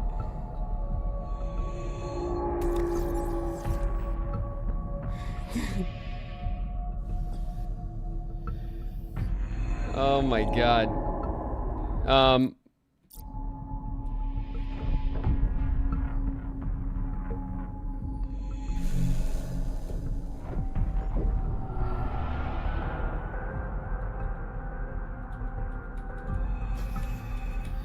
It won't let me exit the vehicle.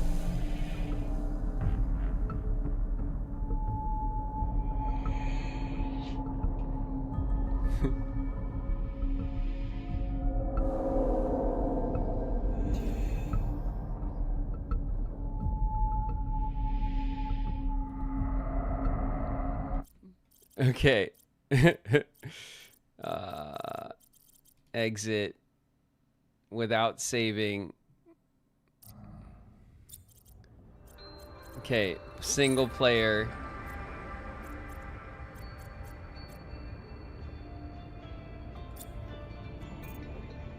Load game. Okay, so manual save. This is what we want.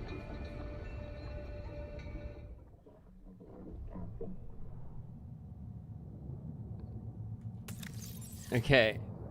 Okay. This is what we want.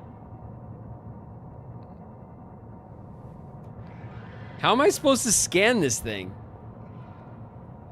It's so aggressive.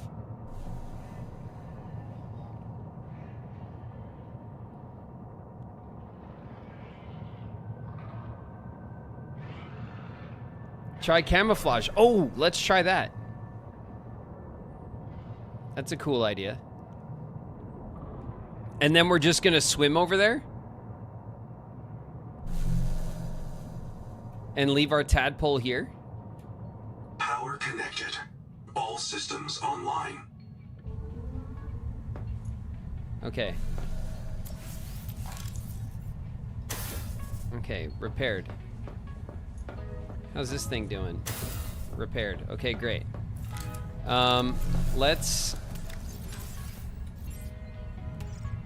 Let's do that.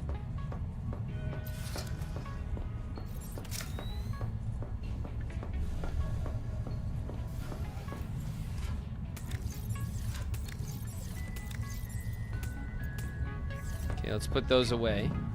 All right, cool. So now we have nothing in our inventory, right? Oh wait, we have to go this way. So we're gonna go to our biomods, passive. Camouflage, become invisible to predators when not moving.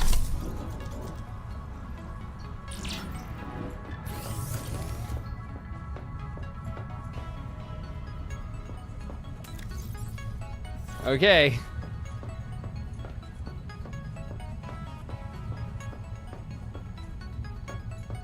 I didn't know there were other biomods. There's more in the game than a lot of people missed it. I missed it as well. At the end of the near the end zone of the game, in one of the last zones, you can get the scanner upgrade. When you get the scanner upgrade, then when you scan fish, they give you the passive biomods. You can only wear one passive and one active, just like in the beginning of the game. The unlocking multiples at once is not in the game yet, but there is a bunch, and you have to get the advanced scanner to get them. Okay.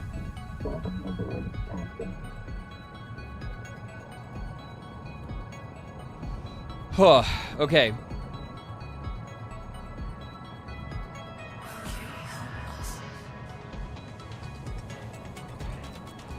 No, that's not where I want to go. Where do we want to go? West?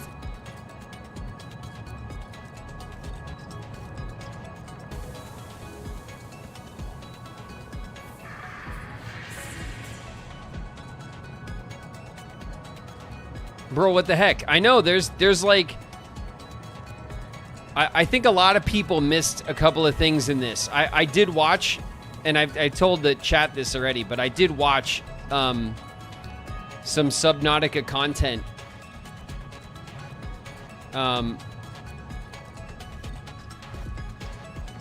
Okay, we're at the wall. We're at the wall. I'm going to save. Manually saving. Okay? Great. I hate doing this in the dark. We're going to get out.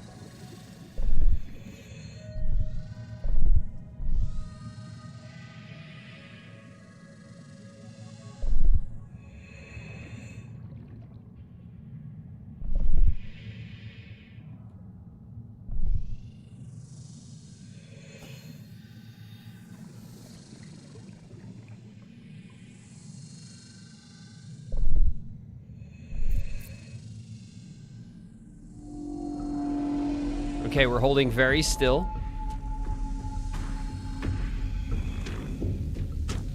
There they are.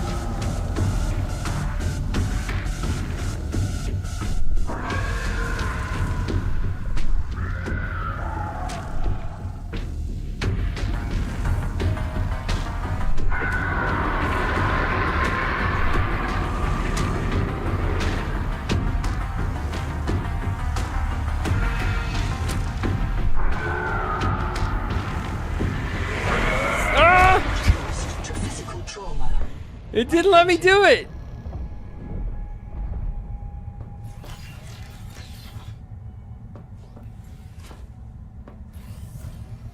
It didn't let me do it. Alright, damn it. Where's the tadpole? Okay.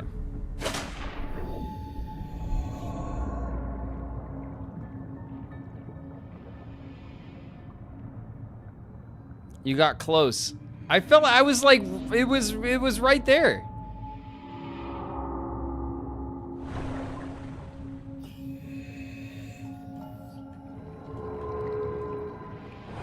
I definitely want to do it in the daytime.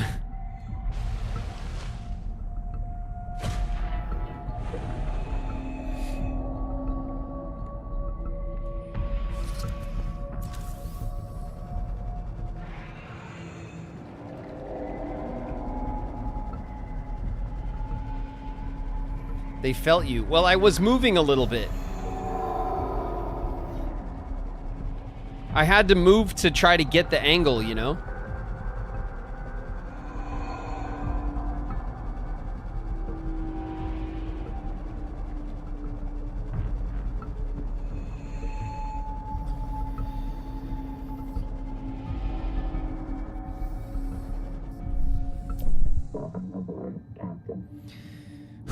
Okay.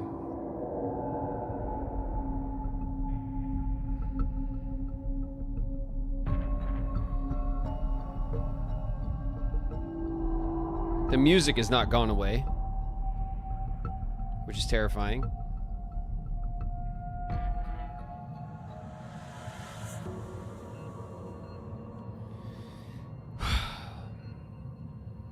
Okay. Everything's fine.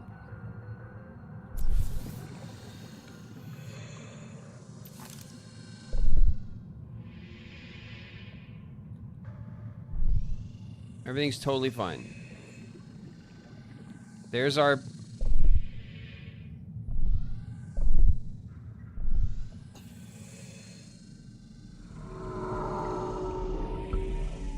Okay, here they come.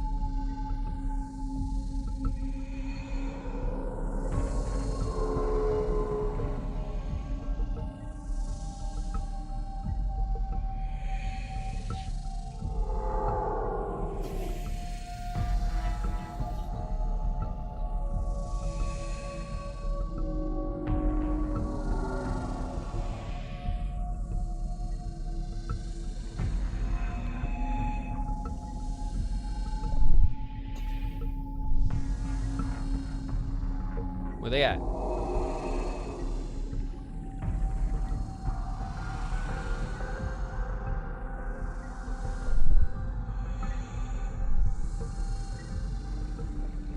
How I long for daylight.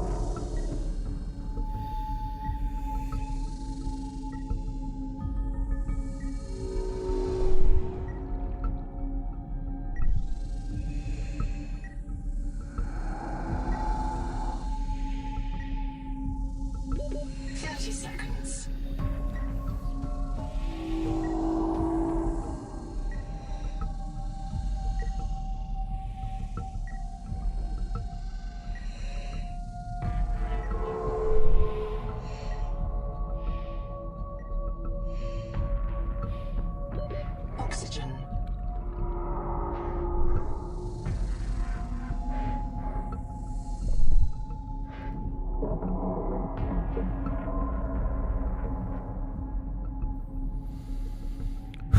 Okay.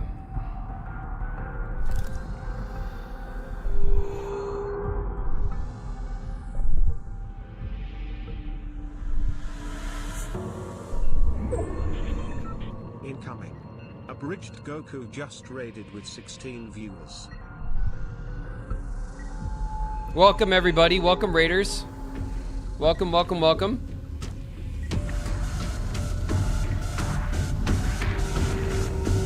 Welcome. Everything's fine.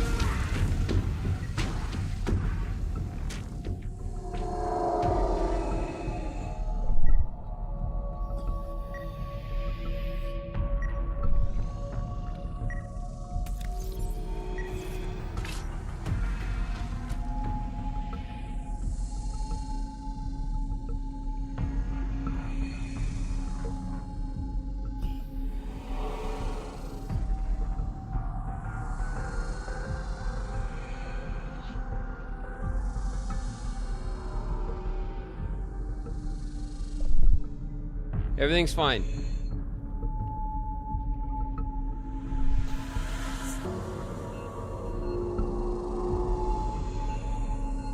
Everything is totally cool. Where are they?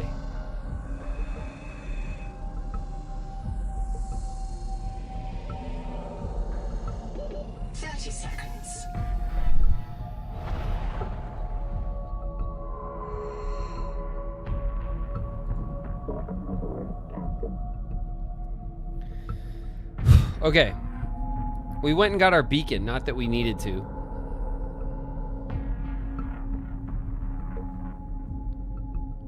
Welcome, Raiders, welcome. Goku, thanks for the raid. Watch your heads, everybody. Raiders are among us.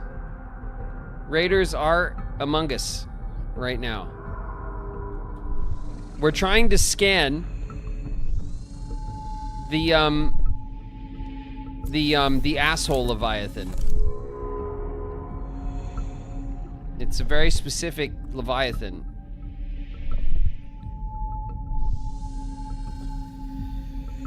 Come on. Come here.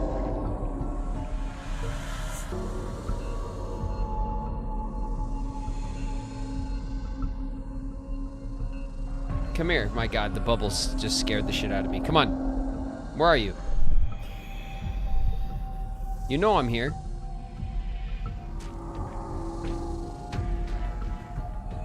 Oh, there it is. If I move like this, if I'm just like, hey.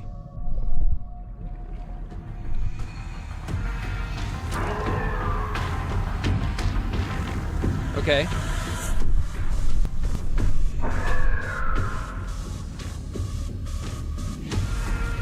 Come on. Come here.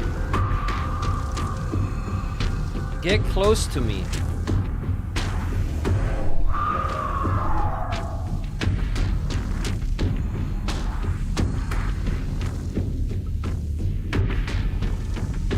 Ah!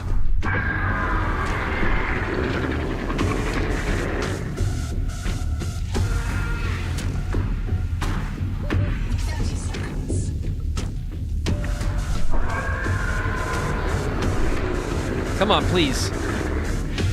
I've started the scan.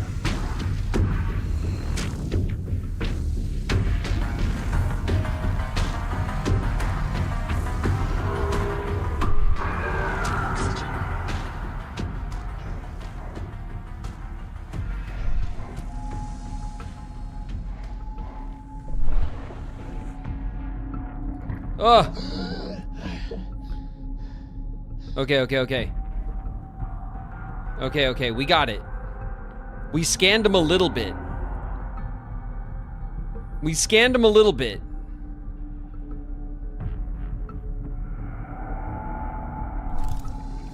Seek fresh water intake. No. I'm seeking leviathans. Where's the stupid... Why do I keep going so deep?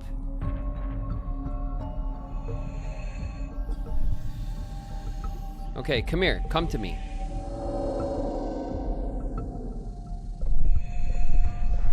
Come on. You know you like that. Where are you? So the reason, for those of you who don't know how we're doing this, we have a biomod that camouflages us when we stop moving laterally. Like, as long as we're looking around but not swimming, they can't see us. And you could see it turn on and off there in the top. Below where it says 33. It's the little thing that looks like a suit. So we're trying to bait him over to us, but then not die.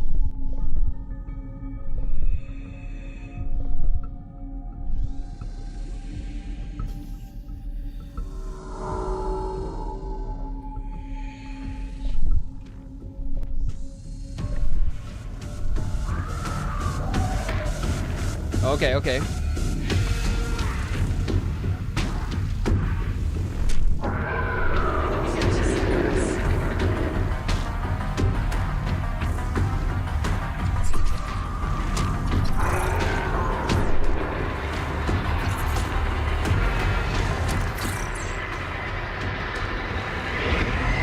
Oh shit! Jeez. I got him!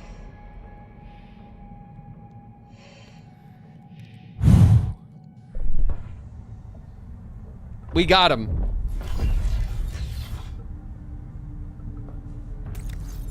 Look at that shiver male.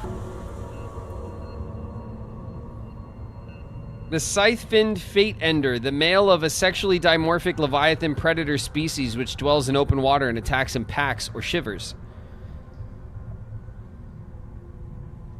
Does that mean I have to scan the little one too?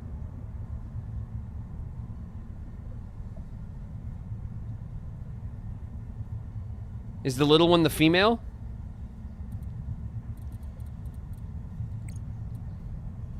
Shiver Leviathan.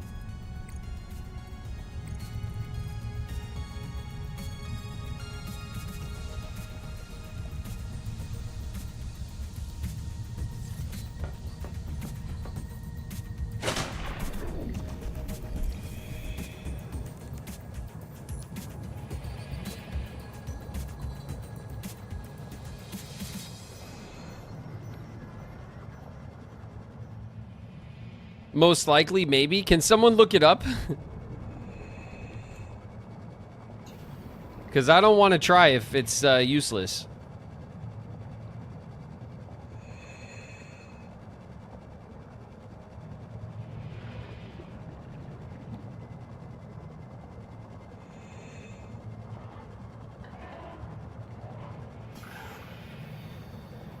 It's called a shiver, yeah. The Shiver Leviathan. Oh, Jesus Christ.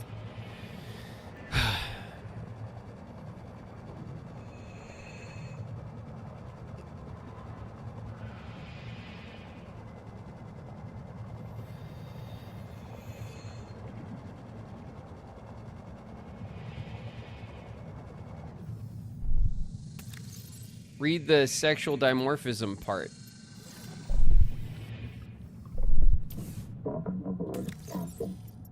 Logs? No. Data?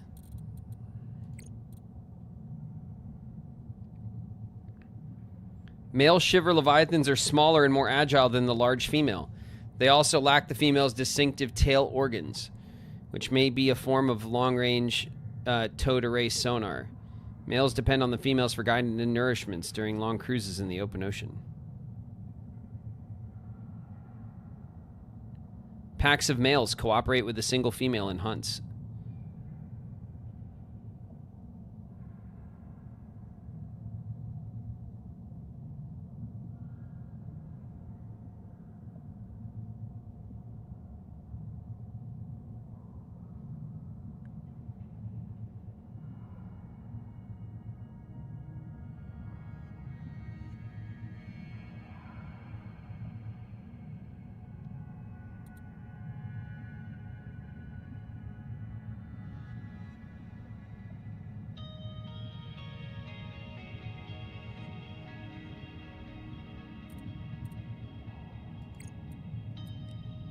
So the Shiver Leviathan is the female, and then the Shiver male is the small one. So we have both of them.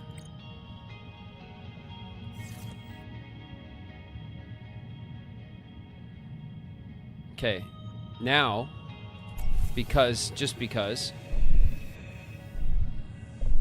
where's the wall?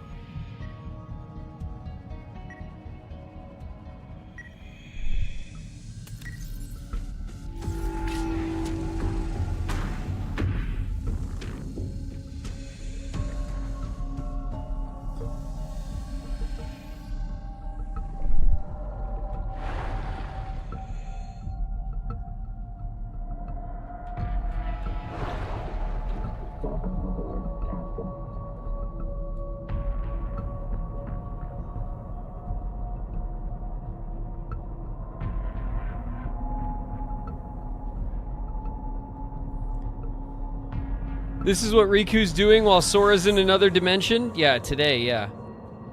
This is where we find ourselves today, for sure.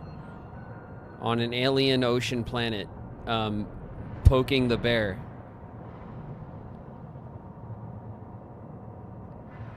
Well, we did it.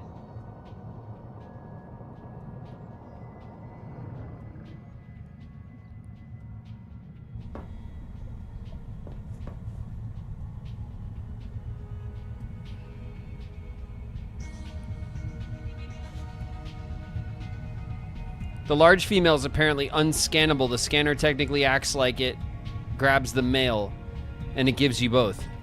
Okay, cool. I mean, we did it. Like, I'm happy we did it.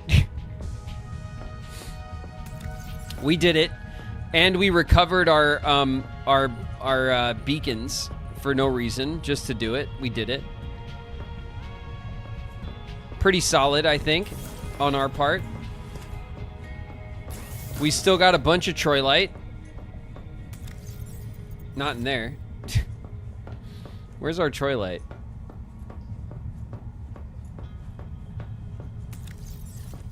There it is. We got a whole thing of Troilite. 5, 10, 15, 20, 25, 27 Troilite we still have. We have a little bit of Celestine, which I think we could probably take and put away in our late game cabinet where it belongs.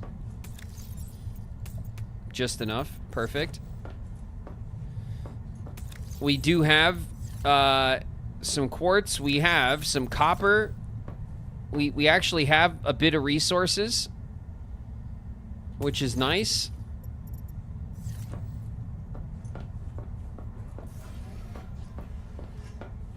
We did it. We only built one base. The only thing I wanted to do in this game that we haven't done yet is oh yeah, Noah. Distance from Earth. Oh, look. I see that your PDA has referred you to me concerning our distance from Earth. Are you prepared for a difficult conversion? Remember that 40,000 lives are counting on you. Yes. I have complete access to your psychological profile, and I am certain you want the truth. You know that you are not on Zezura, therefore you have deduced that you are not 14 light years from the nearest phase gate. Your PDA identified the pulsar in the Axum Ori as PSR K1745-2856. It is near the galactic core, 20,000 light years from home. We have traveled further than any human beings in history. There is no possibility of rescue or return. The civilization we build here will not reconnect with humanity for at least twice the length of recorded human history. Adding further analysis to your PDA databank. Okay. That's really interesting. The Milky Way galaxy that we live in, according to our best estimates, is about 100,000 light years across. Seek fresh water intake. That means that from the far edge of the galaxy to the center is about 50,000 light years. The Sol system where we live is about like 2/3 of the way out from the center. So if we're 20,000 light years away from Earth towards the center, we would be in pretty close to the galactic center.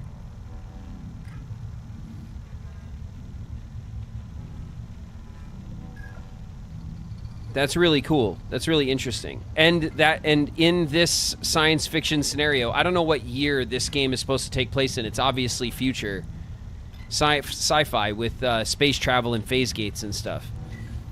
But being 20,000 light years from Earth makes us the furthest humans from civilization ever. It's really interesting.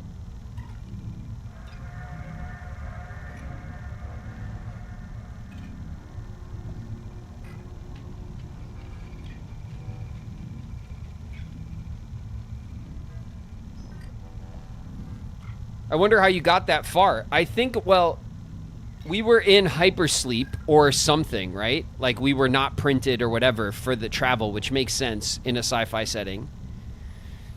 And they were saying that we were headed to we thought we were going to a different planet. We woke up on this planet. So, or we crashed on this planet and then Noah woke us up to see what was going on. But we weren't the first colony to get here either, which means that either the corporation that we work for, Altera, like sent a colony ship to this planet on purpose for like some reason, maybe to investigate the alien civilization or something. That means that they are 117.5 quadrillion miles from Earth. Yeah. No, it's... I mean... Space travel is really fascinating because we can't travel even a fraction of the speed of light. But even if we could travel at the speed of light, it would take 50,000 years at that speed to go halfway across our own galaxy, let alone other galaxies. We're not getting to Andromeda. You're not going, like, there are billions of galaxies that we could see. Just to get across our own galaxy would take 100,000 years at the speed of light, which we can't even touch. So there is no, like, human lifetime. That's why a lot of sci-fi talks about generation ships, where people, like a civilization, will live on a ship for generations and generations while they travel. Because there really is no conceivable way, or like, and that's also why in, like, Star Trek they have, like, you know, you have warp drive or light speed. You have these, like, kind of shortcuts, right? It's all like sci-fi shorthand to say that like it's impossible.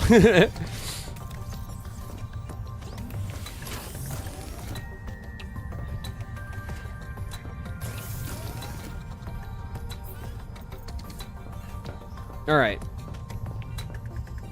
We've done it. Dehydration. All right, I'm sorry. We're dehydrated. I don't want to save the game dehydrated. Because what about my hydration, you know? So, just for old time's sake, we'll go and we'll get some food and some water.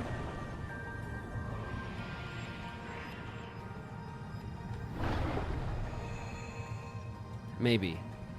Oh yeah, here we go.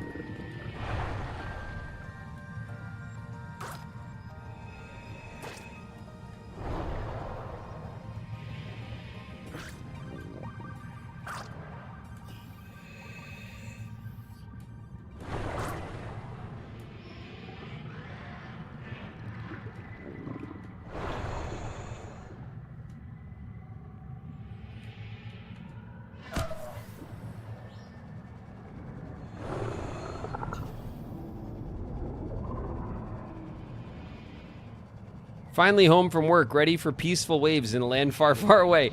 Oh, man. You just missed, like, one of the most stressful sections of the game we've ever done.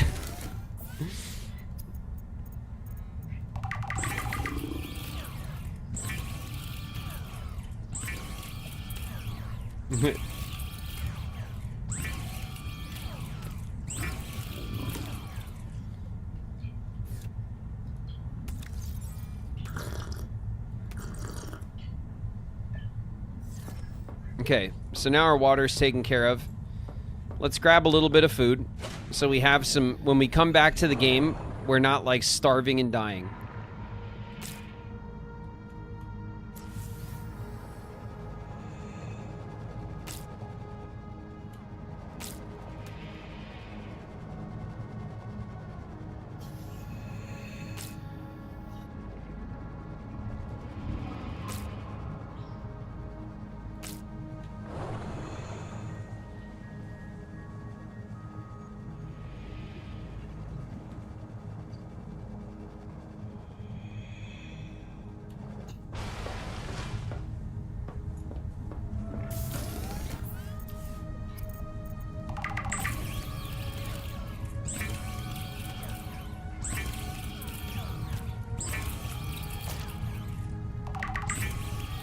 Was it the Shiver? Yeah, it was. The Shiver got us. But we scanned him. We scanned all the Leviathans. We did it.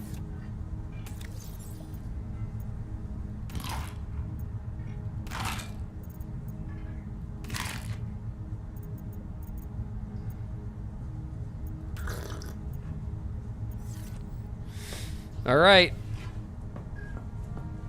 Good night, cruel world. Good night, Sora. Good night, Riku. Man, we're gonna miss them, aren't we? Just two angry boys. All right. Good night.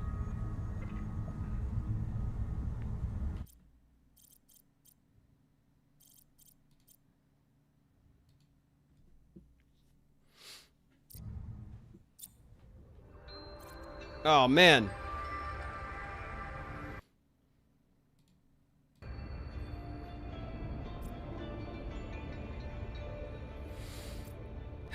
Let's go back to chat.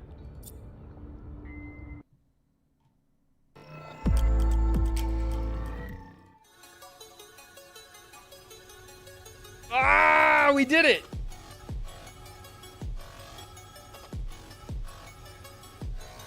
Ugh. We did it. Subnautica 2 early access complete. And we did all the things. We made both of the submarine variants. We made a pretty nice base. Not a huge base, but a good size base. What else did we do?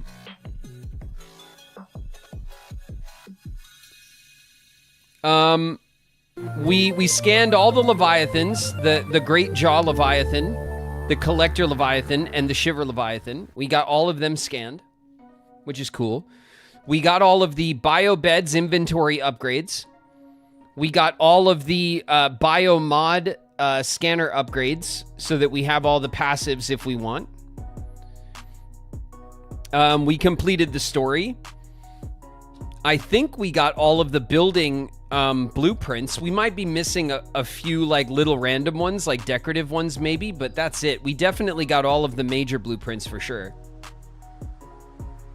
Oh yeah, and the weird guy with the eggs. I don't even remember what that guy's called, but yeah, the passive Leviathan, whatever that one is, the one that just floats by and drops eggs. We scanned that one too. The gill drop. Yeah, the gill drop. Sure. I have no memory at all of what that guy's called. But it was a pretty good run, and we took our time. Like, honestly, I think people finish the game much quicker than we do, but, you know, I tend to, like, I don't like to rush through stuff, you know? Incoming. Ascalonauts just raided with 41 viewers.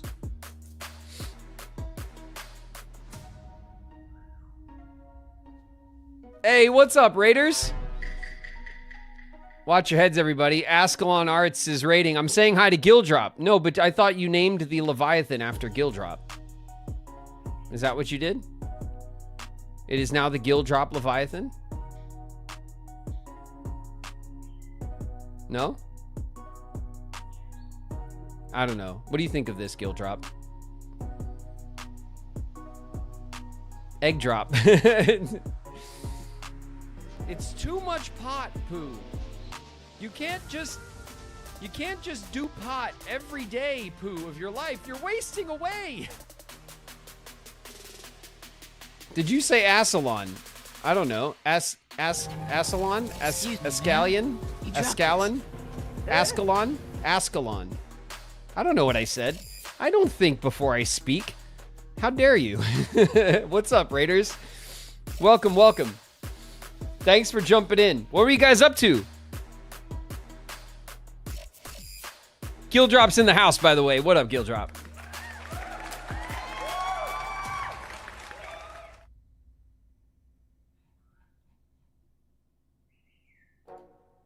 You got it right the third time. I usually do. That sounds good. That sounds about right to me. You know? It's not like his job to speak or anything. No, it's not. It's not. My job description is very amorphous, all right? I don't have to speak on to stream. It is not strictly required. Okay?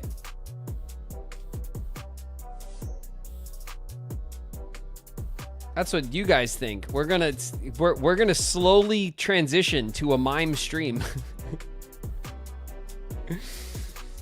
I will only indicate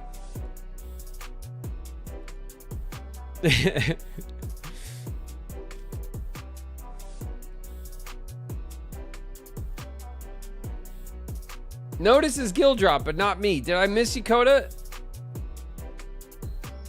Where you at?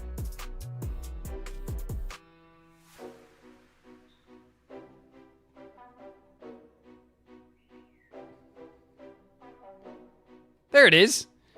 Coda Berry's in the house. What up, Coda?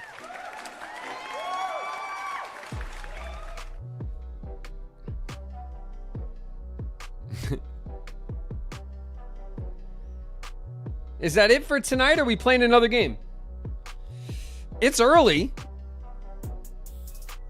If we play something else, you know what I want to play. You know what I want to get into. If you guys want to crack into to a little something, we could maybe Silk Song. I mean, I always want to play Silk Song.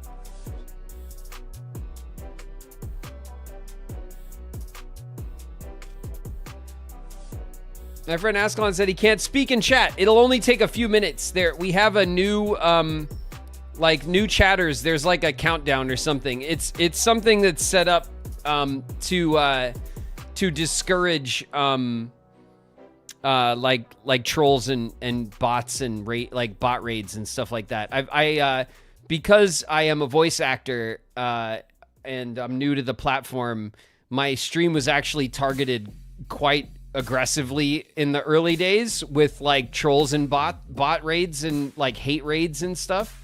So like we've set up that like you can't when you come in and follow, there's like a little bit of a countdown before they put you in chat, but it'll just be a minute.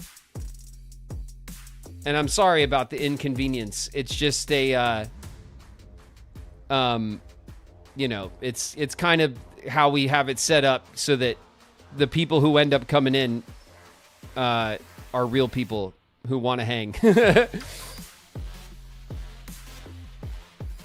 Those were fun. Yeah, those were the days, huh? When we'd randomly get like aggressive Nazi symbolism in the chat and stuff. That was great. Wow. It kind of blew my mind actually when that stuff first started happening, that people spent time doing stuff like that. You know what I mean? Like, it just seems like such an it's such an aggressively sad way to spend your time. For what? For lulz? Like, I don't know. Anyway.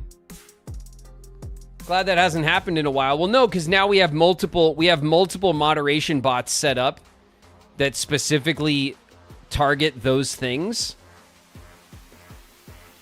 And then like and then we have like you know the rules about joining chat, like there's the cooldown to join chat and stuff, which also discourages people who just want to jump in and be annoying, you know?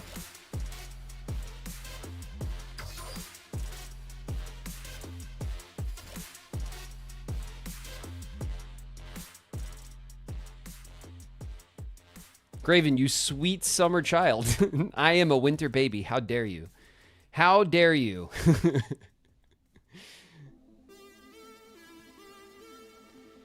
It's crazy the shit people say and do on the internet. I know, the shit that people say on the internet that they would absolutely never say in front of anyone ever. Whatever.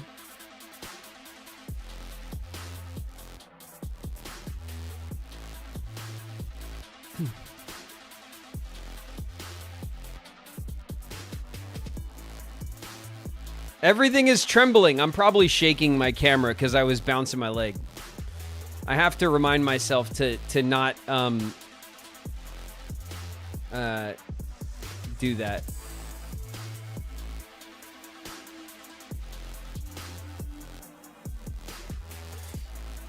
Part of me thinks they're bullies vying for eyeballs. Yeah, I know, but like, I don't know.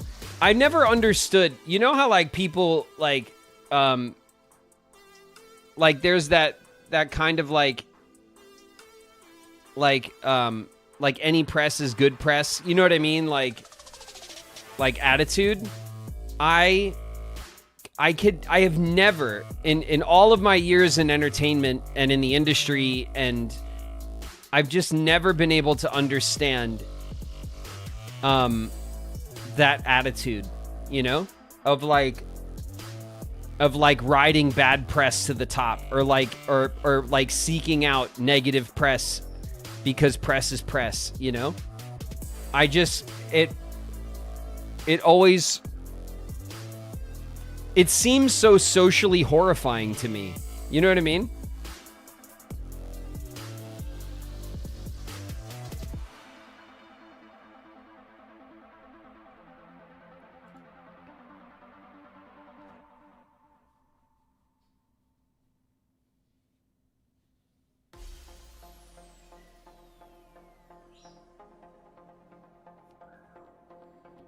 What game are you playing next? I think we'll play some Rewind. We'll play some Rewind. We'll jump back into the video store. It sounds like a good idea. I could do that for a couple hours.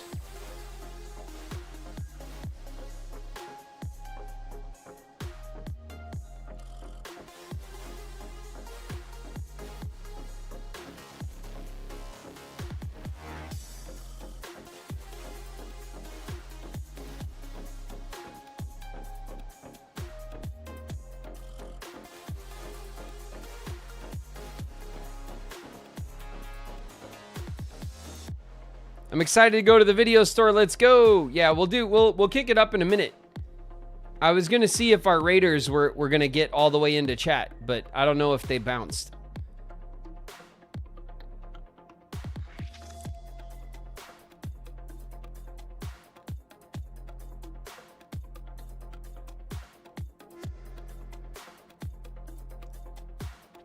My marketing professor said any press is good press. Absolutely not true. Well, I mean, like that's a very common.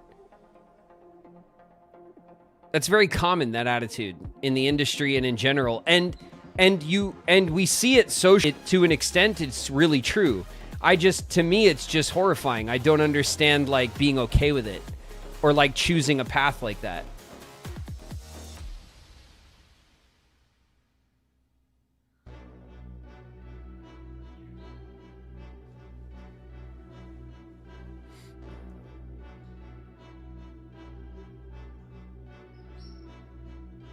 Scallion, there you are. Big fan of your work. I love Riku very much. I'm also a Riku cosplayer. Oh, sweet. Scallion, thanks very much. I appreciate the raid, bringing in the crew. Thanks for coming to check out the stream and hang out. You guys are very welcome here. I'm sorry about the like the chat restrictions and stuff, but now that you're one of us, it's all over.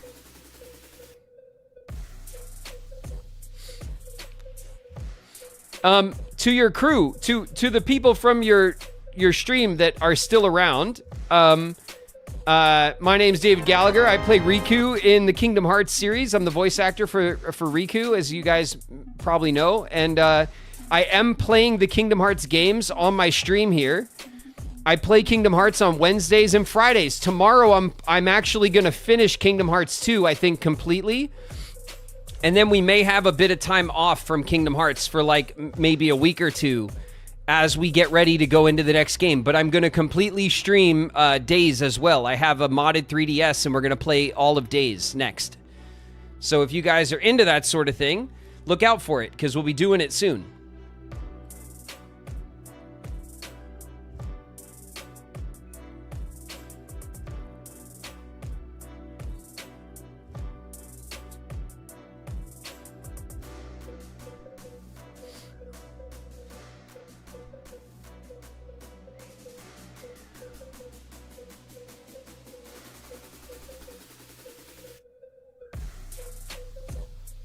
I would have showed it to you.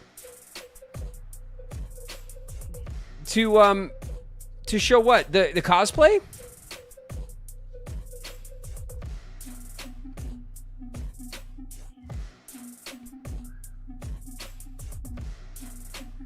Yeah, sure, Escallion. Give Escallion a link permit. Well, links are allowed, but they have to be vetted by the mods. For the same reasons as the other stuff.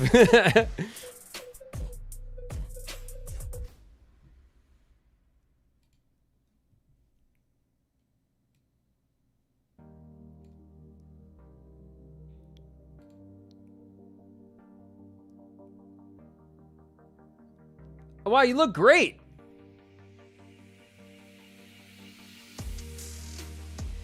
Here, let's get the picture up. Do you mind if we put it up for chat to see? I can drop the picture like this so that there's just the one. No, sure, go ahead.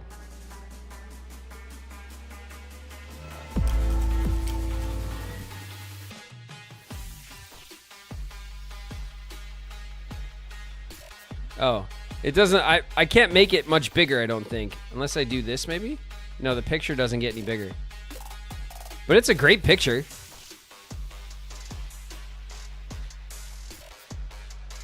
And the outfit looks really, like, professionally made.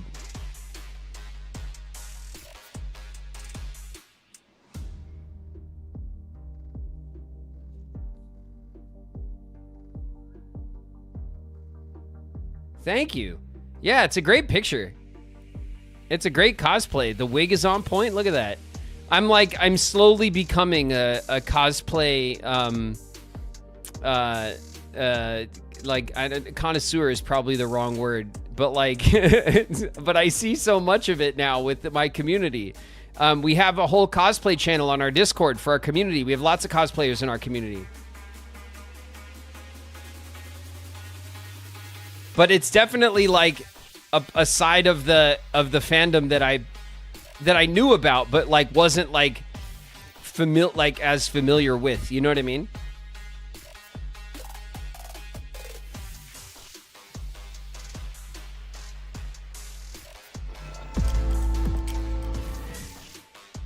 It means a lot to me that you like it. Kingdom Hearts means very much to me. Oh, thanks, Escallion. I appreciate that, and welcome to you. Thanks for coming to hang out.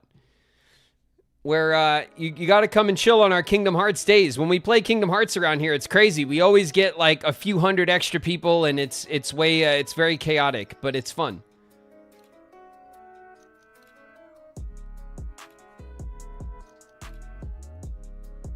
Ascalon. Yes, that helps. Sorry. I am notoriously terrible at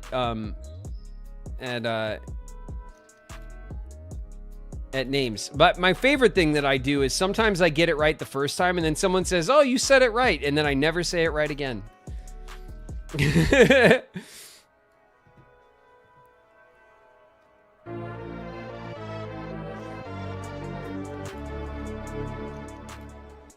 It's pronounced EY.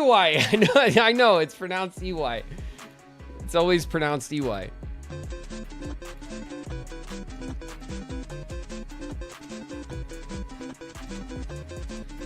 Earthbound resubscribed. It's 15 months, Earthbound. Oh man, Earthbound, thank you so much for the resub. 15 months. Part of the 15-month crew.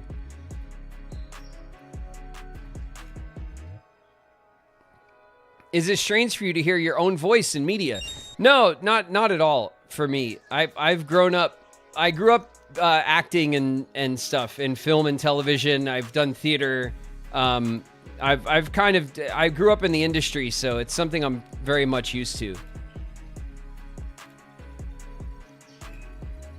Gildrop 2, that's right. Look, from 15 minutes ago, Gildrop. I missed it. Gildrop resub, 15 months, Gildrop. Thanks so much, Gildrop. And One Sky threw a gift sub to Ascalon. Thank you, One Sky. Thank you for giving the gift of sub to our new friend.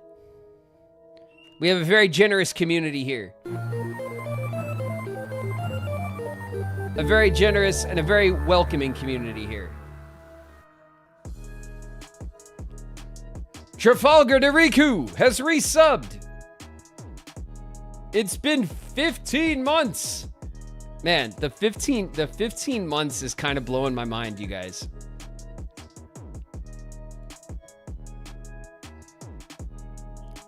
Are there mods in YouTube? Yeah, Bakari's over there.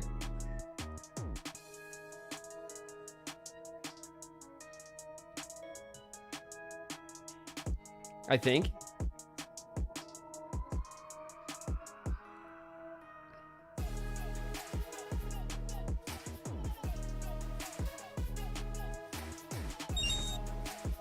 Bakari, take a look at mod chat over in Discord, would you?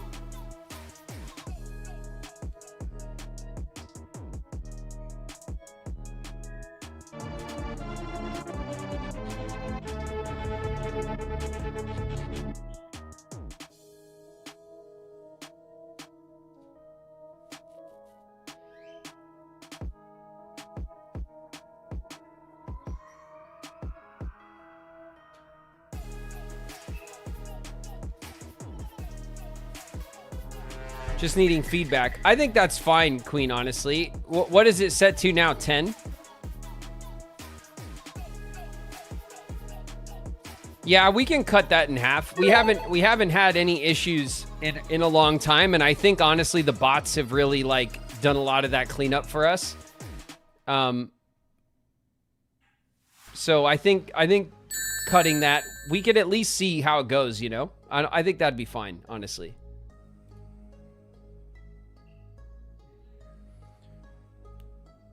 Snowman Dave with the resub, the prime resub. It's been 11 months, Dave.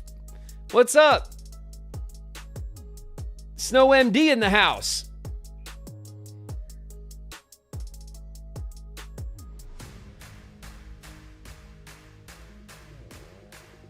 Thank you guys for the hype train. We got a little hype going. That's real nice on a Tuesday. A little Tuesday hype. Missing Config, welcome to you. Thanks very much for the follow, appreciate it. And Loading Lucky is subbed up. Hey, one of us. What's up, Lucky? Welcome, you guys. Thanks so much.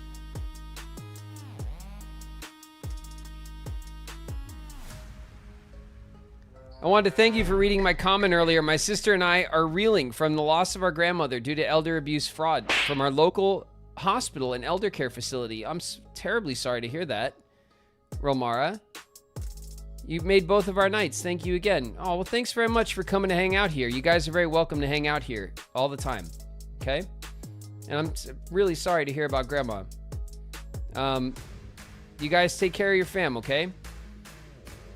I hope everything, you know, I hope you guys are able to deal with that, you know, together.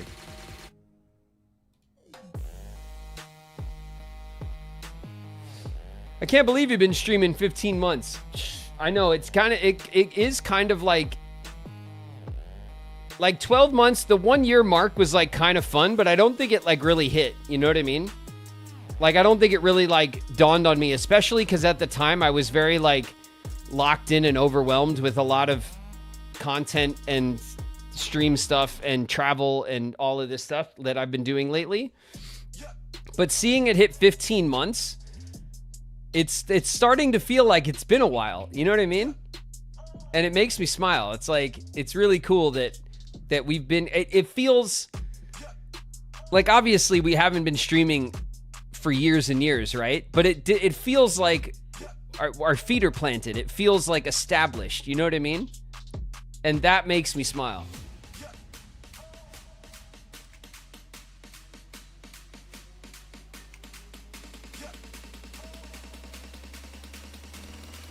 It'll really hit next month when I actually get to meet you. Yeah, it'll be fun. It'll be fun to see all you guys at the show. I'm looking forward to it.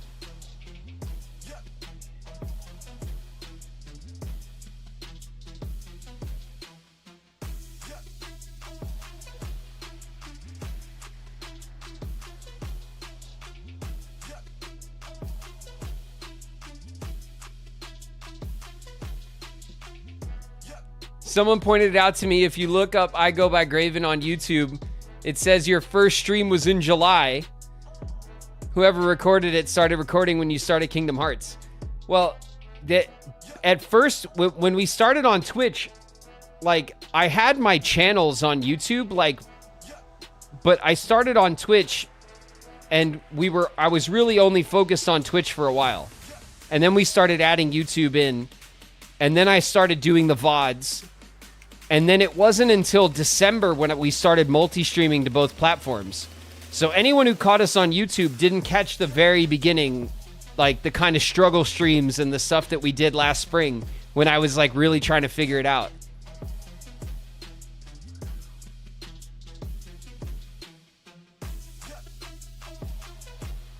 It was way before July. Well, July is when we started Kingdom Hearts 1. We started Kingdom Hearts 1 in July, and the only reason I remember that specifically is because we played I promoted it, we played it for a week, and then I had to take a week off because I was doing podcast stuff. So as soon as we started Kingdom Hearts and the stream blew up, I had to like take a week off, and I remember being so annoyed. I was just like, damn it. Like, what a terrible, like of course, like I fumbled the timing, you know?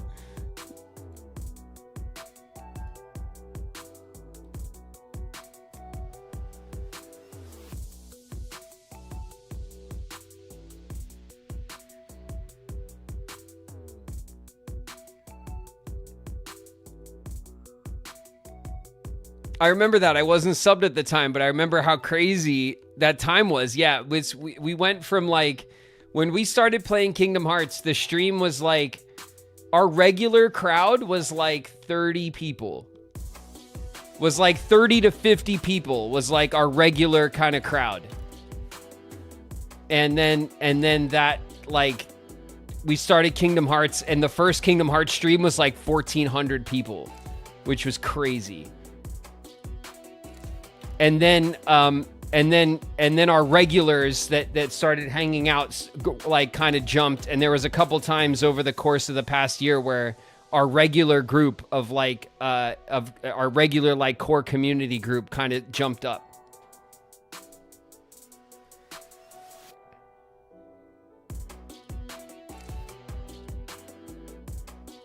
I missed the blinding interrogation light.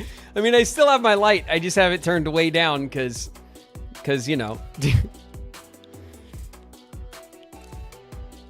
I figured it. I think in the grand scheme of things, especially because I figured everything out live. Like, I would go live and just figure it out. And we were, like, I didn't spend a lot of time, like, figuring it out by myself. I spent a lot of time troubleshooting with you guys, you know?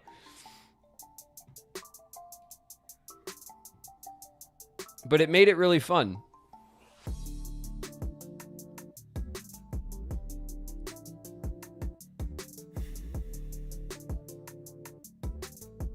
The OG lighting. I mean, because I got the light. I still have my light. You know?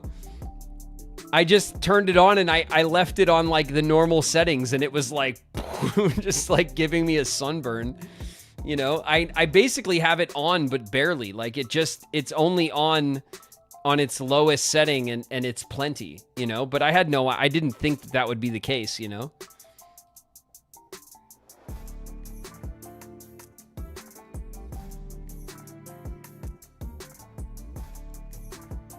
The flashbang.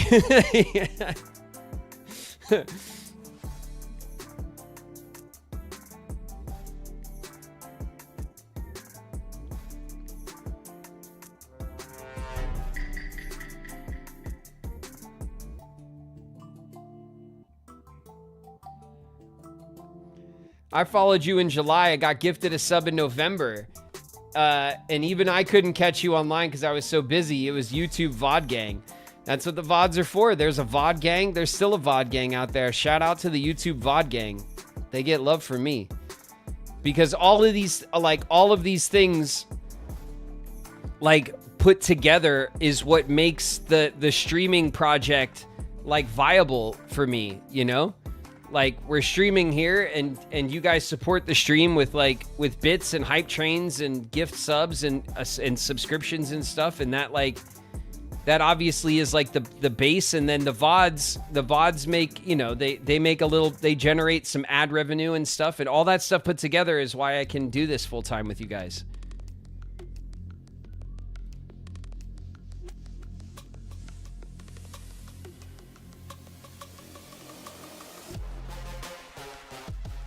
I remember FTL and Graven trying to co-stream with Mac. Yeah. Well, Mackenzie was the one who encouraged me to start, because I wanted to start years ago and I didn't. I always talked myself out of it.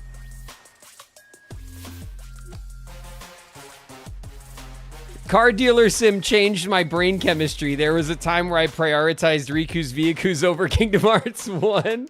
Hell yeah. Hell yeah. I mean, and that's fine. You know, we're going to have also, I missed the Vanana yet. We're going to get back to it soon. I think next week the DLC comes out. But when the DLC drops, we're getting back to Riku's Vehicles. Don't worry. I miss it too. But, you know, Riku's Rentals is calling. We could do Riku's Rentals right now. All right? Riku's Vehicles, my beloved. Yeah, I love that series, man.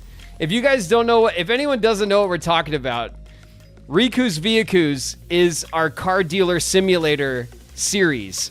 It's on the VOD channel. There's you can watch, I think it's 8 or 9 episodes that we played car dealer simulator. And that was one of our most fun series that we did. Are you excited for Kingdom Hearts 3 and beyond? Yeah, I'm excited to play all the Kingdom Hearts games. I've had a great time playing them. It's been really fun to play them and to see all the work again and stuff and remember the story, and I've really enjoyed it.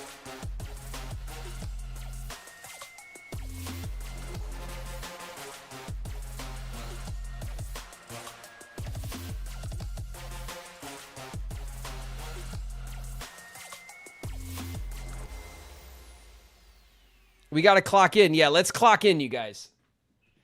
Let's clock into the rental store. Let's do it.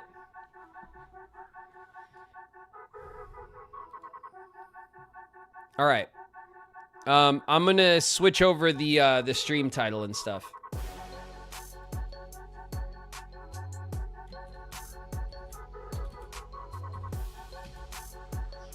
Oh, what the hell?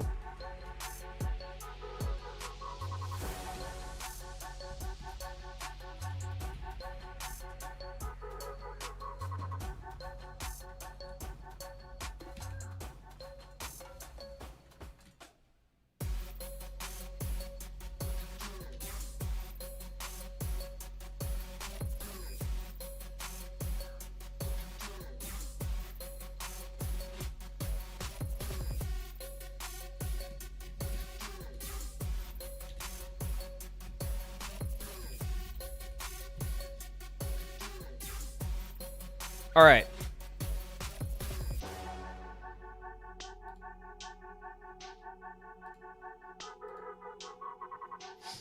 Let's get to cracking on a shift.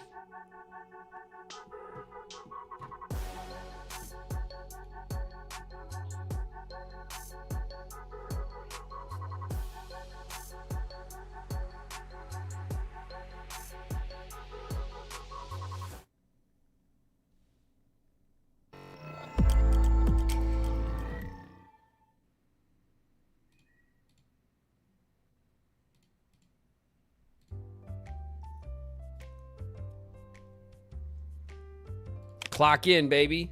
All right, let's go. Here's the, well, this isn't our video store. This is someone else's video store. Continue. All right, day 10, level 12.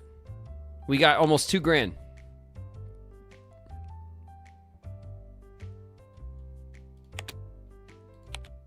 There we go.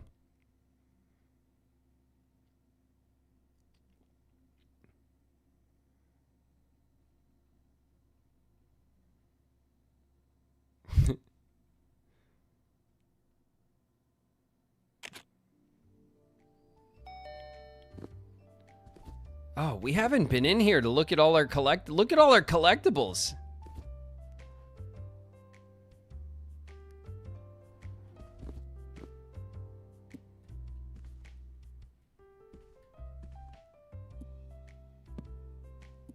Nice.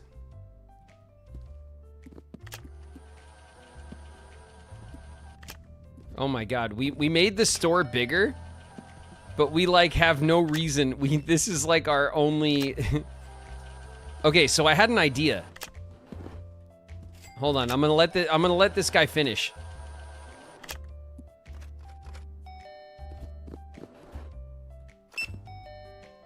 Okay. We don't need the rewind station to be there. The rewind station can be here. Back here. And they could rewind and stock here, because this is where they go to stock anyway. Because they're handling it. So now they just have to walk into the front to grab the returns. But we can make this like just a checkout area. We don't need to like you know what I mean? Big brain move. Yeah, that's what I'm saying. Okay. All right, let's see what we got on the restocks. Like almost nothing. Okay. If we open the store manager, is there a new movie? We got Donnie Darktoons. Okay, we want 2 boxes of Donnie Darktoons for sure. And we want, for shelving, right? We want like a big old wall shelf tier 2. Let's get a bunch of them.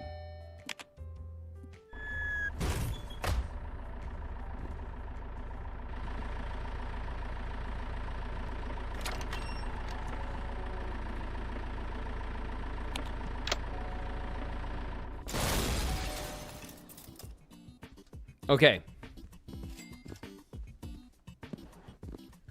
I love this. I want to set up this area up here.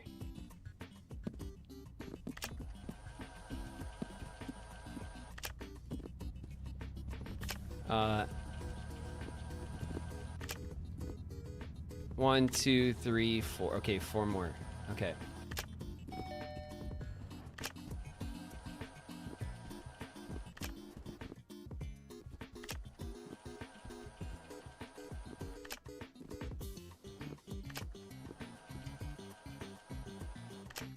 I think this one. So we need 3 more.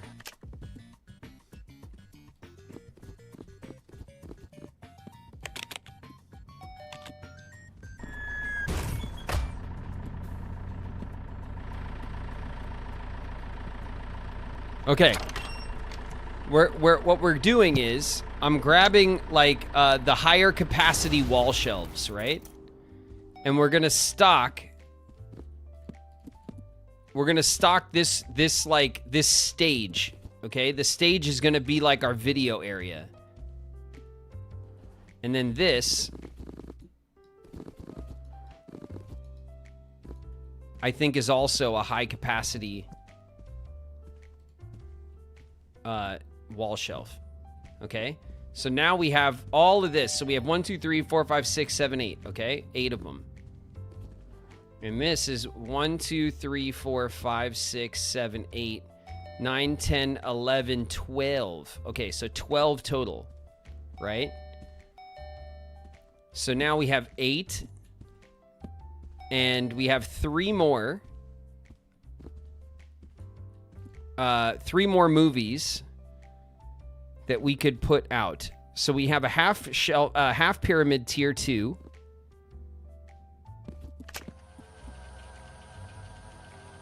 And we have the big pyramid as well.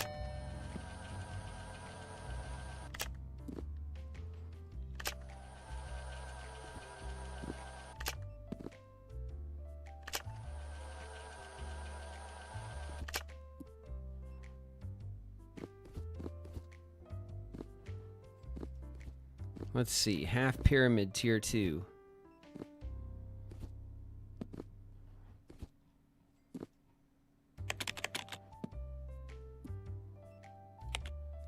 All right, we'll get 4 of them. And we'll do the pyramid style back to back.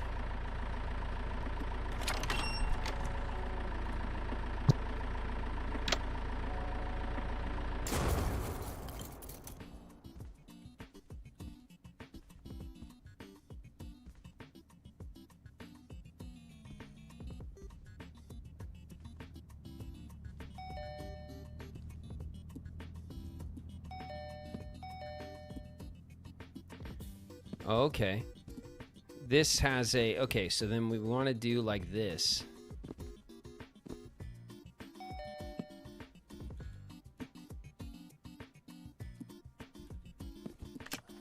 Like this. Okay. So this will house all of our movies. Okay. So Donnie Darktoons is animation. And so is Finding Emo.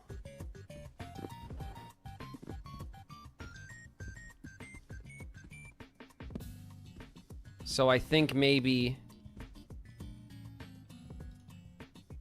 we start stocking.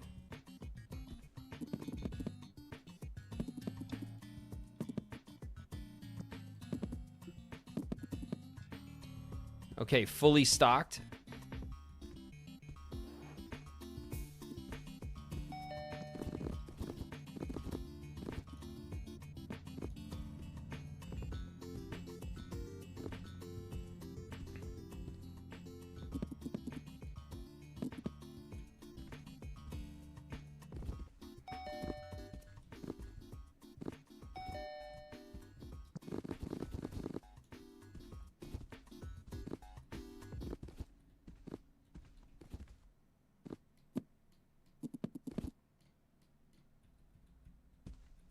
Okay, so that's our animation tower. And I think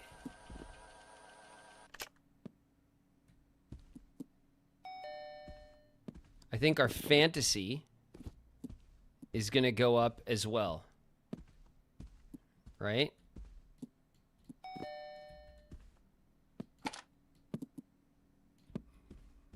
And I don't know how many copies of this we have. Oh.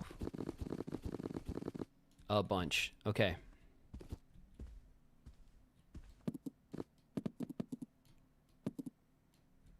Okay. That's our only fantasy movie at the moment. Okay? So fantasy and animation are in the like the front. Okay? We don't have... What else do we have? We have 2 sci-fi and 2 comedy. Okay.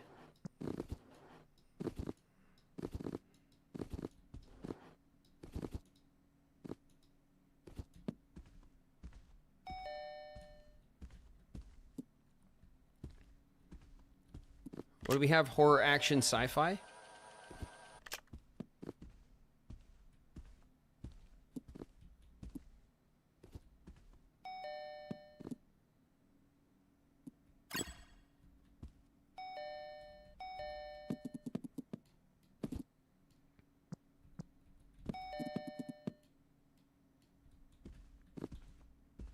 Okay.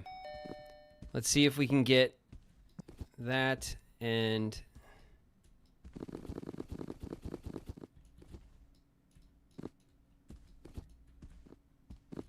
Terrible stalking they do. Absolutely terrible stalking they do. Oh. Okay.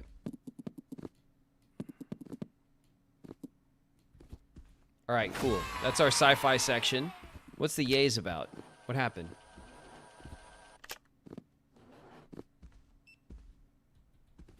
Okay. Let's get these.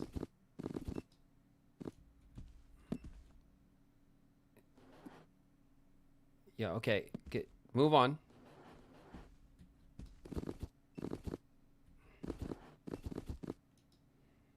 Okay.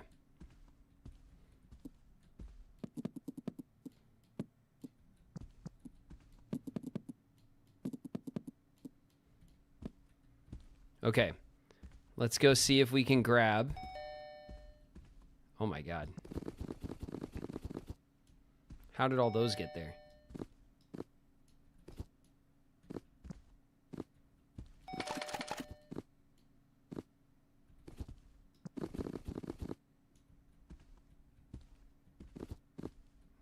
Okay.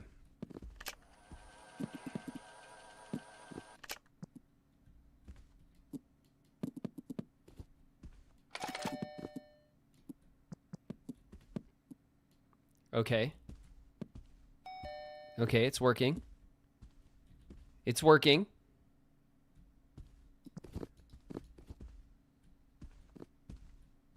Okay. It.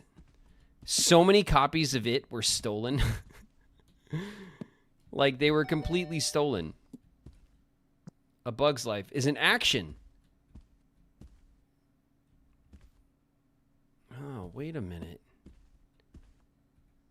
1, 2, 3, 4.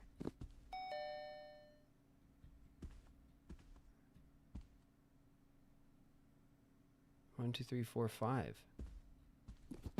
Okay, okay, hold on.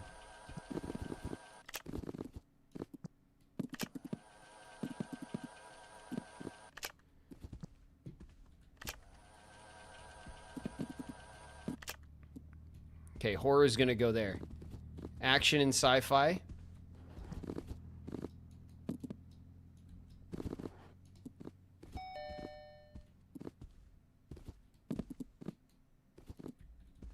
All right, we have so much Codfather.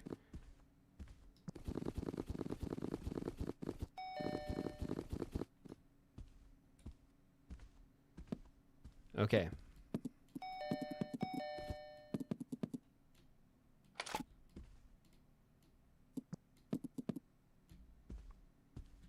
All right, Codfather is like the only one that's like fully stocked. Okay.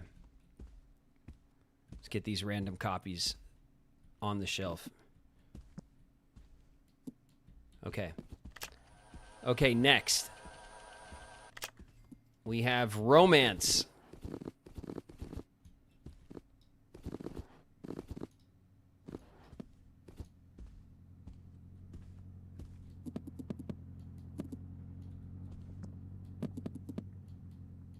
Okay. Fixed walk-on. All right, we'll check it out in just a sec. I want to finish this this restock nightmare. Oh, no, wait. Those stay there. Okay.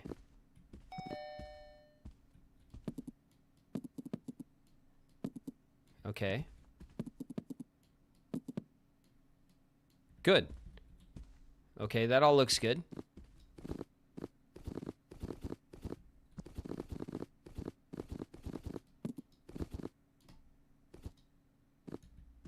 Okay.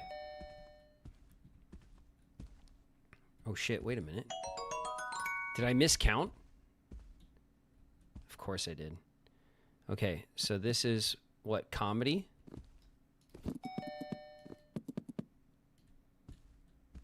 And then this is what, family?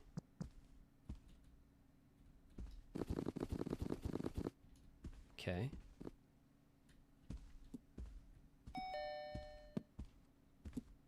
All right, damn it. Animation, fantasy, and horror are here. Family. Where do I put the family? Where do we put the family movie?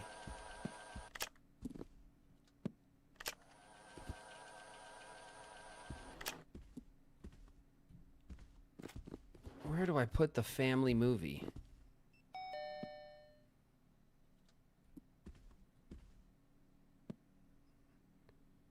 Yo, I think this rack is where it's at for the toys and the stuff. These big ass ones, so that we don't have to restock them as aggressively. Okay. Where? Okay. I'm going to put over here in storage. Cannot stock item on shelf. Oh, damn it. Okay, we can't stock this item on the shelf. The question is, this space is now like really legitimately full. So we want to have like a different section for family. And I guess we'll put it by the snacks. It'll be a snack adjacent family section. Hold on. Wall shelf tier 2.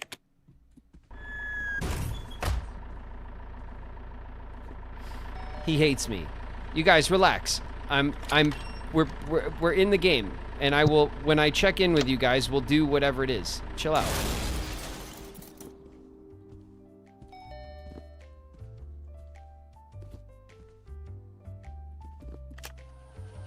I can't. Oh, I wish I can. I wish.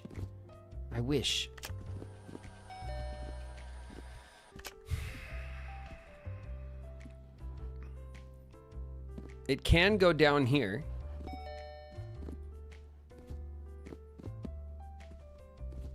That doesn't really feel good.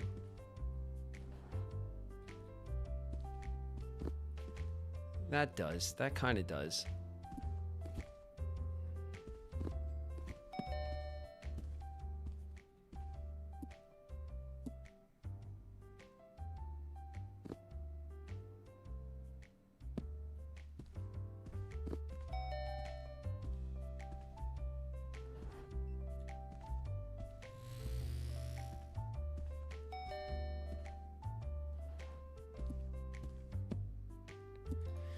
Where the hell do I want to put the family movie? It doesn't matter. We'll put it over here for now. It's in the back. It's in the back with the leave me alone section. There we go.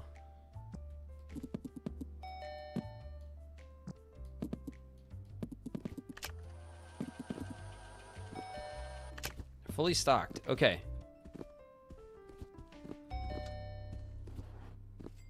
What do I want to do with these normal shelves? Do I kind of just want to get rid of them?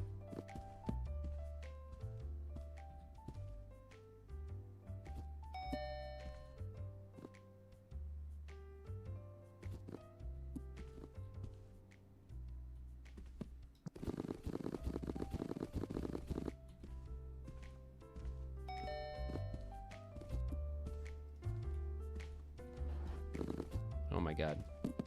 There we go. Okay.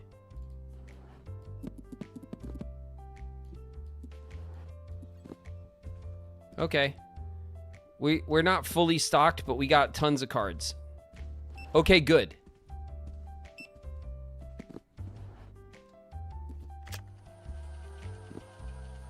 All right. I say we get a couple more of these. I say we order a couple of more of those.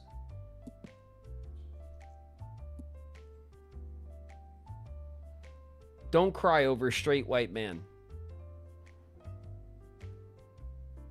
What the hell are you guys talking about?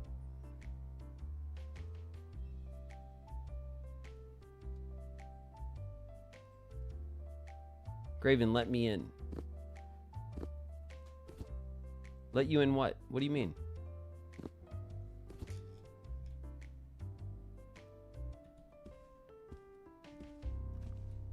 Let me in the game.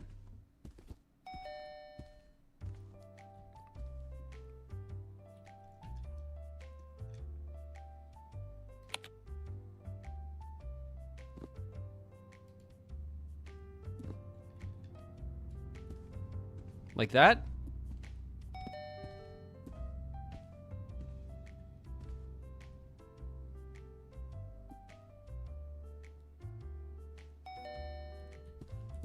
Did you get it?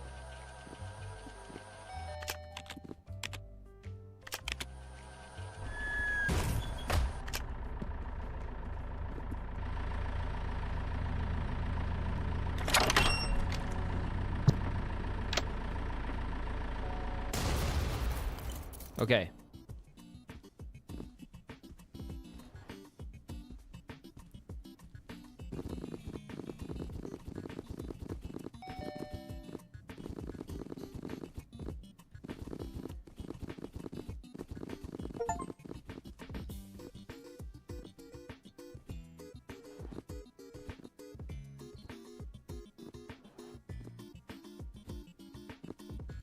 What the hell? Allow.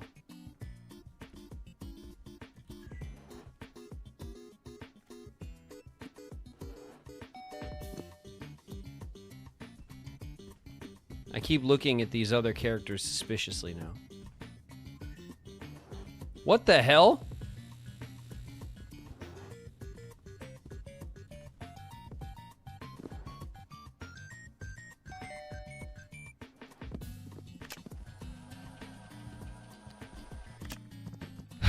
Okay.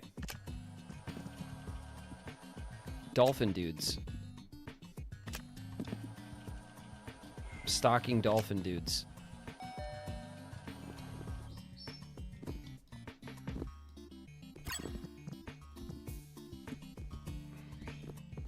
Alright, it's one hell of a toy section.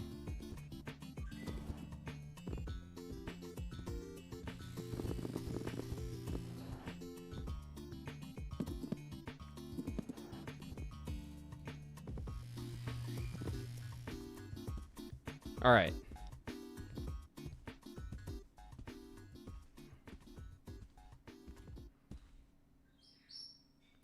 Sell item. Oh, I could just sell them? I didn't have to trash them?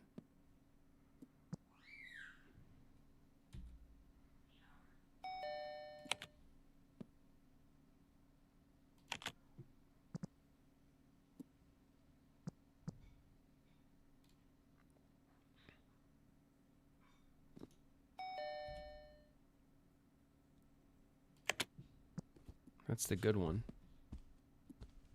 Okay.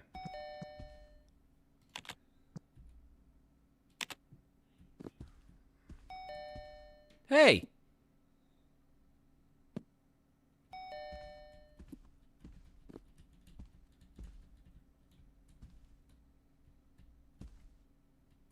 Queen's here.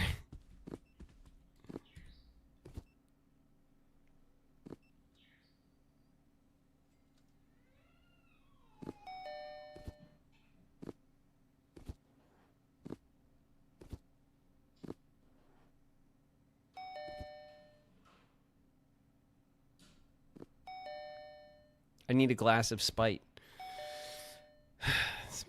You know? I think maybe the big shelves, right? Like these. I think maybe these ones are like for toys and snacks and shit. And we just go hard, you know?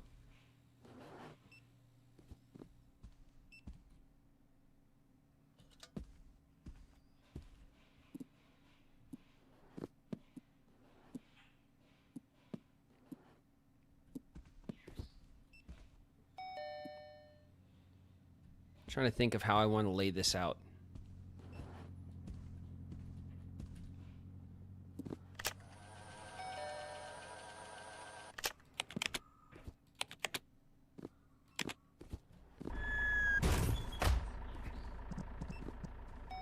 Oh, I have to go pick it up. Hold on.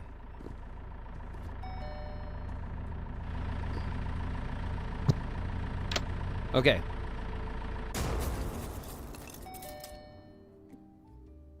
The queen has a bat.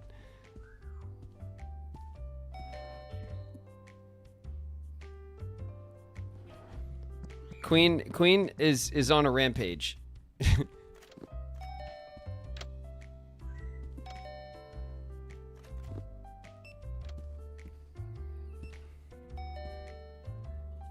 This is definitely like...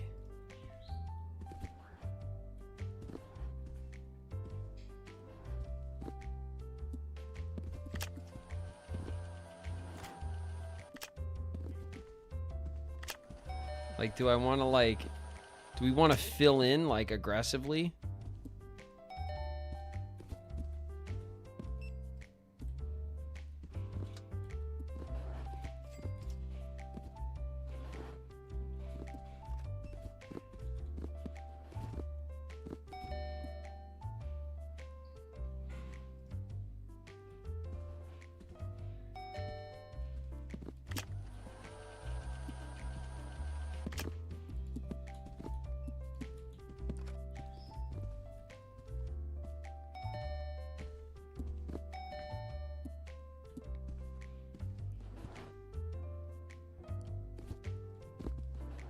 We do, right?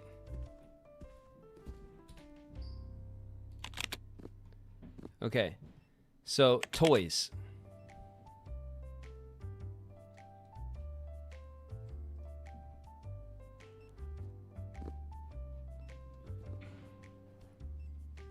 I think we want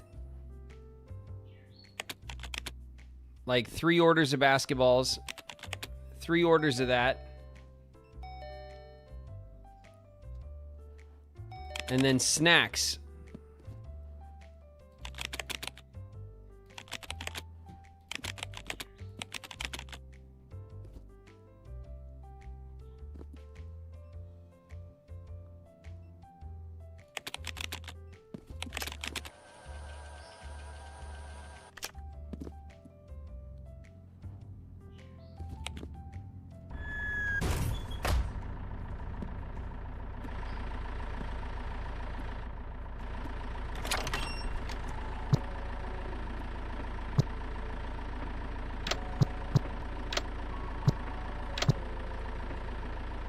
All right. Gorb. Yes. Oh, Gorb be upon ye. And Gorb to all or something. Gorb to all, Gorb night. Worship the Gorb. Kermoodle's in the house. What up, Kirby?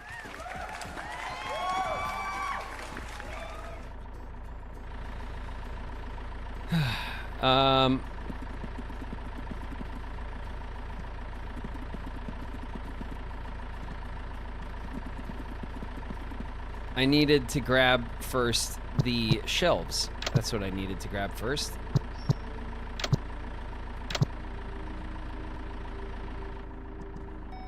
Okay.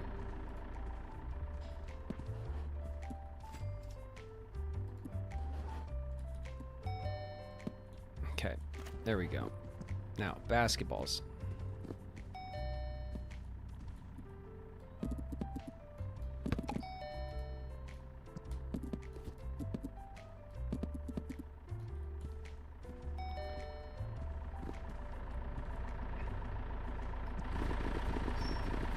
Okay, we're gonna have a massive stock of like toys and snacks now, and that should really up our game.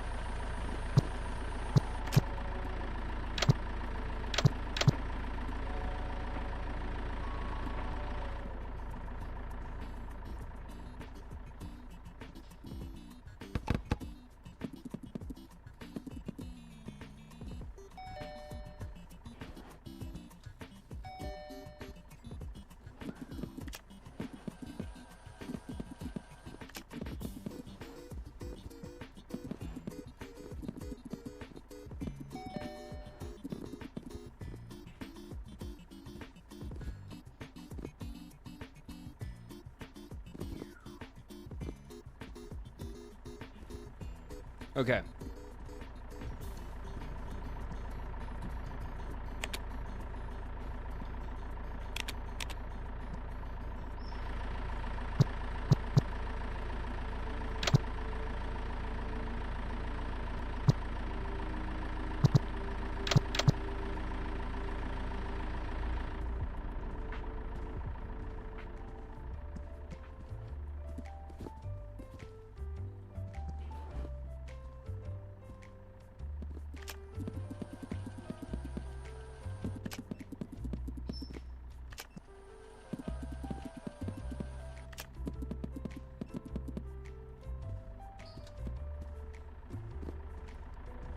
My God.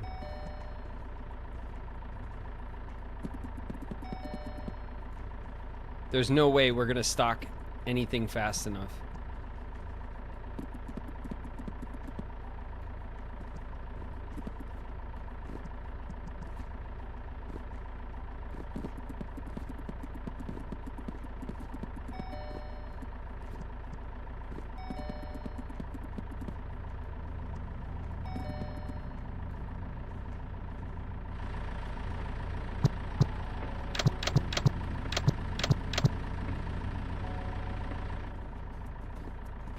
Okay.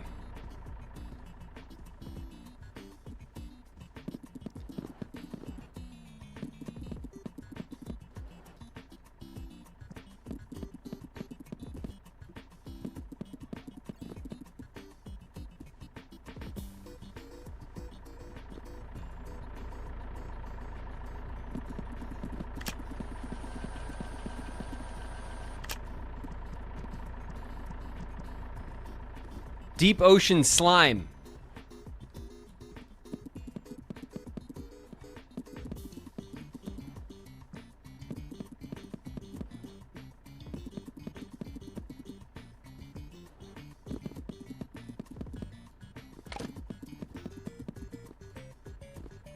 Huge stock of slime.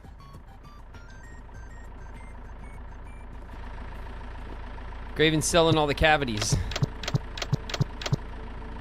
You damn straight. We're selling all the cavities.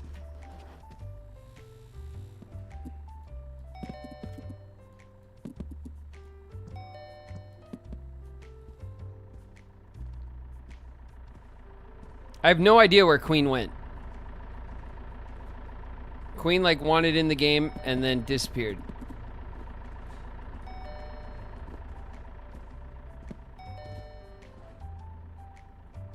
Queen's gone.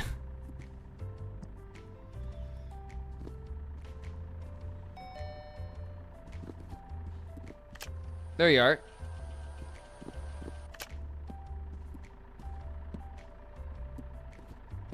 She's threatening customers.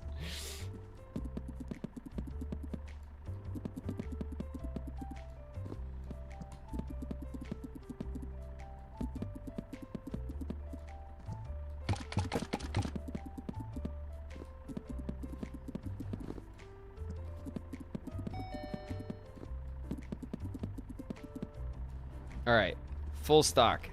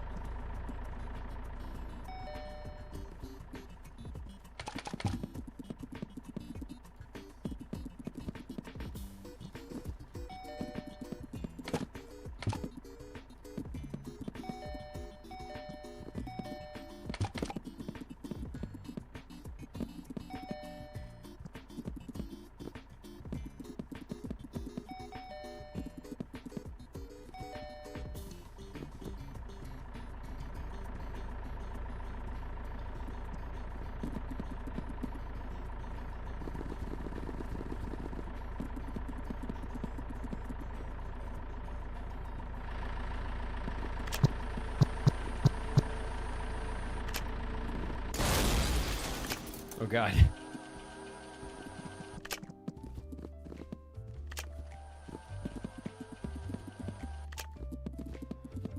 Okay, we definitely bought enough, like, soda. What the hell? Oh.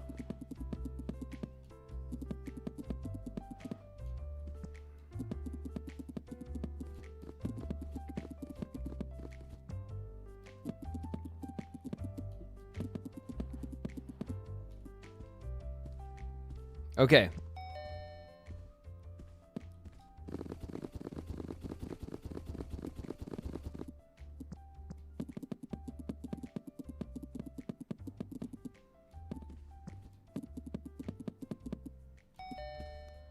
Okay, we have a decent stock.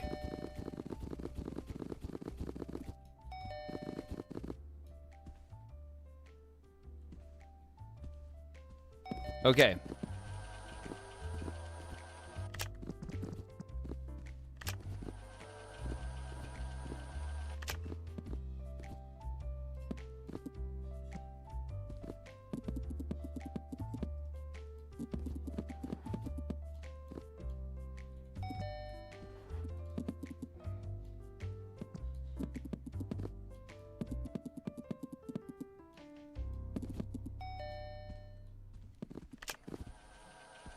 All right. That works for now, I guess.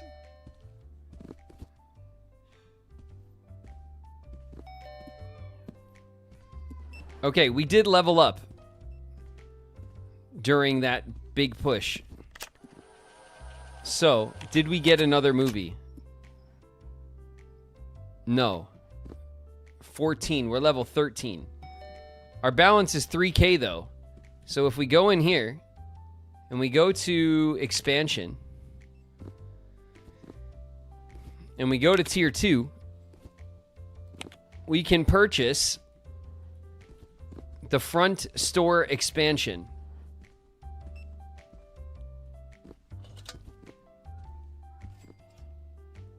What the hell?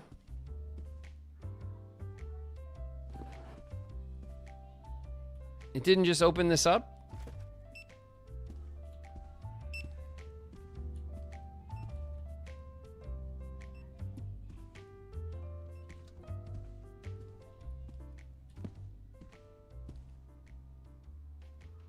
I don't see how much money he has. Oh yeah, it is. It's behind my head. We could do...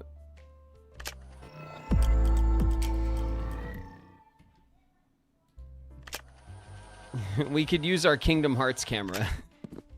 Is that better? So you guys can see the money. We have 1,300 bucks right now.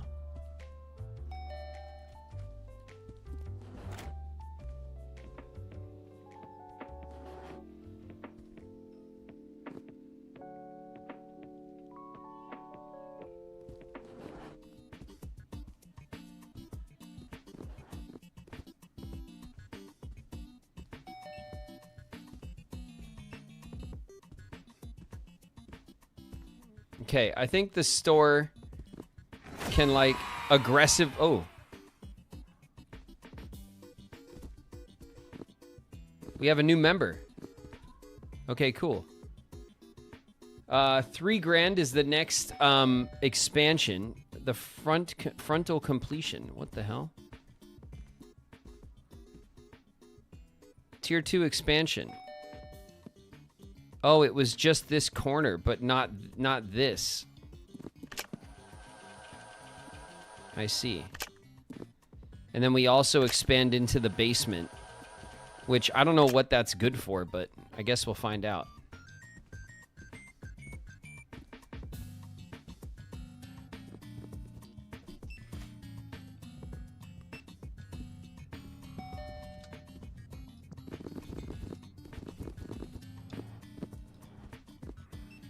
Take these away. They keep stocking it like the wrong spot.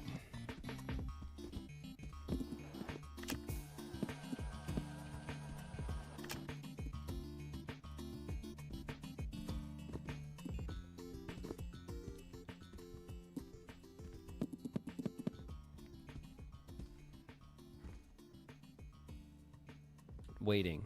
Yeah. You wait. You wait right there. the hell? Like...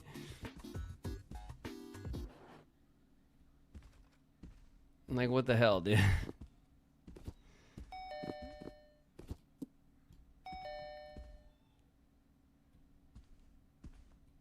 Hey, hello. Hi. Oh, yep. Go about your business. Don't let me stop you. Where's the other bat? You take both of them?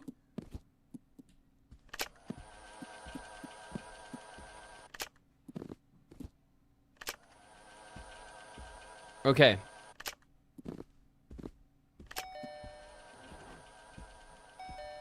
All right. Everything seems to be like under control now.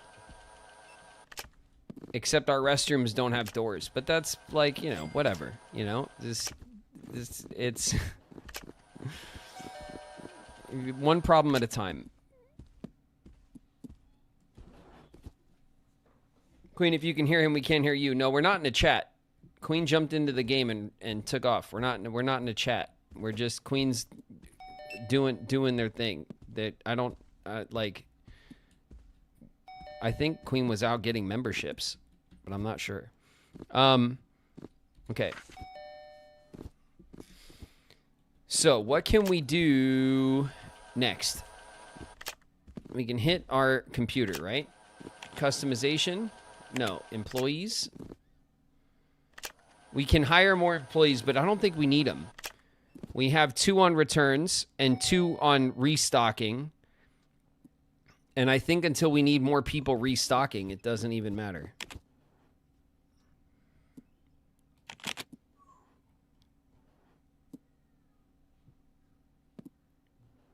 The Spectrum Rider. Nice. These are like the high-end scooters. Useful to change ceiling decorations. A ladder.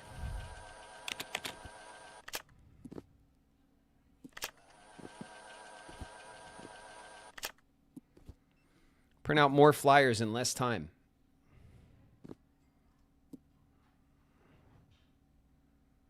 I mean, I don't think we necessarily need more flyers, you know? Requires store level 15. We're almost to video games. Oh, a plushie? Battle Dads. Oh, it's just it's Rock'em Sock'em Robots.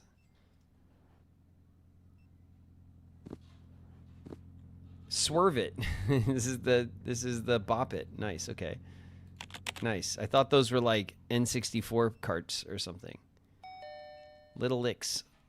Big Pop. Okay, there's more snacks to get for sure. There's a bunch of like Red Bull flavors we can get.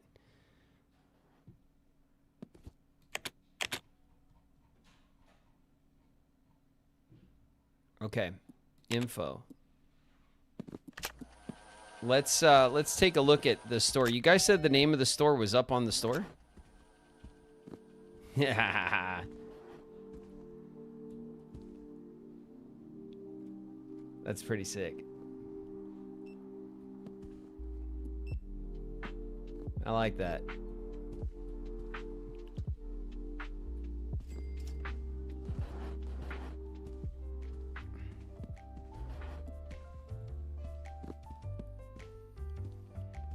All right, well, I guess the move now.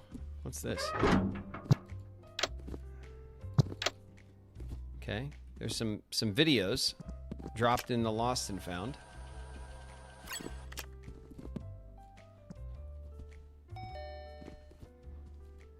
Nobody's renting the family movie at all.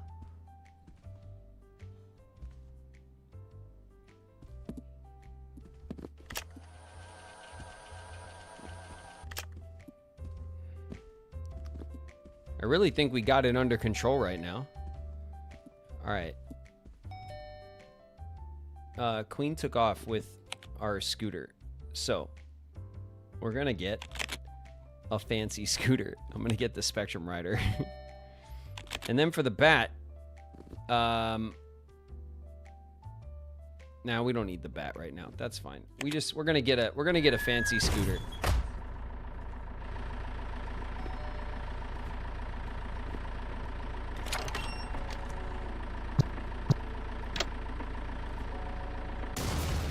Hell yeah.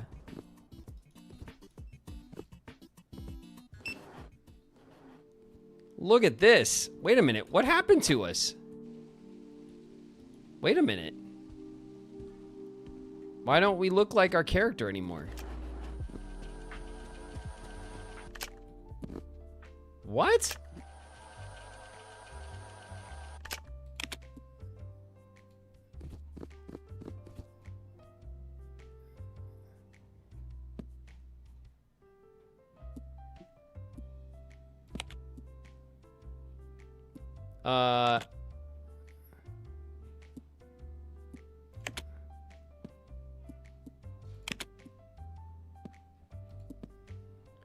Where's our hair color? The Rachel.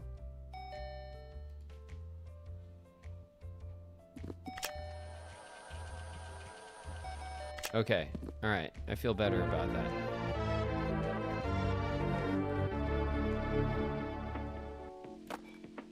Aldersnap with the resub. It's been 8 months, Aldersnap. Thanks so much for the resub.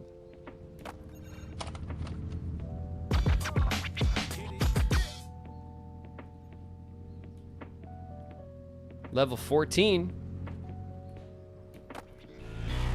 Whee! Oh, nice. Oh my god, we can bust tricks.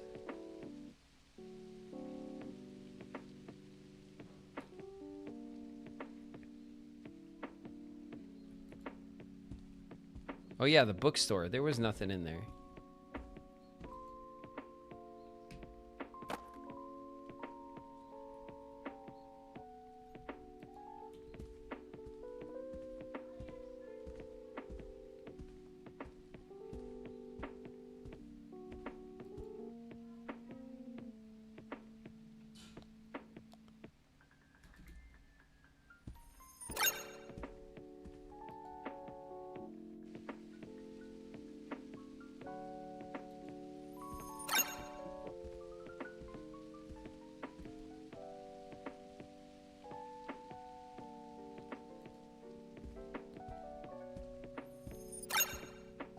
Okay. A bunch of collectibles back here. So we've never poked around like all the way back here before.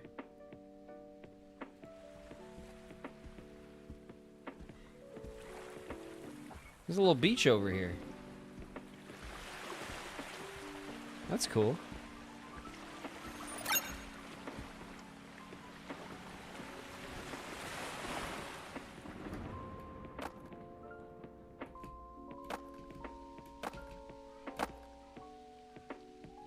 Making serious tricks over here.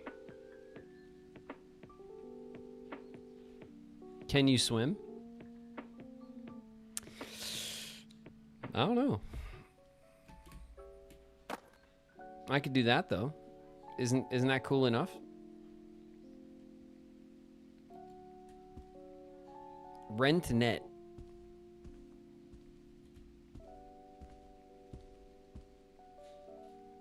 Follow, obey.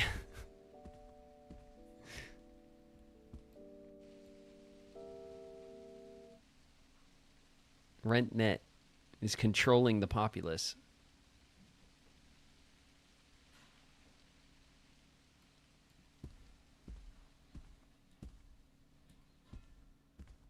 Little tunnel back there. Doesn't seem to go anywhere.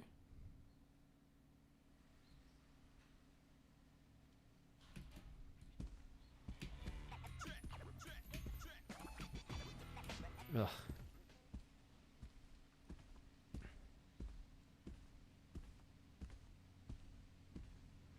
This is like Lily's scooter. Lily has like a Razor scooter, and her Razor scooter is. Oh my god. That music was very aggressive. Lily's Razor scooter has like the iridescent like coloring like that.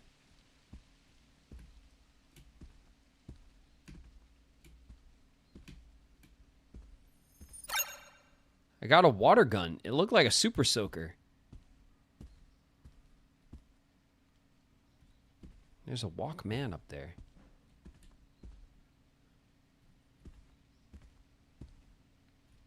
Oh, here we go.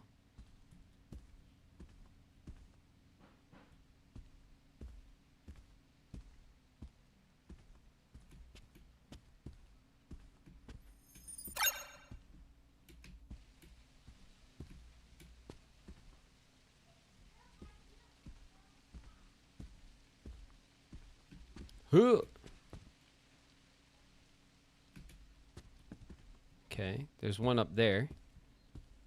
That's like that's a bop it, twist it, flick it, that thing. We can get up there. Okay, there's a stack of boxes in the yard. Game has platforming. Wow. Yeah, it does have platforming. There's like a whole like world to explore. It's kind of great. Oh my god. Jump up here. So good at games. There we go. And we got him.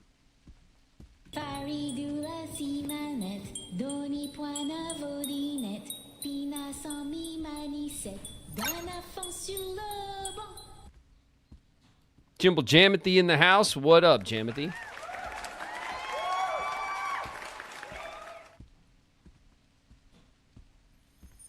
Grab that.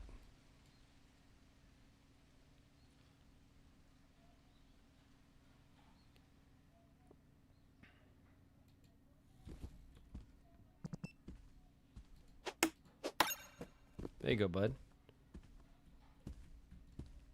Go rent a BDO. You want one? I already have rentals. Fine. Then get out of here.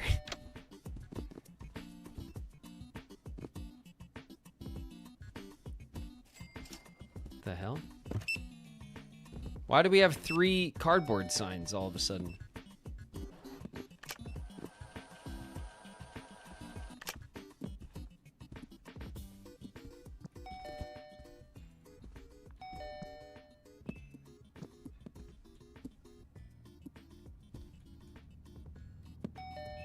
I didn't even notice that my scooter was right there. And the bat, too. I guess we'll keep the bat. And we'll keep our cool scooter. But no.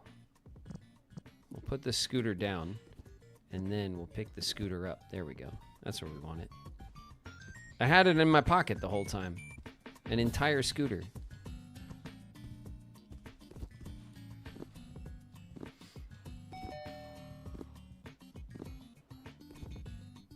Okay. BDO games. Oof. Oof. We can put up 4 video games. Roguemon, Eggy,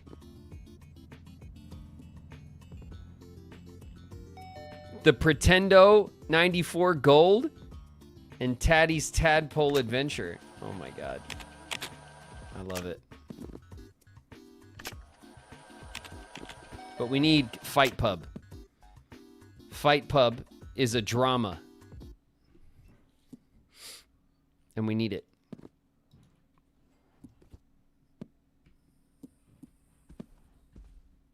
No, order it. There we go.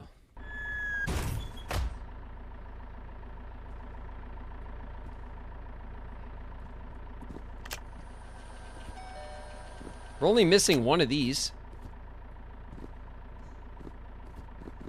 And one of these. Nice.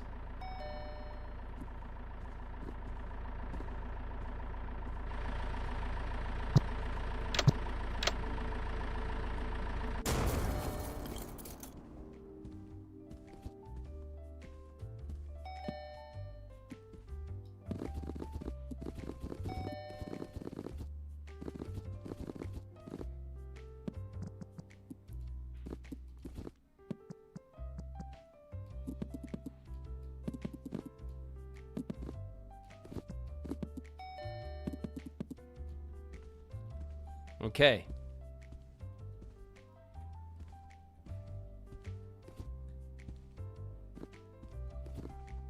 Now, where are we going to put the romance.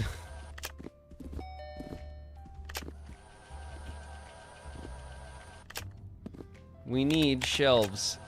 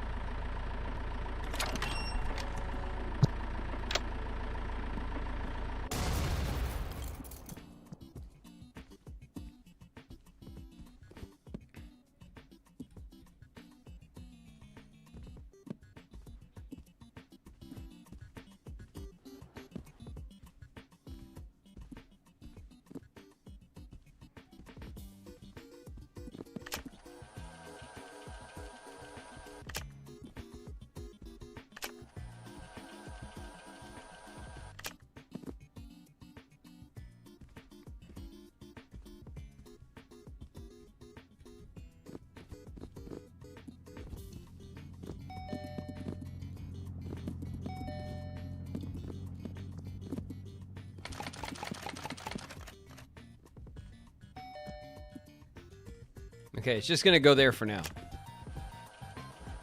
Once we have all the movies for each category, then we can we'll make like a section for each category.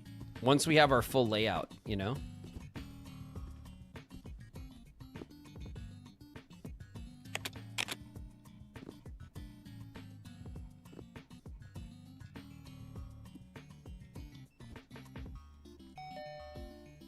So level 16 is our next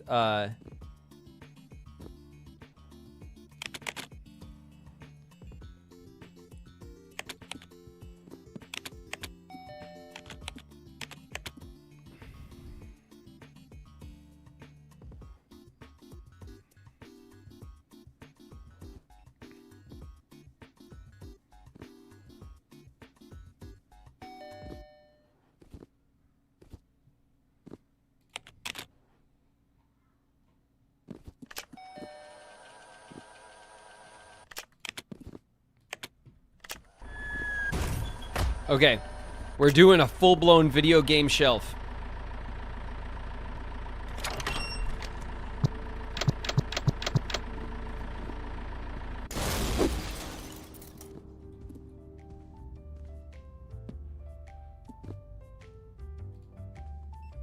Okay.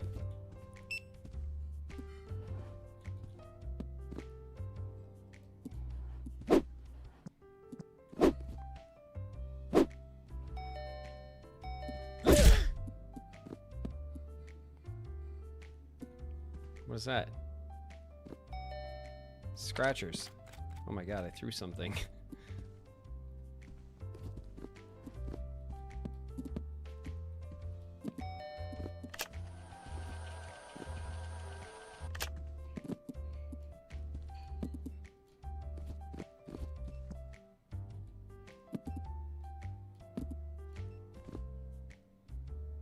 Why is there so little?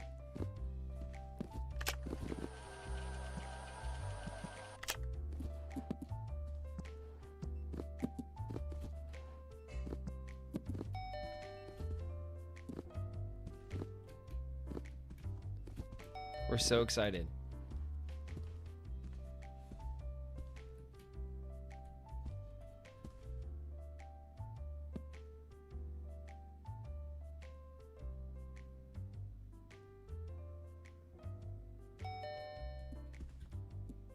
What? You want me to change my thing? I got you a plaid shirt. He did. Shirts.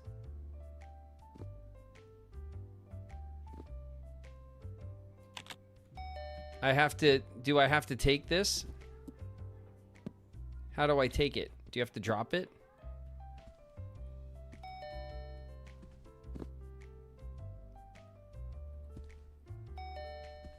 Follow me. Okay. The store is doing great.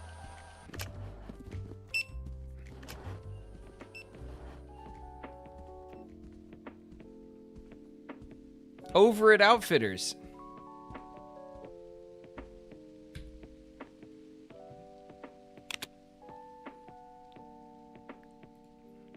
Shirts.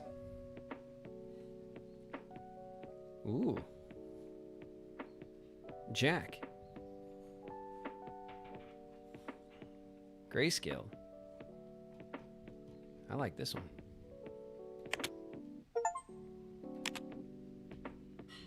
Hell yeah. Yeah?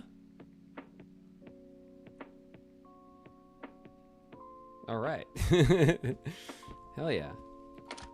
Oh shit, I threw a video game in the street. Give me that.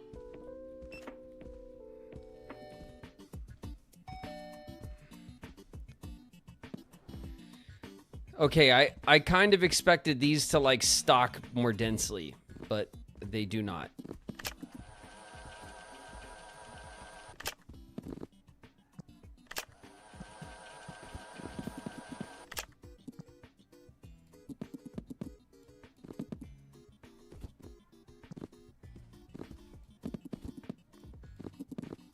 Okay, so I'll put those like that.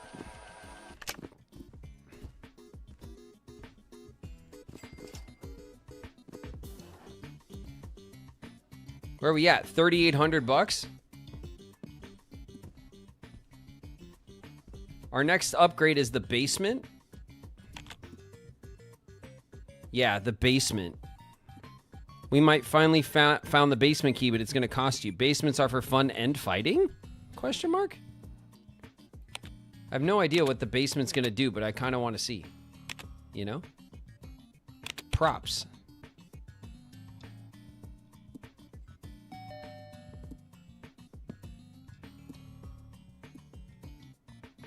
Ice cream stands.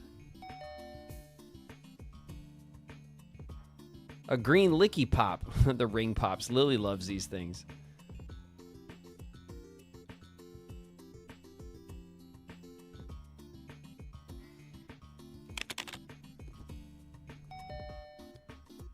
Requires side hustle level 1. Train up your fighter.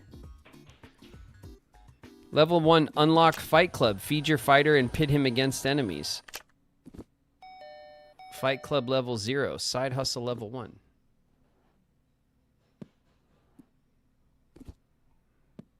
Repo Man. Hire a repo man to track down overdue rentals and handle the dirty work for you. He'll recover missing tapes and drop them straight into your return bin along with any late fees overdue. You don't ask how he gets the tapes back. You just count the money. Is this like a permanent?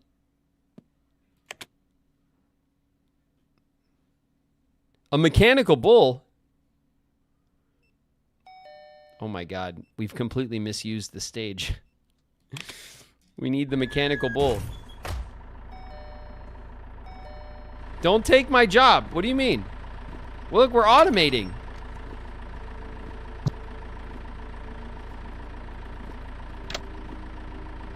What does this even do?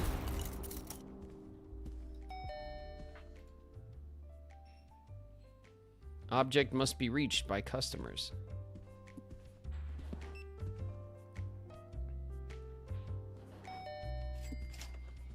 Does he just sit here?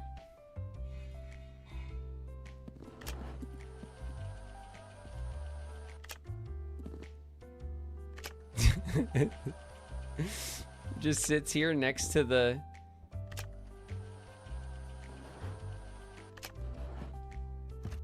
The repo man is away.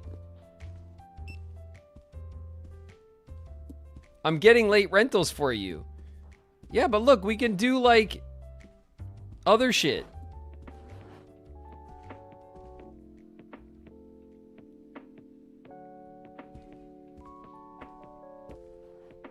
It's like the most useful thing that I could, but look.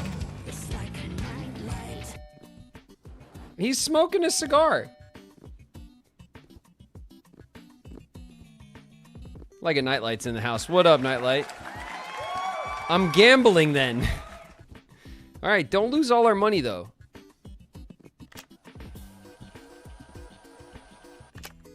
We have this huge section of the store that's just empty.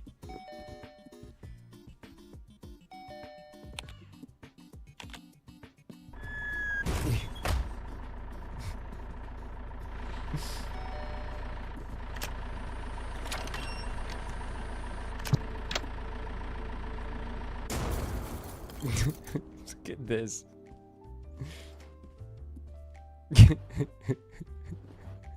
I can't even tell if any of you are acting strange because you've been replaced or because this group is full of weirdos. Like, where do we put the bull? The mechanical bull.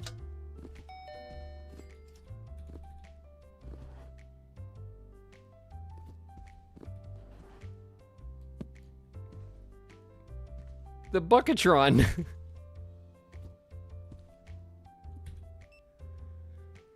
The rodeo is an active gambling side hustle. Activating it puts you into betting mode. You'll wager money on how long the rider can stay on the bull. At side hustle level 6. The alternative activation, Shrimpify,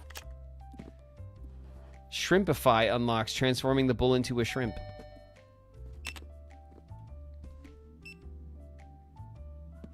What? I have to bet?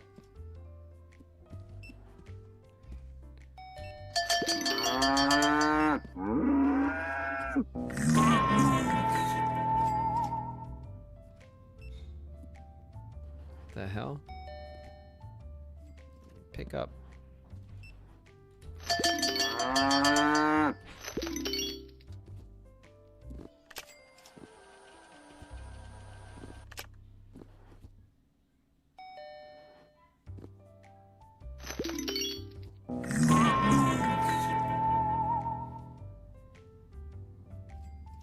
Busted.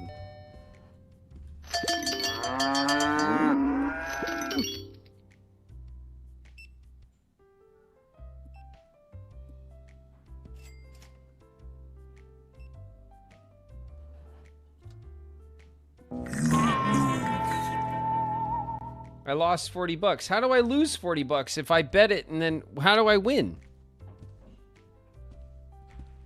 I don't understand how this works.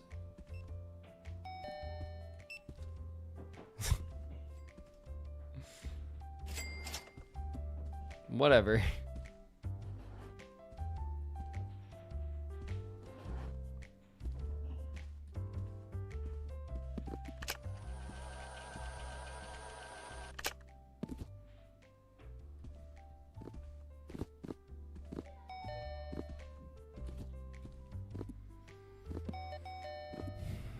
A sloshy bar. Movie mixing. Produce original titles with custom cover art and name. Put them on your shelves as brand new rentals. All creations can be ordered from the store manager. Experimenting with combinations can unlock hidden styles and themes. Wow.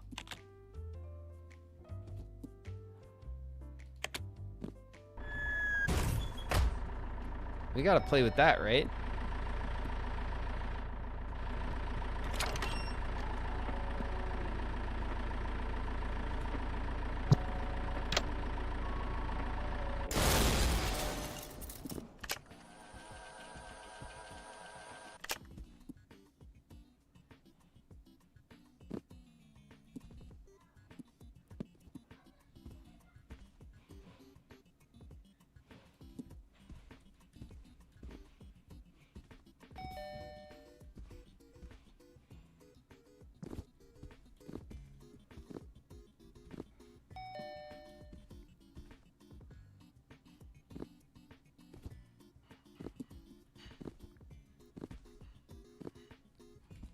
Enter station. Movie A, movie B. Oh my god. Okay. The Codfather mixed with Finding Emo. Okay. The Codfather and Emo.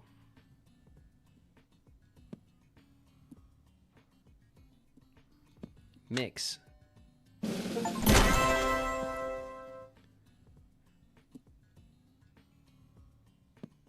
Airport terminal, dystopian airport terminal. Rental price $8.98.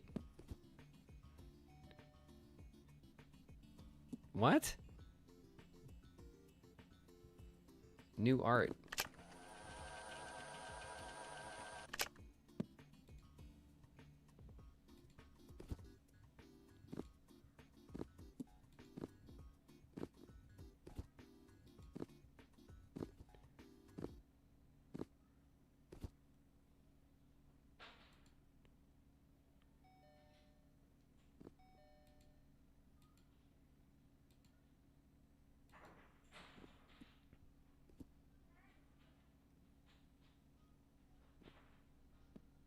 Starring Tom Hanks. What was that movie called?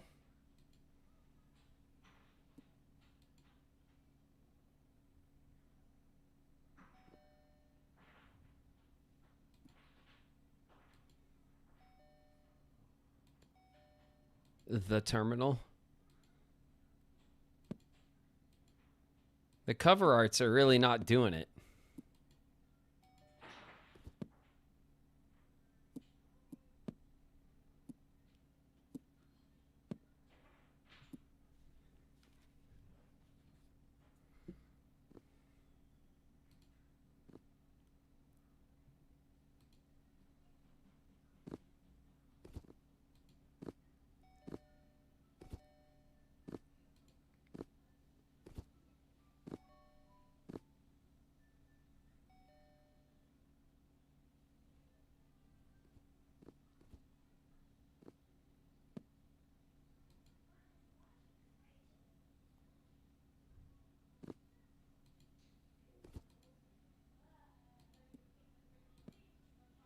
Before the government breaks.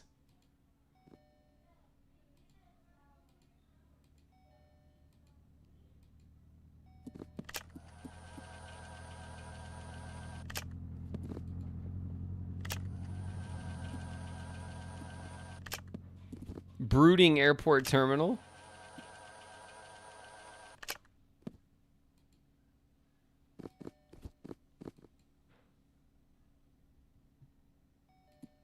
I don't know if I like this system.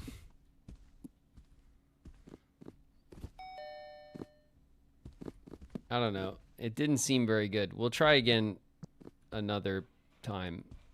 Where can I...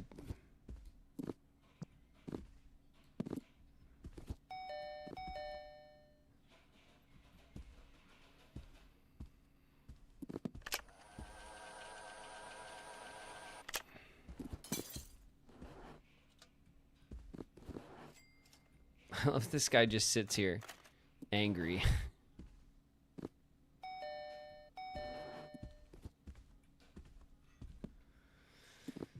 Okay.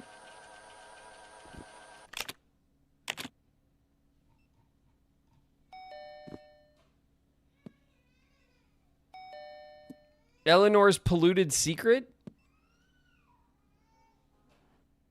What? It made it for us anyway. Eleanor's polluted secret. This is what we like ended up on. That's annoying. It's like not a very good one, you know?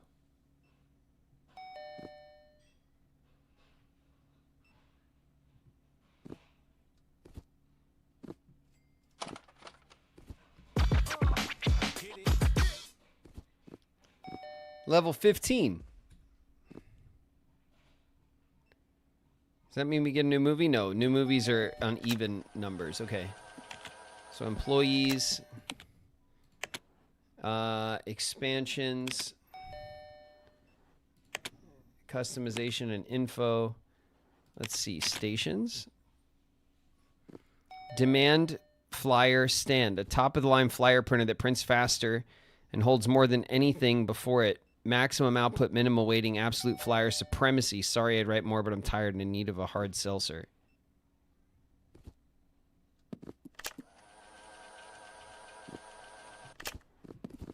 Okay, so we've unlocked the last station that's available, which is the level 3 demand flyer printer.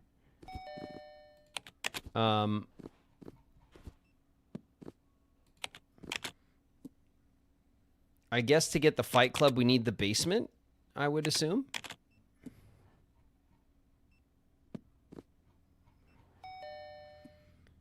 Featured movie shelf. Tapes on this shelf cost the customer 150% more, but only grant half the loyalty. Tapes on this shelf cost the customer 30% less, but 150% loyalty. Okay, so there's some discount shelving we can do. Swerve it.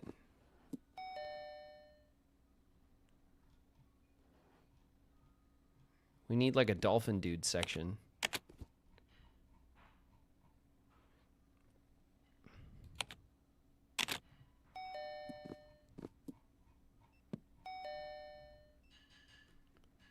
Okay, I think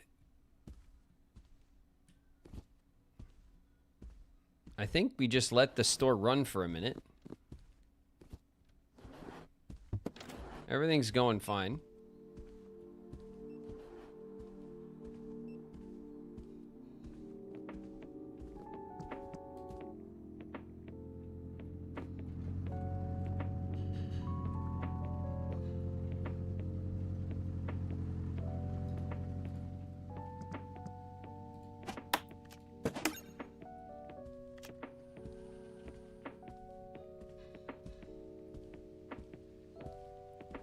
Let's see if we could find a couple of collectibles. We haven't gone to this corner of the map.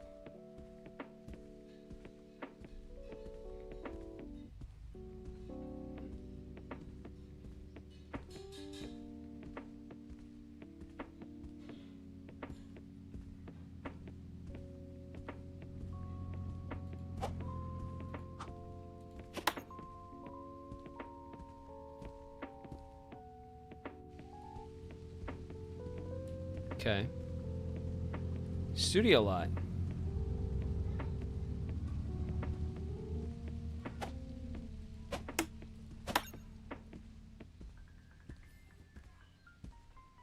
These people are in desperate need of some movies.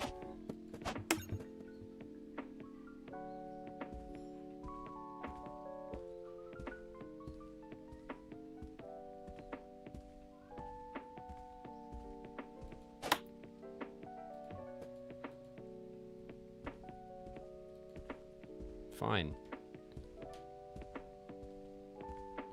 Fine, don't go rent a movie. See if I care.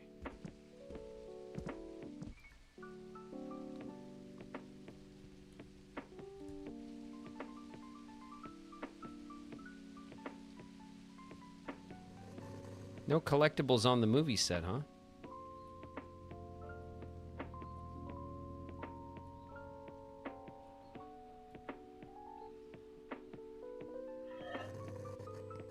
Not in your life, bud.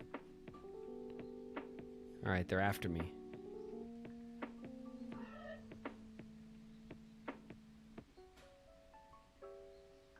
They're always watching. Ooh. Let's get up here.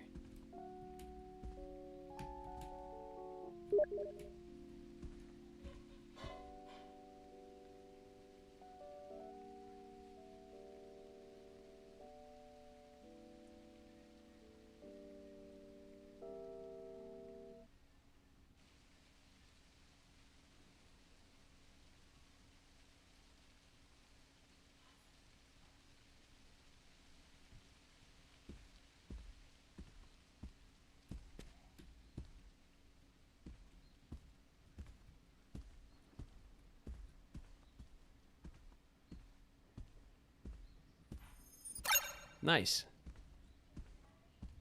I knew there had to be something up here.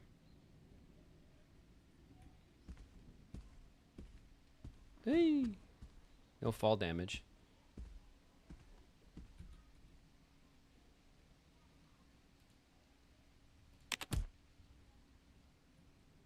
That's right. You're lucky. You're lucky I found you and not the guy I hired. Or queen, for that matter.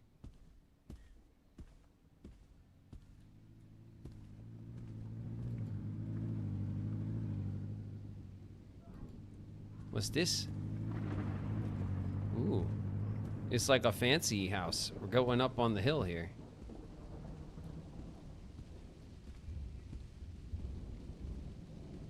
Let's see, how can I platform up onto this house?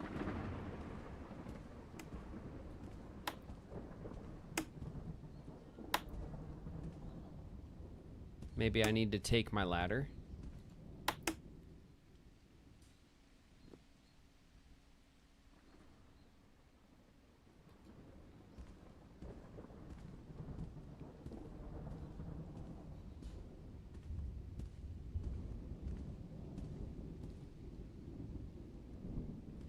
Doesn't seem like that's a reasonable jump, you know?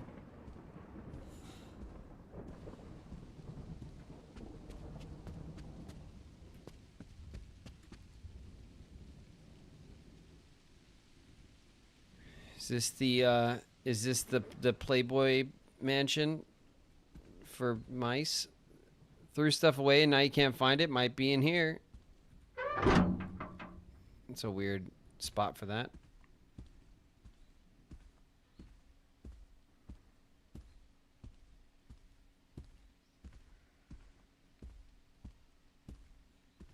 Okay, there's a big mouse mansion here.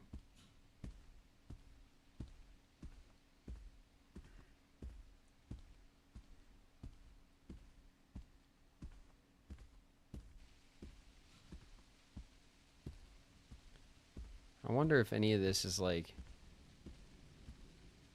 for future content or if they're gonna like do anything with it. They certainly made a big map in this game, and I'm trying to figure out why. There is a party going on.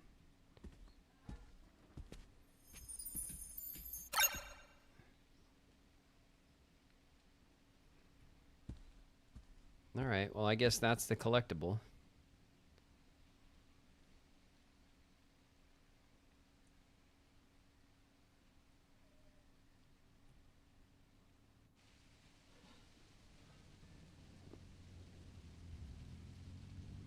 Are you gonna move in? I mean, I don't know if player homes like make sense in this game.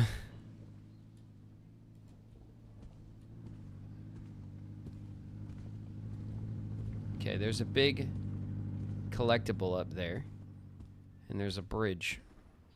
So maybe we. There sure is. Okay. So we want to start over here like this and then go across this way. Hello? Hi. Hey. Some ramen and rice. Ramen and rice? Yeah, I only had a little bit of both. Well, thanks.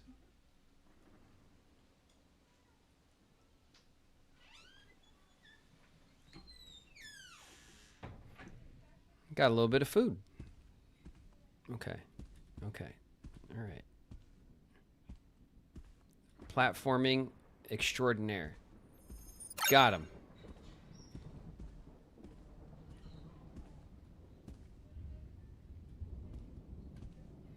What's for dinner? Ramen and rice. A little ramen, little rice. Sounds good to me.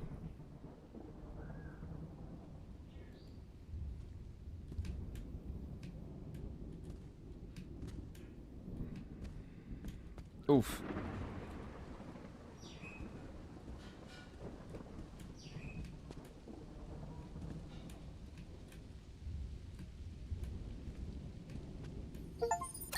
Got him.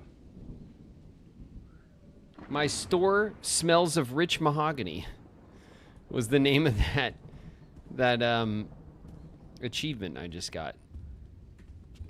Which I think was because we made like a certain amount of money in the store.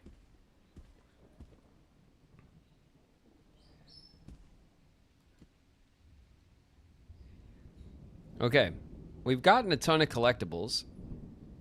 I don't know if we've finished any collectibles, like any groups of collectibles, but we've definitely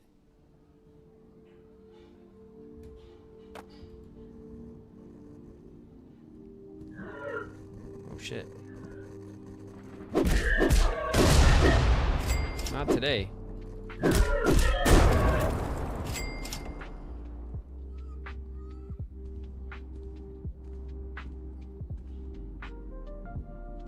That's right.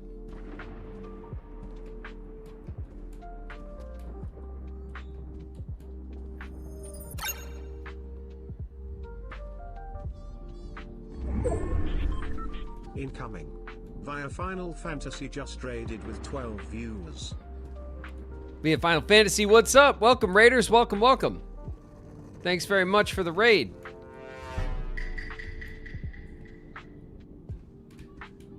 We're here. We're running a video store, believe it or not. We're just not there at the moment.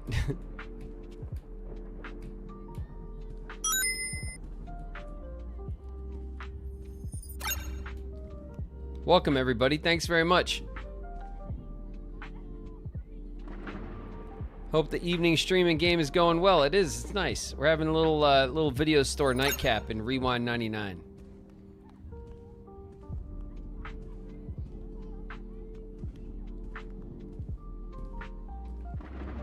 We're doing a little collectible hunting. And we're busting bots.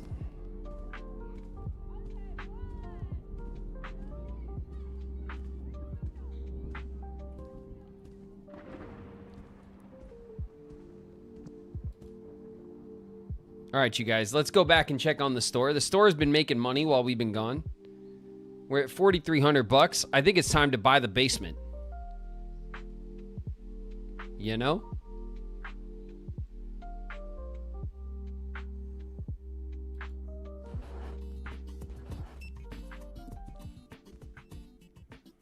Okay, if we go to expansion and we purchase the basement,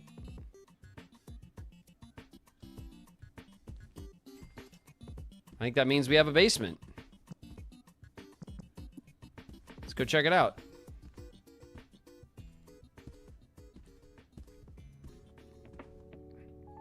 Expansion unlock, managers only. Basement. Oh yeah, fight club and rodeo.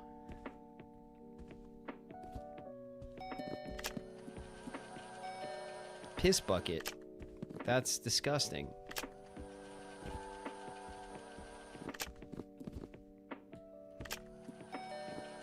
Okay. Does this mean we can start a fight club now? I guess we put the rodeo down here.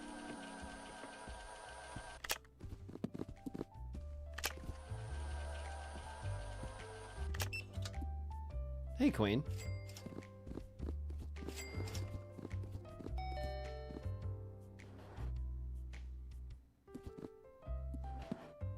Have a good night. See you later via Final Fantasy.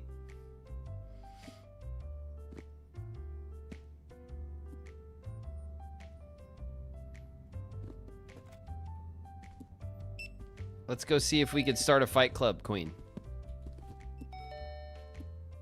Items, side hustles, fight club, level 1. What the hell?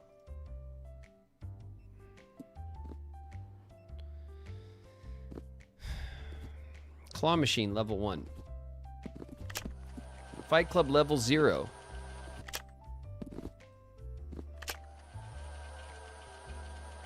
I have a fight club level 0.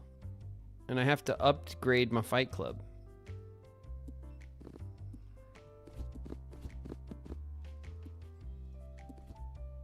I don't know how to do it.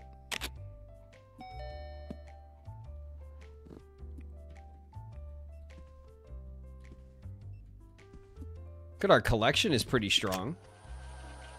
We're missing 1 blue game and 1 gold Playboy game.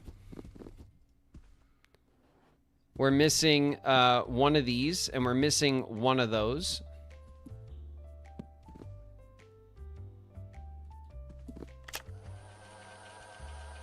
And we're missing some Game Boys and stuff, but we're doing pretty damn good on the collectible front, I think.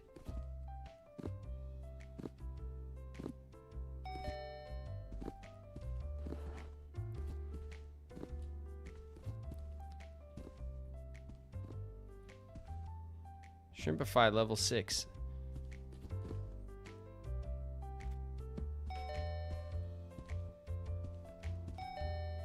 Alright, everything looks stocked enough, except basketballs, strangely.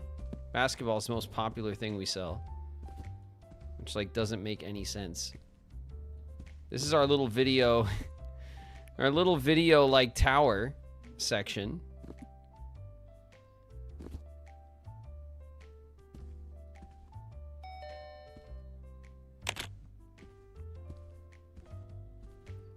Let's look at our next expansion.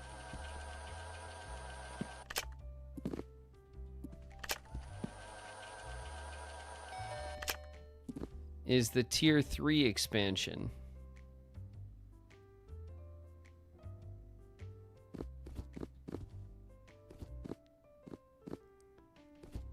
Oh, which opens up this way. It opens up this wall.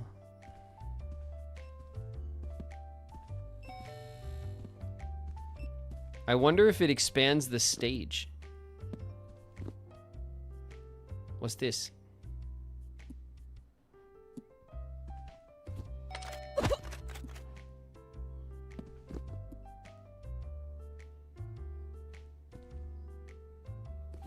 It's our secret movie.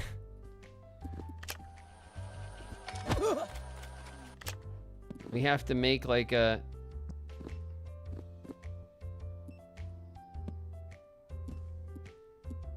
PD in the, I can't read that. PD in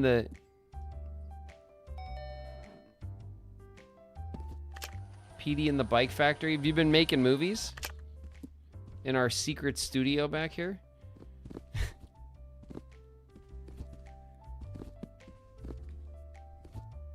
Hell yeah.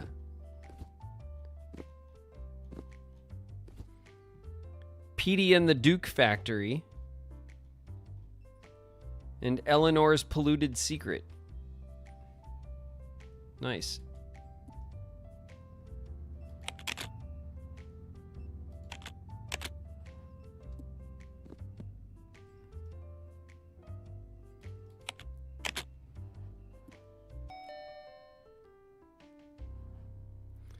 Phony's flagship console, the Playcation. Nice, we can sell Cheeseborn. Worms.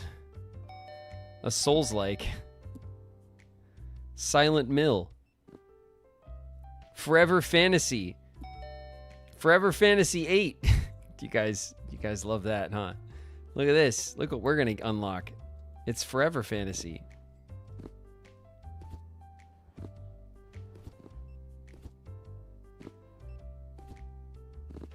The Dream Blast. Oh man, there's like multiple systems we get. Gerald the Dolphin, Defender of the Future. Gerald the Dolphin is hilarious. Oh man. We could sell Dreamcasts and PlayStations. And we have a Bucketron?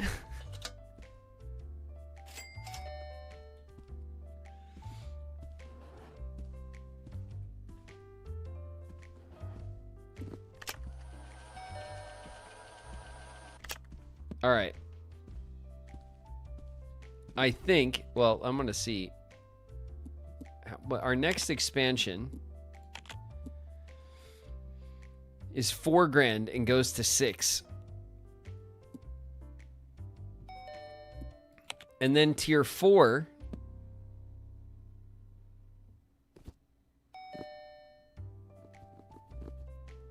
management only. Accessible only to high value employees and previous owners. They were all promoted eventually.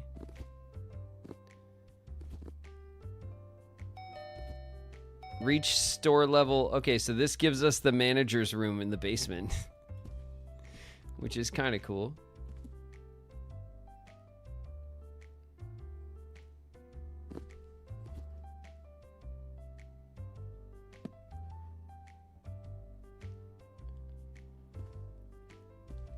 I think we're doing okay, it looks like.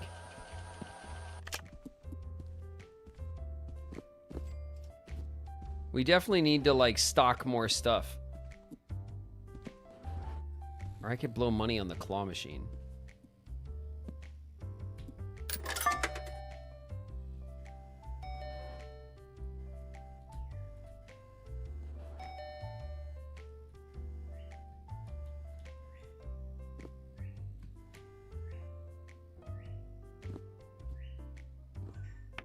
Oh, yeah.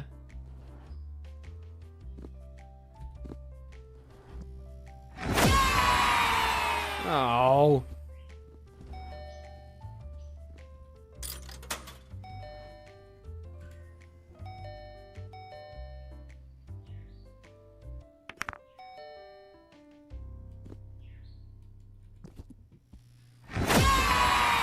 Popcorn?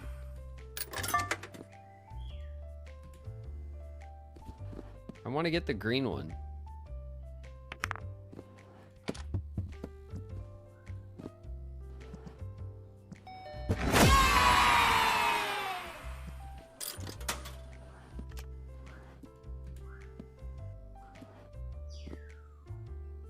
It just keeps...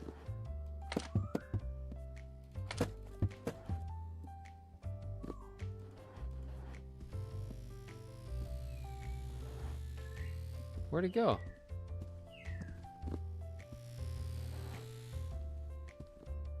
What the hell? Did I lose it?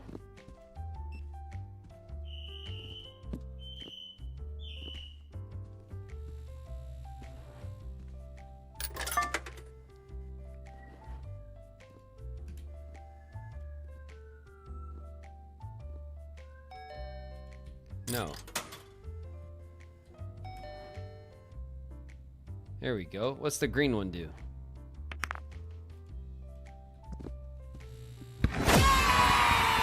Basketballs?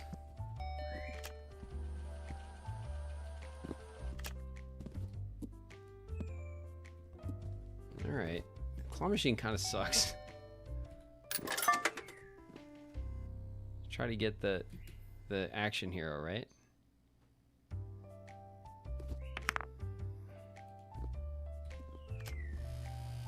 Collectible found. 75 Mega Dude Blue.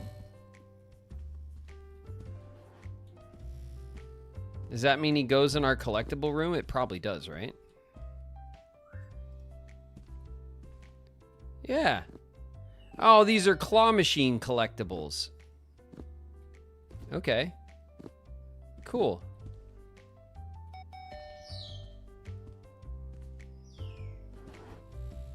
Scratch the scratcher and feel better. No, the scratcher is what broke the game last time we played.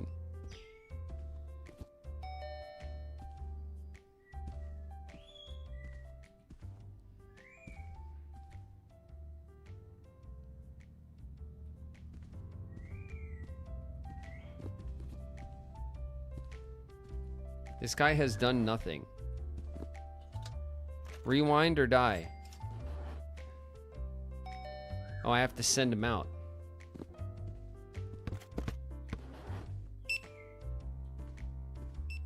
All right. Well.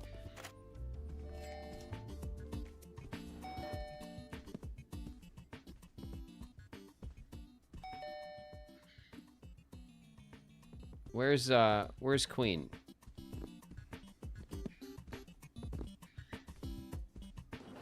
I think we're gonna call it there. It's getting to be about that time. Progress feels slow at this point. We got a bunch of collectibles. We reorganized the store a little bit. We just leveled up to level 16, which means we get a new movie.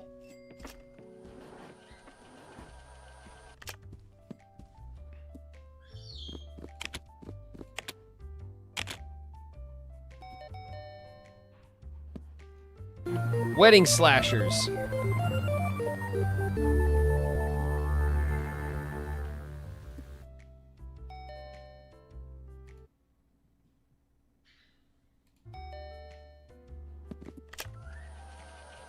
You have to pay him. Oh, the guy, yeah. That's what you're talking about.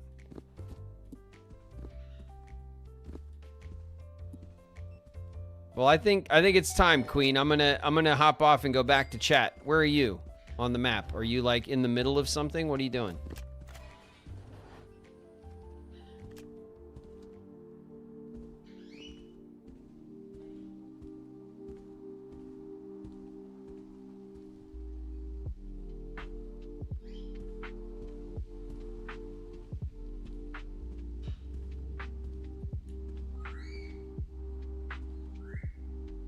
What are you wearing, cutie pie? What the...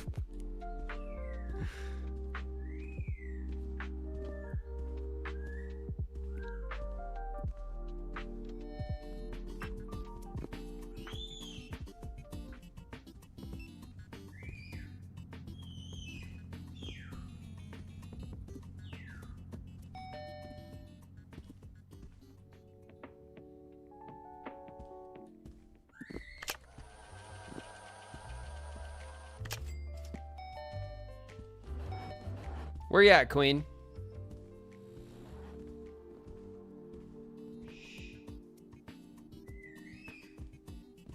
The hunt for Queen.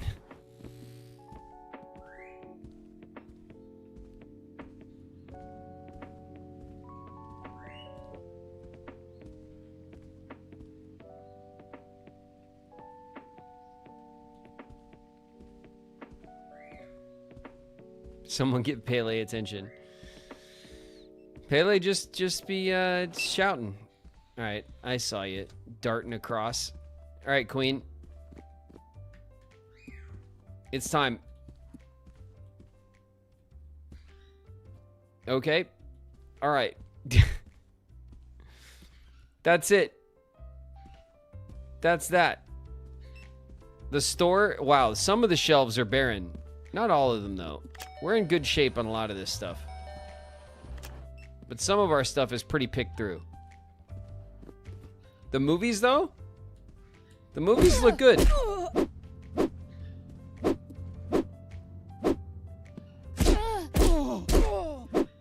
Thanks.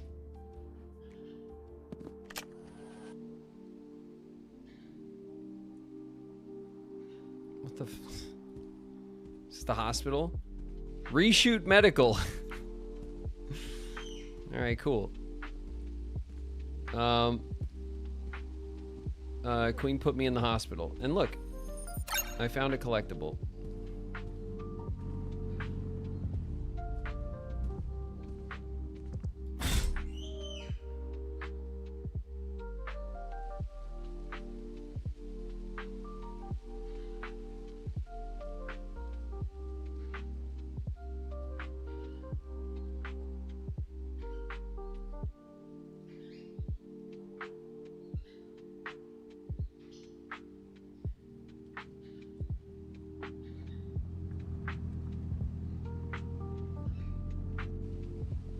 Vibin'.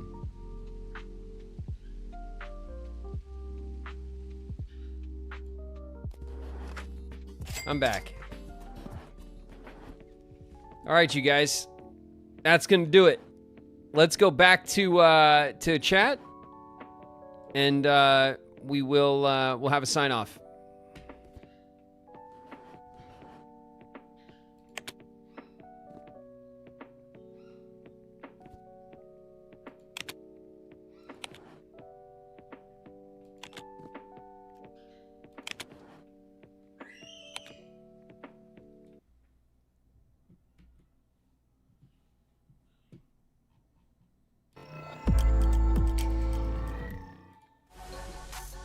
Oh.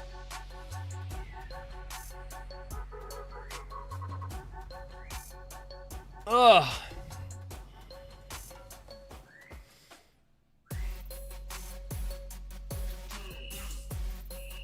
Who kept buying all the basketballs? I have no idea. I don't know why basketballs were so popular, but they were.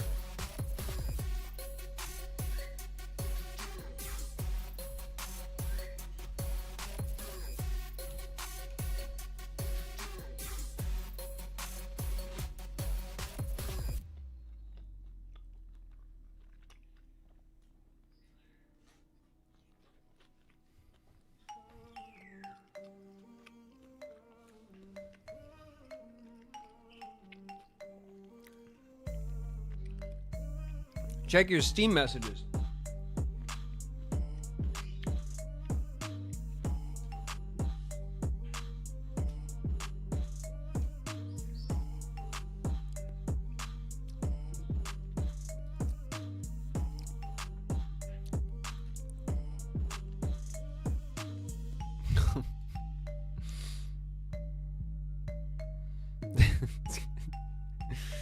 Is it... That's your new, that's your new Steam profile, Flame. Super 8 Donnie. Hell yeah.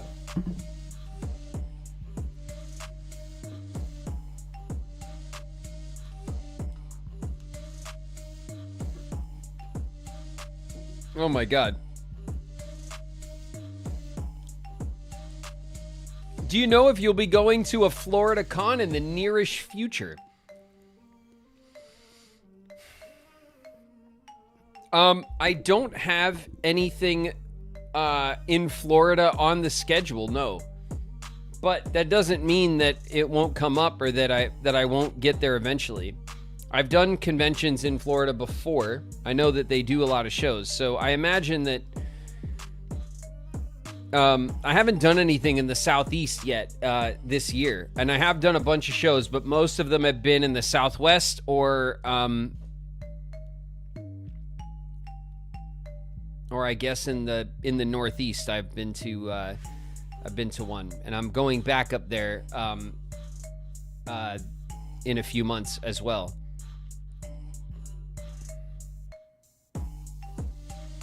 You mentioned you might have one in September. I was hoping it was a Florida one. No, the one in September though is unannounced, so I can't really talk about that one yet. It's too early to do so, but it is. It will probably be out here in the West Coast.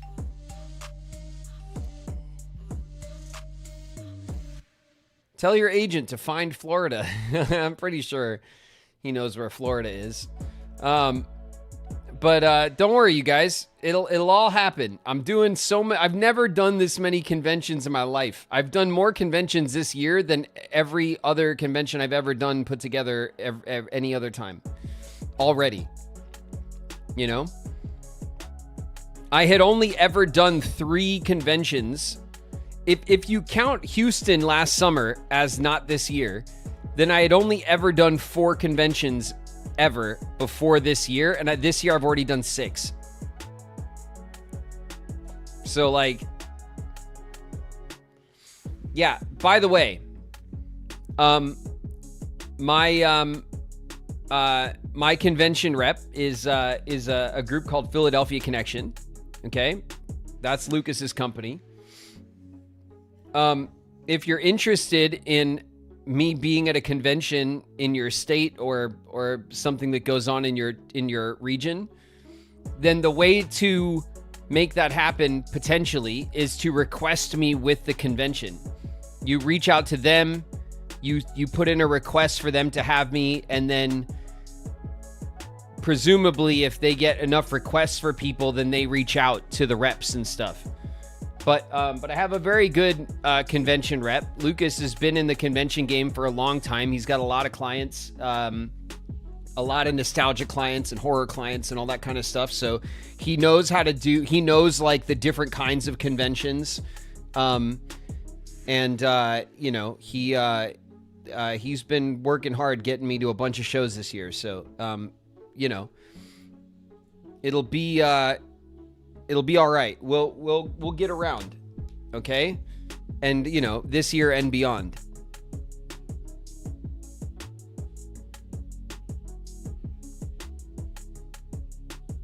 Otakon gang.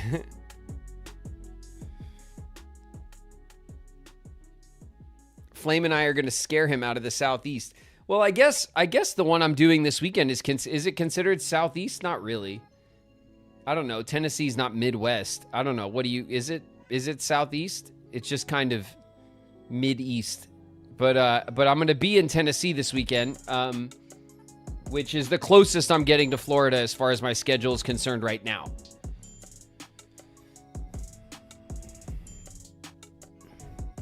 If you come back to Connecticut, I'll heal your allergies. Thanks. I was fine when I was in Hartford, for the record, you know. I think it's just in like whatever southern Connecticut, like near New York, where I've been a few times, where I've always had like bad allergic reactions to whatever the plants there or something. I don't know. But when I was in Hartford for 90s Con a couple years back, I felt fine. I didn't have any issues.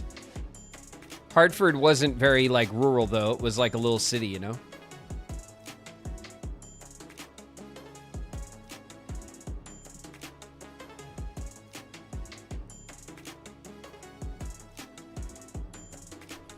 Connecticut doesn't have any plants. Well, then maybe it's safe then for me now. Maybe they've eradicated all of the plant life and I can just go back.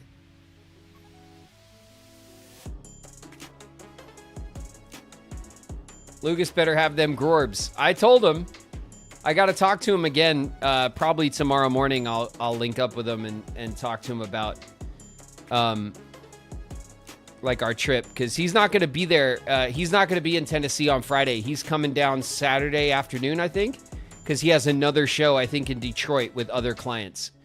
So he has a bunch of clients that are going to be at that show, and then he has us and a bunch of other clients that are going to be at the Tennessee show, and he's going to finish that show and then come down from there, like straight from one show to another. But we'll have people from his team there and stuff with us.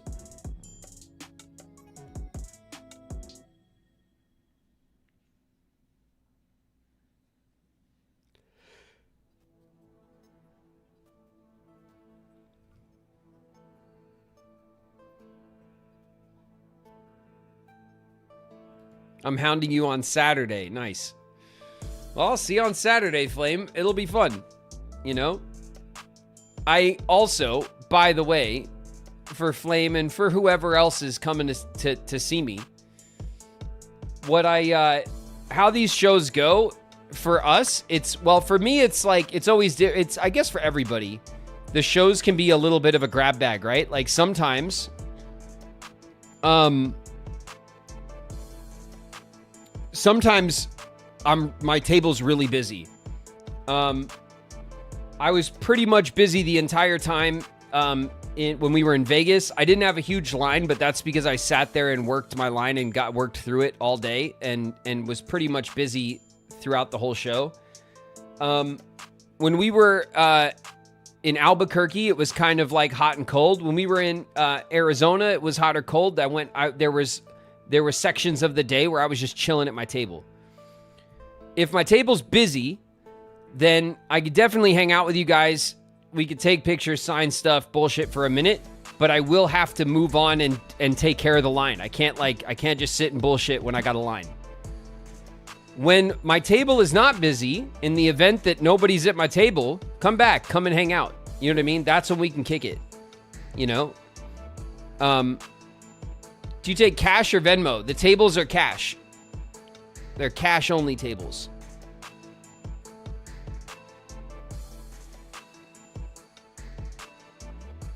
We did do Venmo when we were in Vegas, and I think Lucas immediately regretted it, because the second you do something like that, then everyone wants to do that. I'm hitting you with ones. I'll need the change. That works fine. Cash is cash, Flame.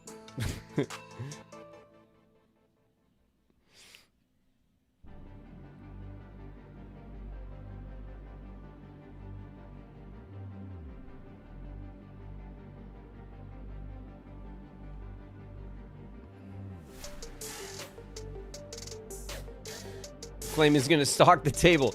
No, I mean, you know, it's just like Dancerette knows, right? When we were in Arizona, there were, in the morning when I get to my table, I usually had like a group of people waiting, and then we'd sit there and I'd go through the line, and then it would be like, you know, people kind of filter in or whatever, and then in the afternoon there's like another rush, and then there were like, you know, long periods of time, especially at the end of the day, where I was just chilling, you know.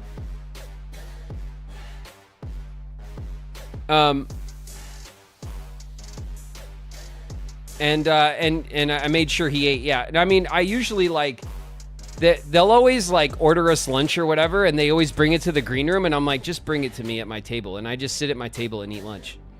Especially because if I'm sitting there and it's slow, but I don't know, the way I feel about these trips, right, is that I'm going there to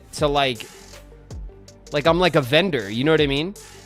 I'm going there to be available to people who want to meet me and get stuff signed. So I try to spend as much time as I can sitting at the table, you know? If it's really slow, I'll go wander around and check out the show a little bit and stuff like that. But for the most part, I just keep my ass right there where I belong, you know? And I'm there available for people to you know, to come and see me. And there's also a lot of people that come to the show and they just come up and they're like, hi.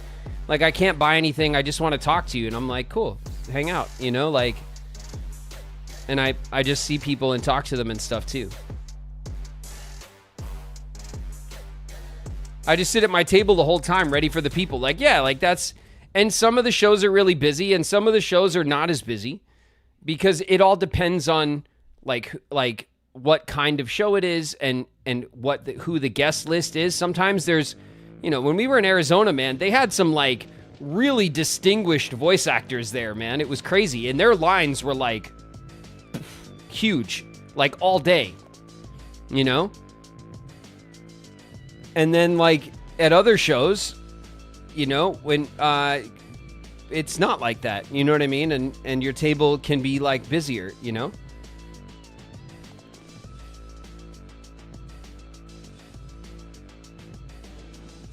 Any conventions in the Northwest? No, not at the moment. Everything on the schedule that's left right now is like West Coast, like Southwest, Midwest, and then the Northeast again. I'm going to be back up in the Northeast again in a few months.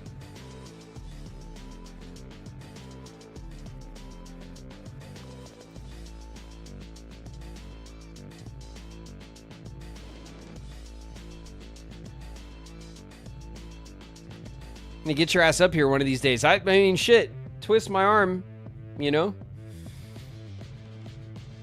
The only place I've been to up in that region is Vancouver. And I love Vancouver, man. It's beautiful there.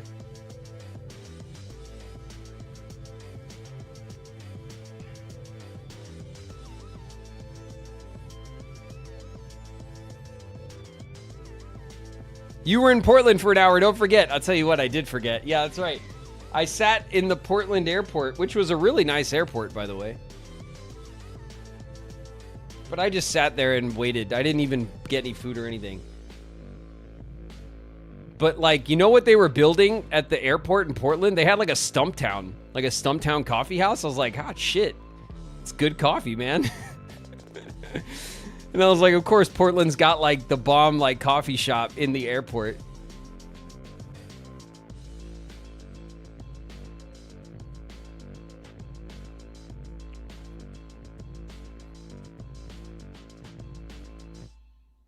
He didn't get Burgerville. No, I didn't. I didn't see it either. Niku messaged it to me, but I was already posted at my gate, ready to go to the next spot, you know? I hustled over to my gate. I sat there for like 30 minutes or something.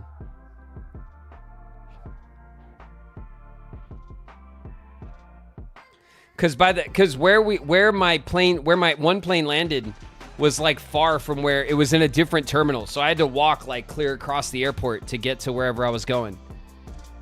So like I only ended up sitting there for like half hour.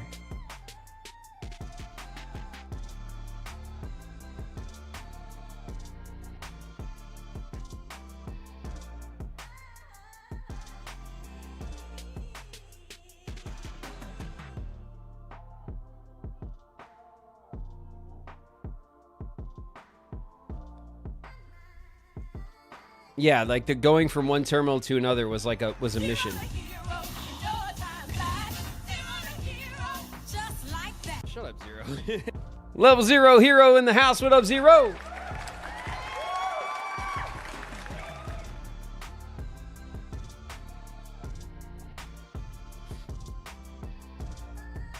I've been here for a while. I saw you here earlier. Who's your favorite Lord of the Rings character? I don't know, probably Gollum. You know?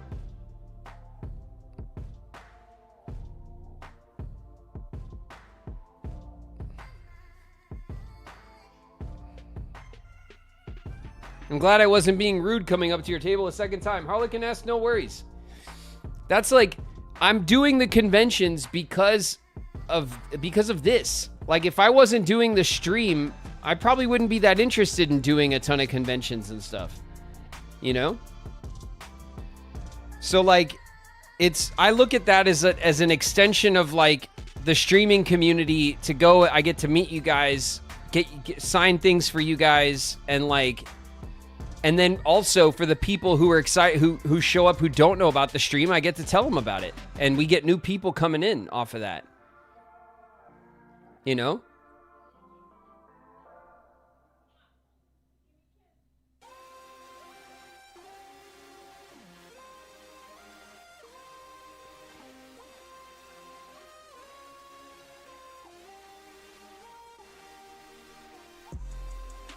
Get Perry's walk-on working.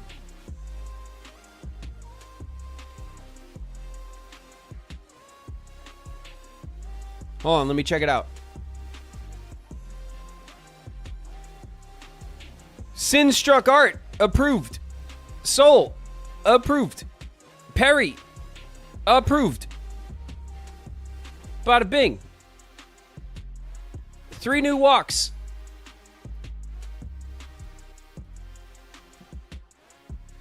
Approved, let her rip.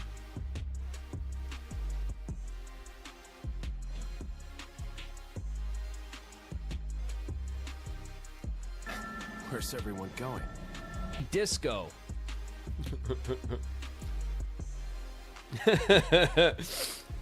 Perry's in the house. What up, Perry?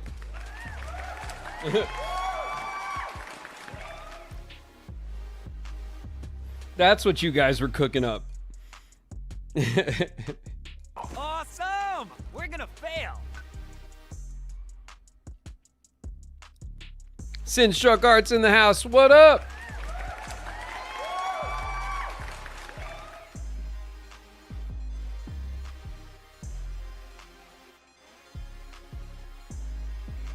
Witness believes herself to be dragon, possibly deluded. Sudoku. What up, Sudo?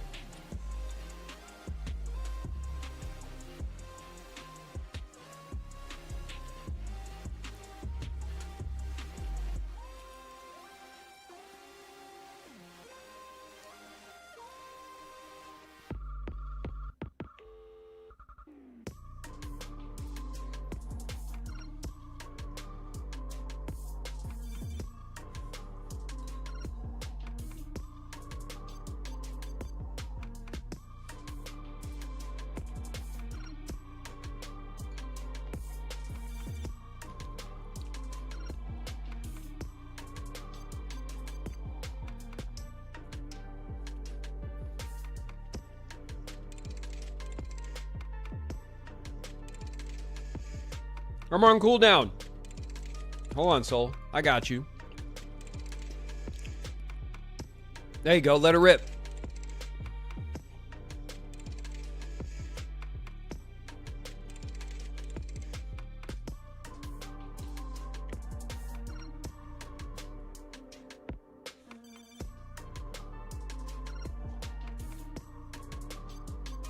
Stars on high.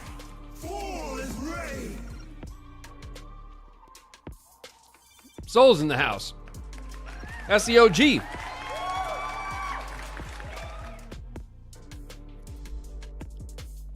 What are we eating tonight? I got a bowl of ramen.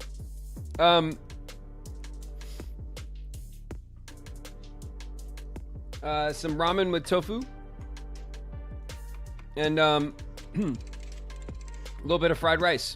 A little bit of like, it's like a steak fried rice.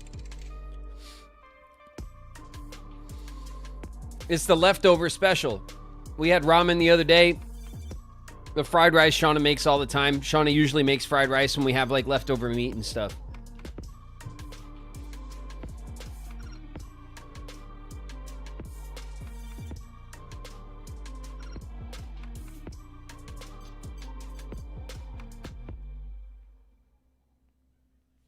Fried rice, best fridge clean out meal, to be honest. Exactly, yeah. Exactly. Shauna does it all the time. Shauna will take, like, when we have little leftovers, and she'll cut everything up and make a fried rice. How does Shauna keep the girls busy when you're streaming and she's cooking? You know, the old-fashioned way. I think the girls, like, Lily's very helpful with the baby, honestly. Lily will sit with the baby and, like, watch something or play with the baby in the living room. So Lily helps out. But Shauna can also, like, cook and hold the baby.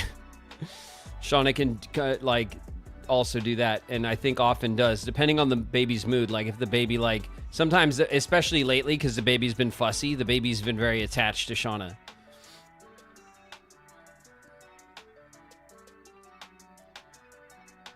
I can't believe it was less than a month until Anaheim NostalgiaCon. I know. I know. Is that the next show after Tennessee, or is there one? Do I have another one between then? No, Anaheim's next. And then the weekend after Anaheim, I go to Iowa.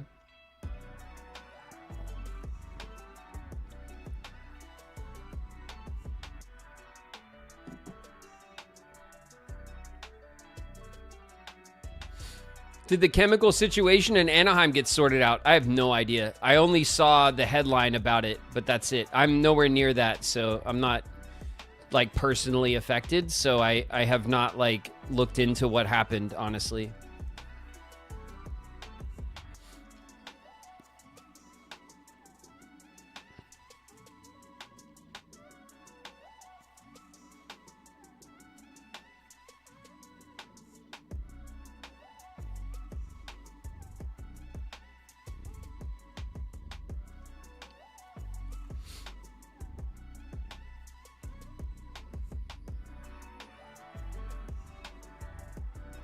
You should let Perry hear Flames walk on.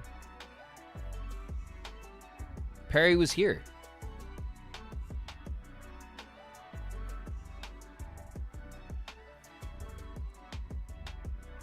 No.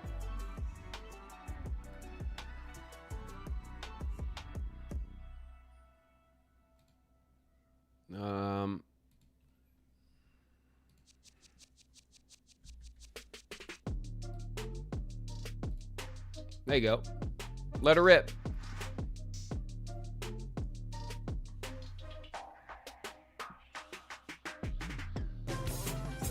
If we get 100 tier 3 subs, Graven will or dazzle. What the fuck?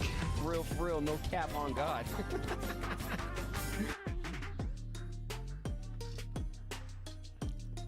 What do you think, Perry?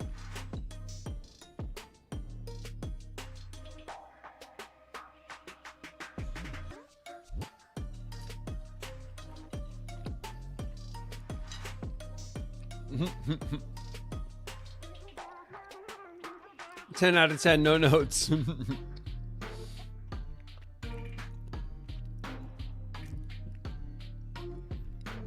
Flames walk-on approach has been very unique, right? There's layers, okay?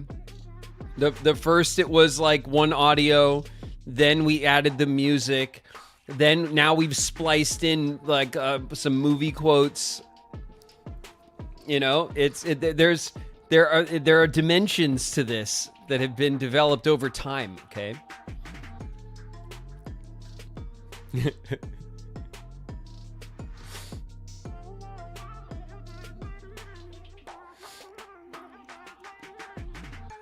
Yeah, the WTF in the walk-on is me in the film Super 8.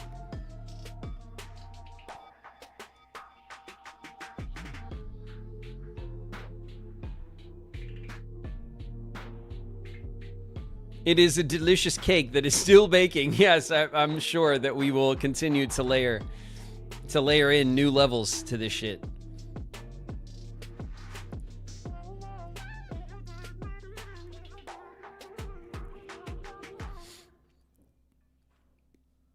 I'm also worried about the tank in Anaheim. If it blew up, we would definitely have an update. Something's gonna blow up. Like I said, I don't really know what's going on. I know that there was some like chemical emergency thing that happened. I don't know exactly where it is. I just know that it's not necessarily near me.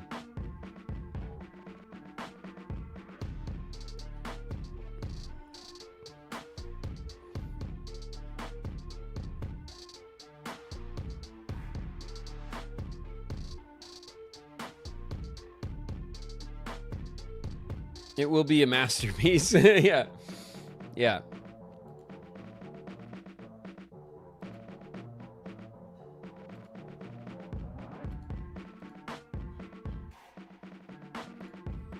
Last update on the situation is that the tank is no longer at risk. All right. Well, I guess that's good. That sounds good. That sounds like good news.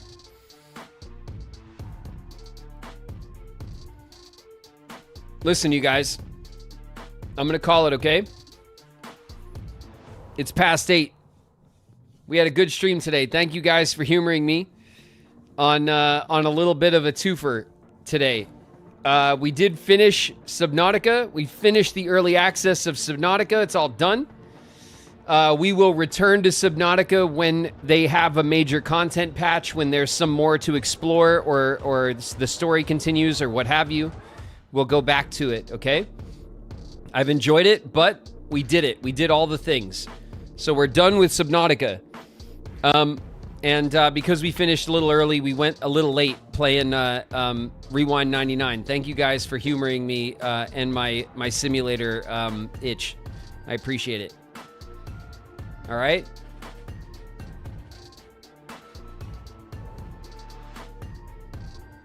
I have the list for tomorrow. Nice. Okay.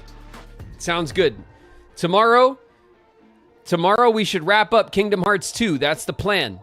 I have to finish getting the material. We have to do a material collect-a-thon to finish the Moogle shop, and then I will unlock the ability to see the secret ending. We'll go back to Mansex, and we'll slap him, and then we'll watch the secret ending, okay? Sound good? And we'll be done with Kingdom Hearts 2. We'll finish Kingdom Hearts 2.